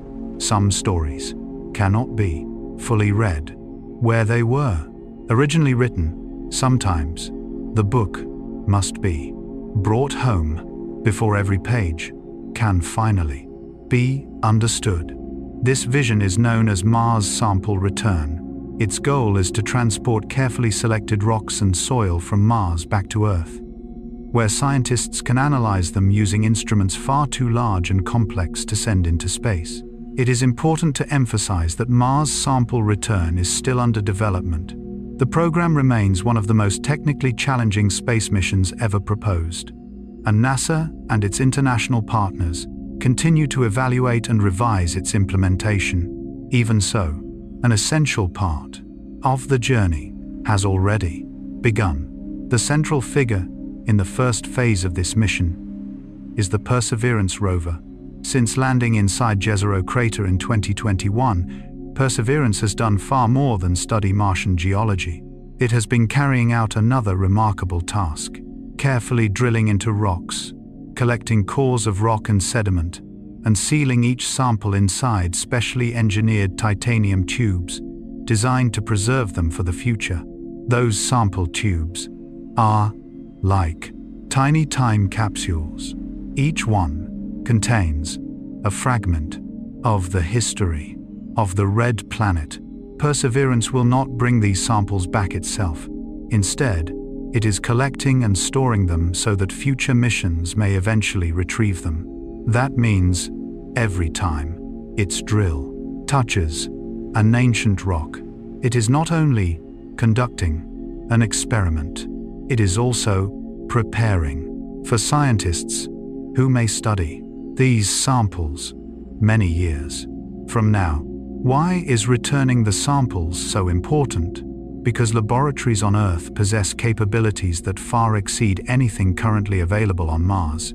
Scientists can measure isotope ratios with extraordinary precision, observe structures at the nanometer scale, detect organic compounds in incredibly small concentrations, and perform analytical techniques that simply cannot yet be miniaturized for robotic spacecraft. A rock on Mars may tell us one story, but placed Inside an Earth laboratory, it may reveal many more chapters. Researchers hope these samples will help answer many fundamental questions. How did the rocks form? Did they once interact with liquid water? Do they contain organic molecules? Do they preserve geochemical signatures that could suggest ancient biological activity? Yet, it is equally important to remember that even if the samples return safely to Earth, nothing guarantees they will contain evidence of life. Science does not promise certain answers. It simply expands our opportunity to discover the truth. Perhaps the greatest beauty of Mars sample return lies not only in its engineering, but in the philosophy behind it. It reflects a willingness to acknowledge the limits of our current knowledge, rather than claiming to understand everything from a distance. Humanity accepts that sometimes, to truly understand a planet, we must listen more closely. Carl Gustav Jung once wrote in Modern Man in Search of a Soul, "Thinking is difficult, that's why most people judge. Perhaps the hardest part is not sending a machine to Mars. The harder task is patiently bringing home a handful of rocks, spending years studying them, and accepting that the final answer may still remain beyond our reach." Jung believed that genuine maturity begins with humility before what we do not yet know. Mars sample return embodies that same spirit.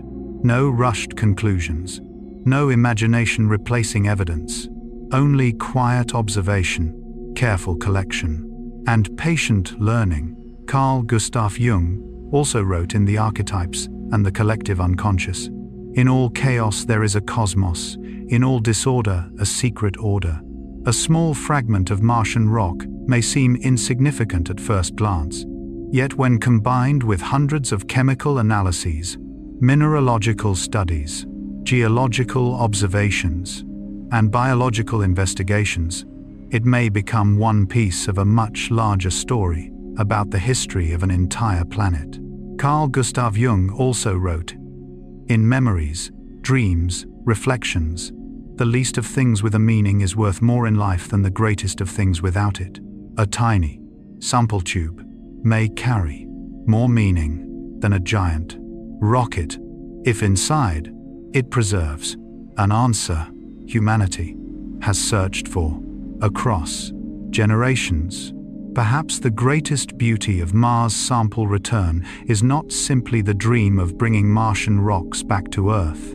It is the way the mission represents cooperation across generations. The scientists designing today's missions may never be the same people who eventually perform the most important analyses decades from now. Yet they continue preparing every careful step, like gardeners planting seeds, knowing they may never live to see the flowers bloom. Tonight, as you continue listening in the quiet peace of the night, imagine one small sample tube resting silently inside Perseverance, surrounded by the ancient red landscape of Jezero crater. Inside are only a few grams of rock and dust, yet those tiny fragments may contain billions of years of planetary history compressed into the smallest of spaces. Someday, if Mars sample return succeeds, those rocks may rest beneath the most sophisticated microscopes ever built, be examined by the most advanced scientific instruments humanity has created, and be listened to with all the patience that science can offer. And perhaps, just as Carl Jung believed that every human being carries hidden memories waiting to be discovered through careful listening, the ancient rocks of Mars are quietly preserving the memories of an entire world, waiting for the day they can finally tell their story in the language of science, of time, and of humanity's enduring hope. Planetary protection. Throughout humanity's exploration of Mars, we often think about towering rockets, sophisticated rovers, and miniature laboratories capable of analyzing individual grains of dust. Yet, one of the most important principles behind these missions begins not with technology, but with humility. That principle is known as planetary protection. At first glance, The phrase may sound as though it simply means protecting Mars from human activity. In reality, it carries a far deeper meaning. It reminds us that before searching for truth elsewhere in the universe, we must first ensure that we do not accidentally alter that truth ourselves. Sometimes, the hardest part of exploration is not finding something, it is knowing how to leave behind no trace of ourselves. Every spacecraft, rover, and scientific instrument sent to Mars is built on Earth, a planet overflowing with life. No matter how carefully modern clean rooms are maintained, completely eliminating every microorganism is extraordinarily difficult. For that reason, every mission undergoes extensive cleaning, sterilization, and biological contamination control before launch. The goal is not to make everything perfectly sterile. It is to reduce, as much as possible, the chance of carrying Earth microbes to another world. The first reason for planetary protection is straightforward: to avoid transporting Earth's microorganisms to Mars. Imagine that one day scientists discover a bacterium on the red planet. It would rank among the greatest discoveries in human history. But what if, after years of investigation, we realized that the organism had actually been carried there accidentally by one of our own spacecraft? The entire discovery would become uncertain because we could no longer tell the difference between nature and our own footprints.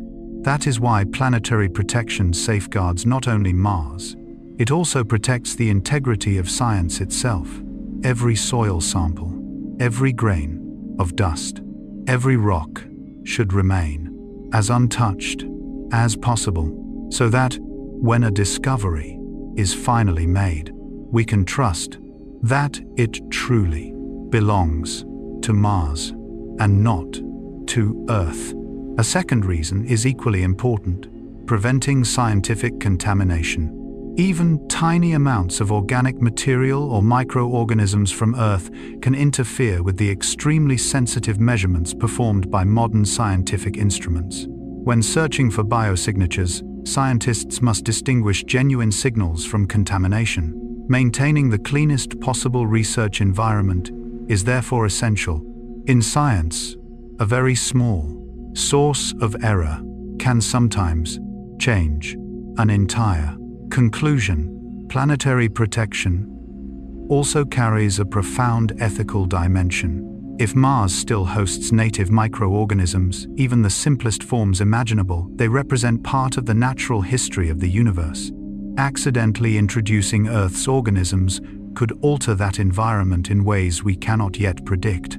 It is important to emphasize that today there is still no confirmed evidence of present-day life on Mars, but precisely because we do not know, we must be even more careful.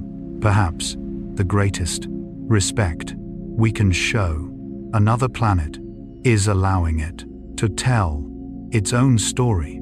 Carl Gustav Jung once wrote in Modern Man in Search of a Soul, "Thinking is difficult, that's why most people judge. Perhaps it would be far easier simply to focus on reaching Mars as quickly as possible." But mature science advances not only through courage, it also advances through the wisdom to pause and ask, could our own actions destroy the very evidence we hope to find? Jung believed that maturity begins when we recognize the influence we ourselves have upon the world around us. In psychology, we learn to recognize our own biases. In planetary science, we learn to recognize the physical traces we might unknowingly leave behind. Carl Gustav Jung also wrote in The Archetypes and the Collective Unconscious, "In all chaos there is a cosmos, in all disorder a secret order. Planetary protection is part of that hidden order. It does not slow scientific progress. Instead, it allows science to move forward with greater confidence, greater honesty, and greater reliability." Carl Gustav Jung also wrote, "In memories, dreams, reflections, the least of things with a meaning is worth more in life than the greatest of things without it. A tiny microbe left behind on Earth may carry greater meaning than a hurried journey, if doing so protects the truth of an entire planet." Perhaps the greatest beauty of planetary protection does not lie in sterilization procedures or engineering standards. Its beauty lies in the philosophy it represents. Humanity no longer sees itself merely as the conqueror of the universe. Instead, we are learning to become respectful visitors, guests who knock before entering an ancient home that has existed for billions of years. We learn to listen before we speak, to observe before we interfere. Tonight, as you continue listening in the peaceful stillness of the night, imagine a spacecraft descending gently toward the red landscape of Mars. Inside are scientific instruments that have been cleaned with extraordinary care, so meticulously that even microscopic particles have been carefully controlled, not because humanity fears the red planet, but because we respect it. For if Mars still preserves a story about life, that story deserves to be told in Mars's own voice, not in an echo unintentionally carried from Earth. And perhaps, just as Carl Jung believed that we truly begin to understand the world only when we approach it with humility before something greater than ourselves, humanity's exploration of the universe will reach its deepest meaning only when we learn to walk gently, allowing the truths written among the stars to remain untouched, for those patient enough to discover them. Humans living on Mars. For thousands of years, whenever people looked up at the night sky, Mars appeared as a distant red point of light, both familiar and mysterious. Perhaps our ancestors never imagined that one day humanity would seriously discuss living on that very world. Today, the question is no longer simply, can we reach Mars? It is gradually becoming, if people remain there for months, years, or even generations, how will we survive? The answer is unlikely to begin with enormous glass-domed cities like those portrayed in science fiction. Instead, it begins with something far smaller: a seed, a drop of water, a bacterium, a molecule of oxygen.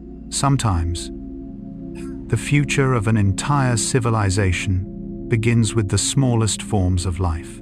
Some dreams do not begin with steel or concrete.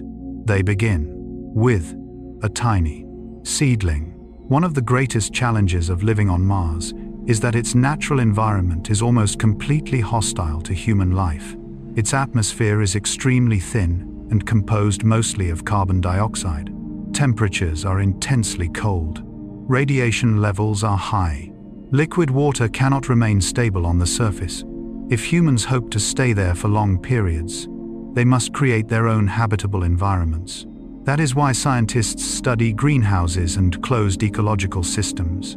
A greenhouse on Mars would be far more than a place to grow plants. It would become part of the life support system itself, where vegetation helps regenerate oxygen, absorb carbon dioxide, and provide fresh food for astronauts. Perhaps a small garden in the middle of the red planet would become the most beautiful symbol of hope humanity carries into space. The concept of a closed ecosystem goes even further. Inside such a system, water is continually recycled, air is purified, waste is processed. Every available resource must be used with extraordinary efficiency. It is, in many ways, an attempt to build a miniature Earth inside a Martian habitat. Every drop of water, every breath, every leaf becomes precious because nothing can be wasted on a planet so far from home. Within this ecosystem, plants would do far more than provide food. They would improve air quality, support psychological well-being, and offer astronauts a comforting reminder of Earth. Studies conducted aboard the International Space Station suggest that caring for plants can provide meaningful emotional benefits during long periods of isolation. A single green shoot, against. The red landscape may nourish not only the body, but also the human spirit. Alongside plants, microorganisms may also play an essential role. On Earth, microbes participate in countless natural processes. They decompose organic matter, recycle nutrients, and help sustain healthy plant growth. If humans someday establish permanent settlements on Mars, carefully managed microbial communities will likely become an indispensable part of those artificial ecosystems. One particularly important group is cyanobacteria. Billions of years ago on Earth, cyanobacteria were among the earliest organisms to perform photosynthesis, gradually enriching our planet's atmosphere with oxygen. Today, scientists are investigating whether certain species of cyanobacteria could help support life support systems for future space habitats. It is important to emphasize that this remains an active area of research. It is not yet a proven solution for permanent Martian settlement. One especially significant technological achievement in recent years is MOXIE, the Mars Oxygen In Situ Resource Utilization Experiment. Mounted aboard the Perseverance rover, MOXIE was designed to test whether oxygen could be produced directly from the carbon dioxide that dominates the Martian atmosphere. The experiment successfully demonstrated that, on a small experimental scale, oxygen can indeed be generated from Mars's atmosphere. MOXIE is far too small to sustain human life, but it represents an important proof of concept. Rather than transporting everything from Earth, future explorers may be able to use the resources already available on Mars. It is like lighting a tiny candle. In the darkness, it cannot yet illuminate the whole room, but it proves that light can be made. Carl Gustav Jung once wrote in Modern Man in Search of a Soul, "Who looks outside dreams, who looks inside awakes." Perhaps humanity's dream of living on Mars reflects that very idea. Before building a new world, we must first understand the fundamental principles that sustain life on Earth. We cannot carry civilization to another planet unless we first learn how to preserve the delicate balance of even the smallest ecosystem. Jung believed that lasting growth begins with harmony among the parts of a greater whole. A Martian settlement would operate according to exactly that principle. Plants, microorganisms, water, air, technology, and people, none could exist independently. Together, they would form one interconnected living system. Carl Gustav Jung also wrote in The Archetypes and the Collective Unconscious, "In all chaos there is a cosmos. In all disorder a secret order."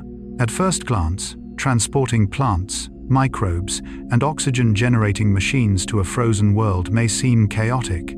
Yet when every component works together, a new order begins to emerge. An artificial ecosystem capable of sustaining life amid the harshness of space. Carl Gustav Jung also wrote in Memories, Dreams, Reflections, "The least of things with a meaning is worth more in life than the greatest of things without it. A single leaf, a bacterium, or one molecule of oxygen may hold more meaning than a massive structure if, together, they allow human life to continue on Mars."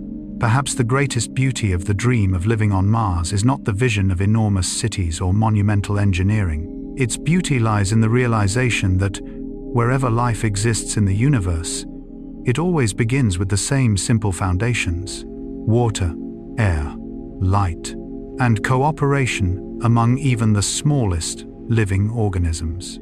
The farther humanity travels into space, the more deeply we come to appreciate the quiet generosity of Earth, the home that has provided these gifts for billions of years. Tonight, as you continue listening in the peaceful stillness of the night, Imagine a small habitat resting upon the red plains of Mars. Inside its protective walls grows a quiet green garden. Leaves gently sway beneath artificial lights. Cyanobacteria silently carry out photosynthesis. A compact machine like Moxie steadily produces molecule after molecule of oxygen. Beyond the habitat stretches the cold emptiness beneath Mars's thin sky. Yet inside, life continues, according to the same timeless rhythms that have sustained Earth for billions of years. And perhaps, just as Carl Jung believed that every human being carries within them the seed of transformation and renewal, humanity may someday carry that same seed to distant worlds, not to conquer them, but to learn how to live alongside them with humility, harmony, and deep respect for the enduring principles that make life possible. Terraforming Mars. For generations, science fiction has invited us to imagine a day when Mars might become a second Earth. We picture vast blue oceans beneath clear skies, forests spreading across crimson plains, and vibrant cities glowing beneath the sunrise of a new world. This vision is known as terraforming, the idea of transforming another planet until it more closely resembles Earth and can support human life. It is a beautiful dream, symbolizing humanity's endless desire to explore. Yet the more we learn about Mars, the more science teaches us an important lesson. Not every dream can become reality with the technology we possess today. Sometimes, wisdom lies not in reshaping an entire planet, but in learning to live within the limits that nature has set. Some dreams are beautiful, yet understanding their limits may be what truly helps humanity grow. Broadly speaking, terraforming means making Mars warmer, building a thicker atmosphere, allowing stable liquid water to exist on the surface, and eventually creating an environment where people could live outdoors without complex life support systems. Over the decades, scientists have proposed many possibilities: releasing carbon dioxide trapped in the polar ice caps, increasing the greenhouse effect, or developing future technologies capable of reshaping the Martian environment itself. But today, modern research suggests that this path is far more difficult than humanity once imagined. One of the greatest obstacles is Mars's atmosphere. Today, atmospheric pressure on Mars is less than 1% of Earth's. Studies, including analyses based on the MAVEN mission, indicate that even if all accessible carbon dioxide trapped in the polar caps and surface materials were released, it would still not produce an atmosphere remotely comparable to Earth's. That means the raw material needed to transform an entire planet may simply not exist in sufficient quantities, according to our current scientific understanding.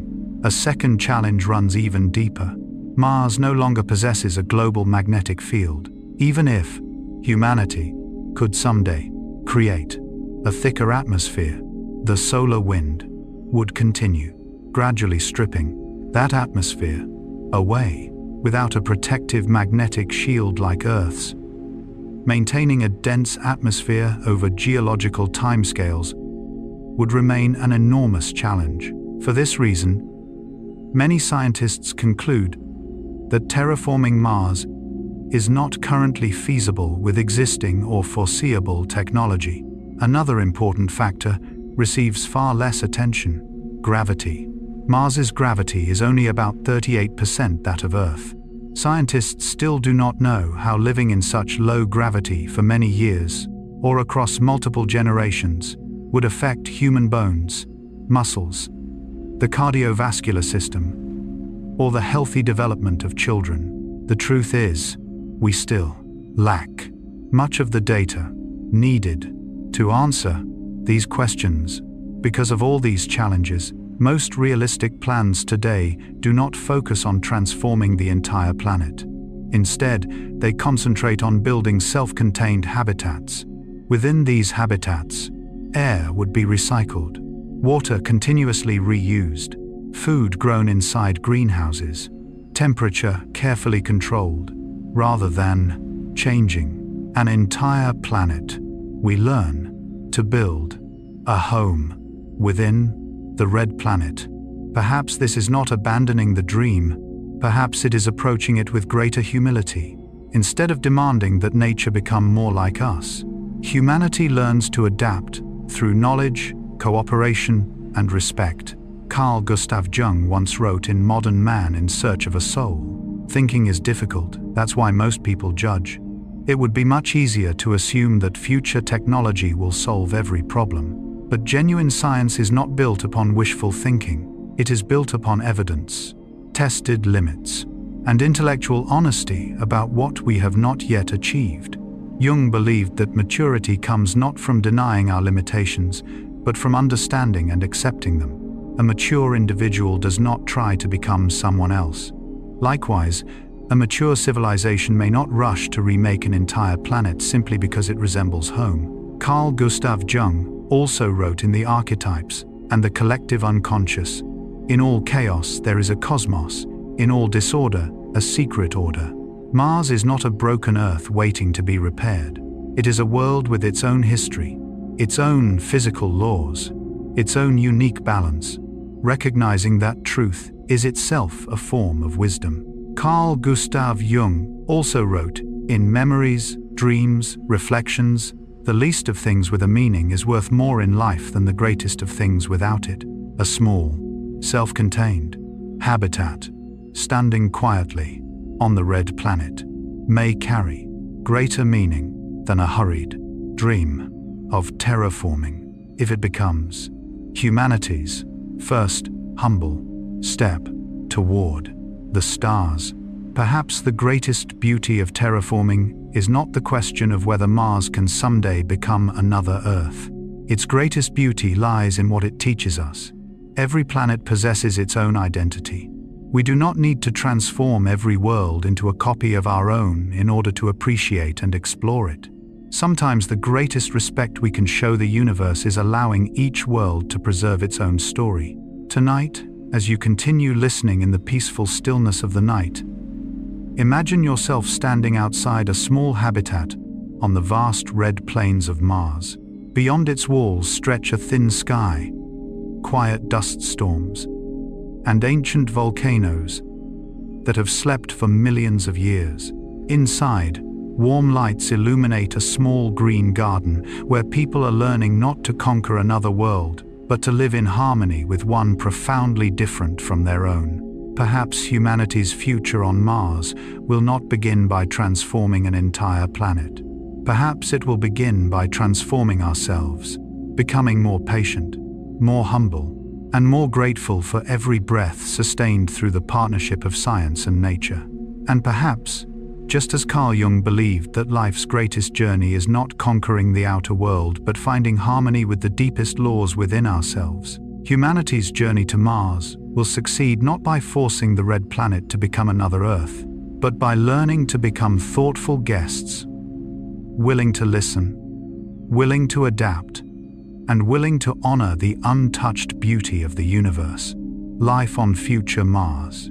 After everything we have explored together, from ancient rivers and vanished lakes to silent polar ice caps and hidden caves preserving the memories of the red planet, perhaps it is time to gently open a door toward the future. The question is no longer simply whether Mars once supported life. Instead, another, equally moving question emerges. If human beings one day truly live on Mars, what will that life be like? Perhaps it will not resemble the bustling cities of science fiction. The first human settlements on Mars may be quiet, simple, deliberate, much like the earliest beginnings of life on Earth itself, built upon water, air, green plants, and the silent cooperation of countless microscopic organisms. Some civilizations do not begin with towering buildings. They begin with a single drop of water. One of Mars's greatest natural resources is water ice. Today, observations from orbiters and radar instruments indicate that enormous quantities of ice remain locked within the polar caps and beneath the surface in many regions. If humanity settles En masse, ice will become far more than frozen water. It will become the foundation of an entire community. Future technologies may allow this ice to be extracted and purified for drinking, food production, hygiene, and many other essential purposes. Exactly how efficient such systems will become remains an active area of research. That water may be drunk, recycled, used to nourish the first gardens on the red planet. Alongside water comes another essential challenge: oxygen. Human settlers cannot depend forever on oxygen shipped from Earth. For this reason, scientists are developing technologies capable of producing oxygen directly from Martian resources. The MOXIE experiment aboard the Perseverance rover successfully demonstrated that oxygen can be extracted from the carbon dioxide-rich Martian atmosphere on an experimental scale. Future generations of this technology may someday support permanent human habitats. A single molecule of oxygen produced on Mars may seem insignificant, yet it proves that humanity is learning to survive using the planet's own resources. Food production is equally important.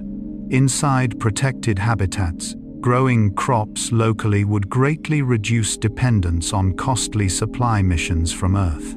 Scientists are already studying vegetables, legumes, and many other plants under simulated Martian conditions. To understand how they might grow, it is important to remember that this research continues and many challenges remain. Yet the image of a single green leaf growing on a red world remains one of humanity's most beautiful symbols of hope. Water recycling will also become an absolute necessity. On Earth, turning on a faucet requires almost no thought. On Mars, every drop of water would likely pass through sophisticated recycling systems again and again before returning to daily use. Nothing can be wasted. Every drop must complete many journeys before giving life once more. From these elements, an artificial ecosystem would gradually emerge. Not nature as we know it, but a carefully balanced system linking plants, microorganisms, water, air, people, and technology. Each part would depend upon every other, just like a forest on Earth. The only difference is that this forest would exist within the vast emptiness of space. Perhaps the most fascinating realization is that the more we imagine life on Mars, the more we rediscover the fundamental principles of life on Earth.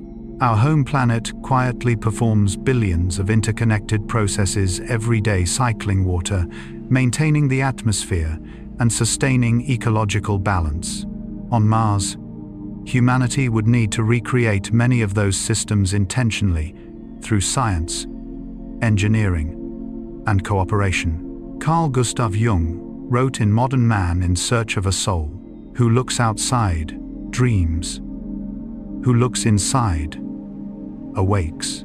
Perhaps the dream of living on Mars will become reality only after humanity truly understands its first home.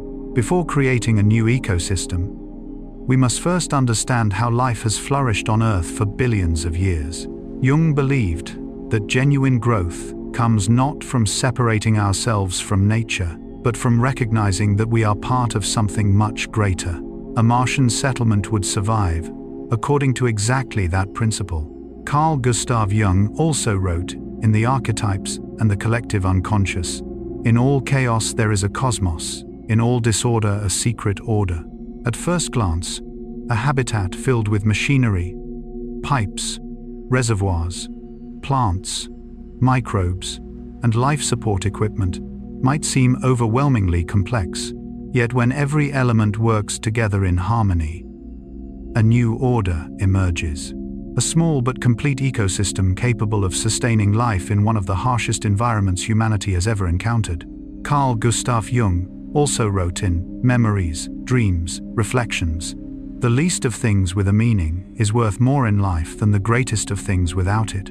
A single drop of water, one green leaf, or one molecule of oxygen may carry greater meaning than the largest machine, if together they allow life to take root on the red planet."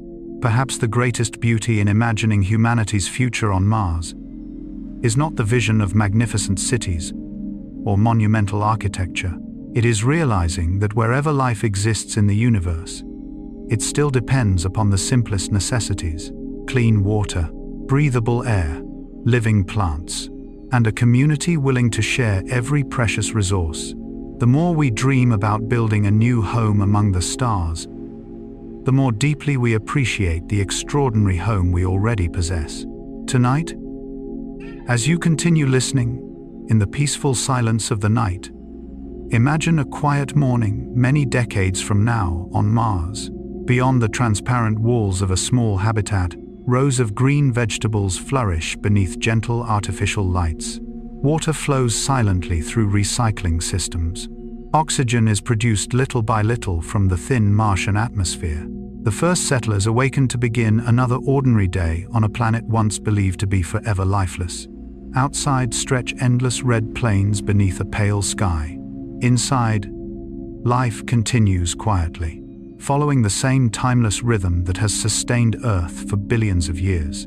And perhaps, just as Carl Jung believed that life's deepest journey is finding harmony between the outer world and the inner self, humanity's future on Mars will not ultimately be built through strength alone, but through our ability to create a new balance between technology and nature, between ambition and humility, and between the eternal laws of life and our endless desire to explore the universe.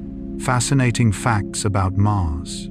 After journeying together through billions of years of Martian history, from ancient oceans and vanished rivers to silent polar ice caps and humanity's dreams of one day living on the red planet, perhaps it is time to gently set aside the grand scientific questions for a moment. Instead, let us simply admire Mars from a different perspective, not only as a place where we search for life or uncover ancient geology, but as a world filled with remarkable and beautiful details, because sometimes a planet captivates us not only through its greatest mysteries, but through the smallest details that remind us just how vast, how diverse, and how deeply connected the universe is to the human imagination. Some things do not change the history of science, yet they change the way we feel about the universe. One of the first fascinating facts about Mars is that it has two tiny moons named Phobos and Deimos. In Greek mythology, Phobos represents fear, while Deimos represents terror. Both accompanied Ares, the Greek god of war, whose Roman counterpart is Mars. Interestingly, unlike Earth's moon, Phobos and Deimos are very small, irregularly shaped, and may actually be captured asteroids held in orbit by Mars's gravity. Among them, Phobos is especially remarkable because it orbits Mars incredibly quickly. In fact, it circles the planet faster than Mars rotates on its own axis. As a result, an observer standing on Mars would see Phobos rise in the west and set in the east, the exact opposite of the moon's motion across Earth's sky. A moon moving against everything we have always assumed about the heavens. Another extraordinary feature of Mars is its blue sunsets. On Earth, sunsets usually glow with warm shades of red, orange, and gold. On Mars, the opposite happens. Because of the unique properties of the planet's fine dust, blue light scatters differently through the thin atmosphere. As the sun approaches the horizon, a soft blue glow often surrounds it during sunrise and sunset. It reminds us that even the color of the sky is different from one world to another. Mars also experiences auroras. However, they are quite different from the spectacular polar lights seen on Earth. Since Mars no longer possesses a strong global magnetic field, its auroras are generally localized. They occur above regions where ancient magnetized rocks remain in the crust, or where solar particles interact directly with the upper atmosphere. Even a planet that lost its magnetic shield can still, occasionally, light up in its own unique way. Of course, no discussion of Mars would be complete without mentioning its famous red color. For centuries, people associated that crimson appearance with blood, war, and mythology. Today, science offers a much simpler explanation. The dust covering Mars contains abundant iron oxide, what we commonly know as rust. Over billions of years, oxidation has coated much of the planet's surface with the familiar reddish color visible even from Earth. A planet painted by iron, touched patiently by time across billions of years. Perhaps this is simply nature's own portrait of Mars. One particularly intriguing topic often discussed by scientists is the possible smell of Mars. Of course, no human has ever directly smelled the Martian atmosphere. It is far too thin and unbreathable. However, based on the chemistry of Martian rocks and dust, together with astronauts' descriptions of lunar dust brought into spacecraft after moonwalks, some researchers speculate that Martian dust might smell metallic, mineral-like, or somewhat similar to spent gunpowder. This remains an informed scientific hypothesis rather than something confirmed through direct human experience. Even a scent, never actually smelled, can inspire the imagination of humanity. Carl Gustav Jung wrote in Modern Man, in search of a soul, who looks outside, dreams, who looks inside, awakes. Perhaps when we look toward Mars, we are observing far more than another planet. We are also witnessing one of humanity's greatest gifts, the ability to transform tiny points of light in the night sky into stories, questions, and dreams that endure across generations.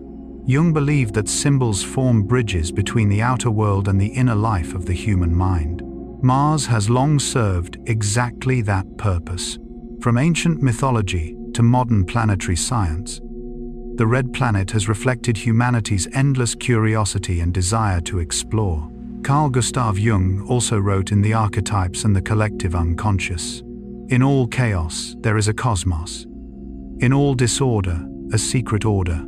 At first glance, two tiny moons, a blue sunset, faint auroras, and endless red dust may seem like unrelated curiosities.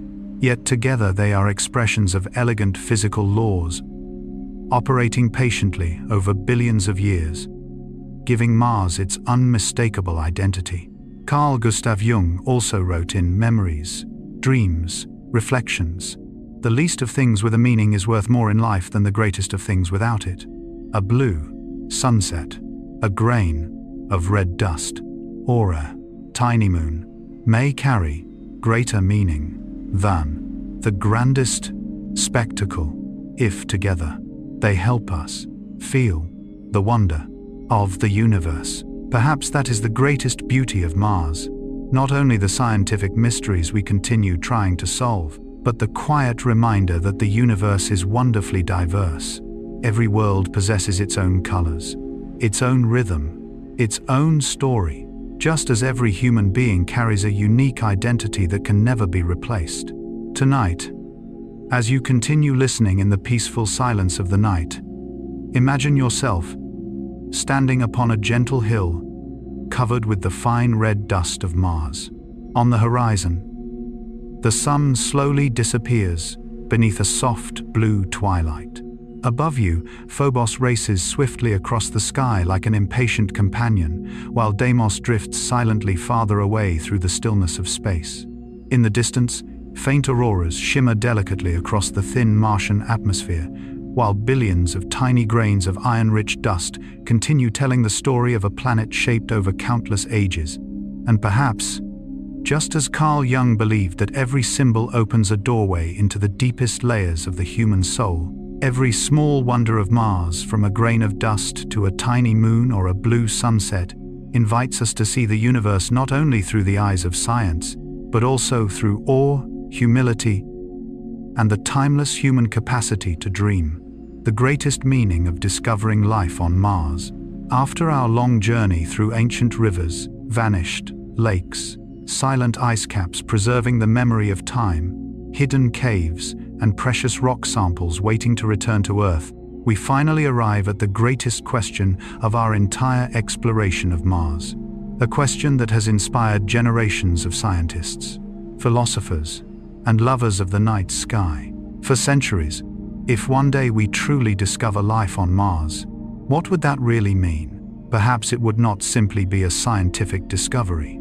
It would become a moment that forever changes how humanity sees itself, our home planet, and the place of life within the immense universe. Some answers do not merely rewrite a textbook, they transform the way humanity reads its own story. First, imagine that one day, within an ancient Martian rock returned to Earth, scientists discover fossilized microbial remains supported by overwhelming evidence confirming that they truly represent a once living organism. If that happened, humanity would know, for the very first time, that life did not exist only on Earth. This would not require discovering intelligent civilizations or complex organisms. Even the fossil of a single microbe would demonstrate that life arose at least twice within our solar system, or that Earth and Mars share a biological history that science has yet to fully understand. That alone would become one of the greatest turning points in the history of biology, planetary science, and human knowledge. Yet an even more profound possibility exists. What if humanity were to discover not only fossils, but a living organism still surviving deep beneath the Martian surface? It is essential to emphasize that today there is no confirmed evidence that living organisms currently exist on Mars. This remains a scientific hypothesis, still under investigation. If that possibility were ever confirmed, its significance would reach far beyond anything previously discovered. Suppose detailed analyses demonstrated that the organism evolved completely independently from life on Earth. That would suggest something extraordinary. Life may not be a unique accident. Instead, whenever the right conditions emerge, nature may be capable of giving rise to life again and again. Such a discovery would open an entirely new chapter in humanity's search for the origin of life. It would immediately raise questions unlike any we have answered before. Is life common throughout the galaxy? How many worlds have followed similar paths? Are the processes that generate life universal? For this reason, many scientists believe such a discovery would profoundly reshape biology, astronomy, and philosophy itself. Biology would expand its definition of life. Astronomy would examine planets through an entirely new lens. Philosophy would once again confront one of humanity's oldest questions: who are we? Within a universe that may not belong to us alone, perhaps the greatest change would not occur in the sky. It would occur in the way we understand ourselves. For thousands of years, humanity has wondered whether we are alone in the universe. Perhaps the beauty of that question has never depended on finding an answer. Its beauty lies in revealing something deeply human, our longing to understand where we belong. Carl Gustav Jung wrote in Modern Man in Search of a Soul, who looks outside. Perhaps the search for extraterrestrial life is also a journey inward. Every time we study a distant planet, we are simultaneously exploring the deepest questions of the human spirit. Where did we come from? Are we truly alone? Why is life so precious? Jung believed that true maturity comes not merely from accumulating knowledge, but from expanding our awareness of our place within a greater whole. If life were discovered on Mars, perhaps the first thing to change would not be our textbooks. It would be humanity's understanding of itself. Carl Gustav Jung also wrote in The Archetypes and the Collective Unconscious, "In all chaos there is a cosmos, in all disorder a secret order." If life truly exists in more than one place throughout the universe, it would suggest that beneath countless worlds lies a deeper order, fundamental laws capable of giving rise to living systems wherever the necessary conditions emerge. Carl Gustav Jung also wrote, in Memories, Dreams, Reflections, "The least of things with a meaning is worth more in life than the greatest of things without it. A single, hidden microbe inside one ancient stone may carry greater meaning than an enormous planet if it helps humanity realize that life does not belong to Earth alone." Perhaps the most beautiful part of this story is that every possible outcome has value. If we never discover life on Mars, we will better understand the rare conditions required for life to emerge. If we discover ancient fossils, we will know that life once flourished beyond Earth. And if one day we truly find a living organism, humanity may finally realize that we inhabit a universe far richer than we ever imagined. Tonight, as you continue listening in the peaceful silence of the night, imagine a quiet laboratory somewhere on Earth. Beneath a microscope rests a tiny rock brought home from Mars. Within it, delicate structures begin to reveal themselves. Around the world, silence falls, not because of the excitement of scientific triumph, but because of the profound humility inspired by a truth greater than ourselves. Perhaps somewhere among the countless stars, life has taken root more than once. And perhaps, just as Carl Jung believed that every individual carries within them a connection to something larger than themselves, every living thing in the universe may also be connected through the deep and enduring laws of nature. If that day ever comes, discovering life on Mars will not simply be the story of another planet. It will become a gentle reminder that we are not merely observers of the universe. We are one small, beautiful, and humble part of the magnificent story that the cosmos has been patiently writing for billions of years. Closing. The journey home from Mars.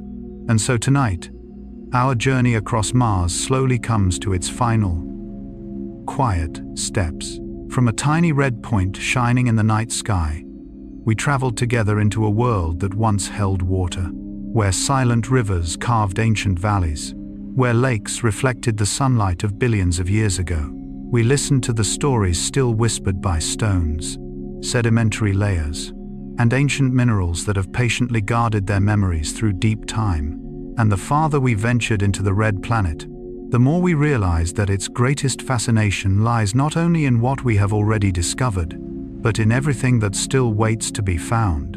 Some journeys do not end with an answer, they end with a silence. Filled with hope, we began beside ancient lakes, where calm waters once rested beneath a sky very different from the one we see today. Those lakes have long disappeared, yet the mudstones and sediments continue preserving the memory of a time when Mars may have been warmer, wetter, and perhaps more welcoming. Then we followed the traces of forgotten rivers, ancient deltas, and rounded pebbles patiently polished by flowing water. Each one told the story of a planet that once possessed a water cycle, rain, changing landscapes, and geological processes not entirely unlike those that shaped the early Earth. Then, we journeyed even deeper into ancient caves and lava tubes, where sunlight no longer reaches, yet hope still remains. There, within the darkness beneath the Martian surface, science sees a fragile possibility that if life ever existed, its faintest traces may still rest beneath thick layers of stone, protected from the relentless radiation above. We also paused beside the frozen reservoirs hidden within the poles and beneath the surface, silent libraries of water and climate, each layer of ice resembling another page in a diary patiently written by nature over billions of years, waiting for humanity to learn how to read it. And then, our tireless companions appeared, the quiet robots, working day after day upon the red planet, from spirit to opportunity, curiosity, and perseverance. These remarkable machines cannot gaze upward with wonder as we do, yet they have walked across Mars on our behalf. They have drilled into ancient rocks, photographed forgotten landscapes, collected precious samples, and sent home discoveries that continue expanding humanity's understanding of a neighboring world tens of millions of kilometers away. And then, after the machines, will come human beings. Perhaps not tomorrow, perhaps not even within the next few years, but step by step, humanity continues preparing for that journey, not to conquer Mars, but to learn how to live respectfully alongside a world entirely different from our own, with patience, science, and humility. Perhaps the most beautiful thing is that after every discovery, we still carry within us a quiet hope that one day, inside an ancient rock, within a deep cave, or among carefully returned samples, humanity may finally uncover evidence clear enough to answer the question that has accompanied us throughout this entire journey. Did life ever exist on Mars? Perhaps the answer will be yes. Perhaps it will be no. But the search itself is what makes us human. Carl Gustav Jung wrote in Modern Man, in search of a soul, who looks outside, dreams, who looks inside, awakes. Perhaps after this long journey we realize that exploring Mars has never truly been only about another planet. It has also been about discovering ourselves. Every question we ask of Mars reflects another question hidden within the human spirit. Where did we come from? What is life? And are we truly alone beneath the stars? Carl Gustav Jung also wrote in The Archetypes and the Collective Unconscious, in all chaos there is a cosmos. In all disorder, a secret order. Looking back upon everything we have explored, ancient rivers, dust storms, frozen ice, patient robotic explorers, and the hope of life, we begin to see that none of these are isolated discoveries. Together they form a much larger story, the story of a planet, and the story of humanity's enduring desire to understand the universe. Carl Gustav Jung also wrote in Memories, Dreams, Reflections, the least of things with a meaning is worth more in life than the greatest of things without it. A grain of red dust, one ancient stone, a drop of frozen water, or a single microbial trace, if one exists, may hold greater meaning than an entire magnificent world without a story to tell. Perhaps the greatest gift Mars offers us is not proof that life once existed there. Its greatest gift is something quieter, a lesson in patience, in humility, and in the beauty of questions that remain unanswered. Those questions have carried humanity across oceans, across deserts, to the moon, and now toward the red planet. And now, as tonight's journey gently comes to an end, allow every thought to settle, as softly as the red dust drifting across Mars's ancient plains. Imagine the red planet slowly receding beyond the window of an imaginary spacecraft, growing smaller, until it becomes once again a tiny ruby-colored light suspended within an ocean of stars. Phobos and Deimos continue their silent dance around their world. The frozen polar caps patiently preserve the memory of time. The robotic explorers continue their quiet work beneath the pale salmon sky, and the unanswered questions about life wait peacefully for future generations to continue the search. Carl Gustav Jung believed that the most important journey is not arriving somewhere else, but allowing every journey to expand the soul. Perhaps our voyage to Mars tonight has done exactly that. We departed with curiosity about a distant planet, we return with a deeper appreciation for Earth, for life, and for our own small, yet extraordinary, place within the universe. Now, gently close your eyes. Allow your body to grow completely still. Let every remaining thought drift away, like the soft blue twilight fading across the Martian horizon. Let the quiet whisper of the stars become a gentle lullaby, carrying you peacefully into sleep.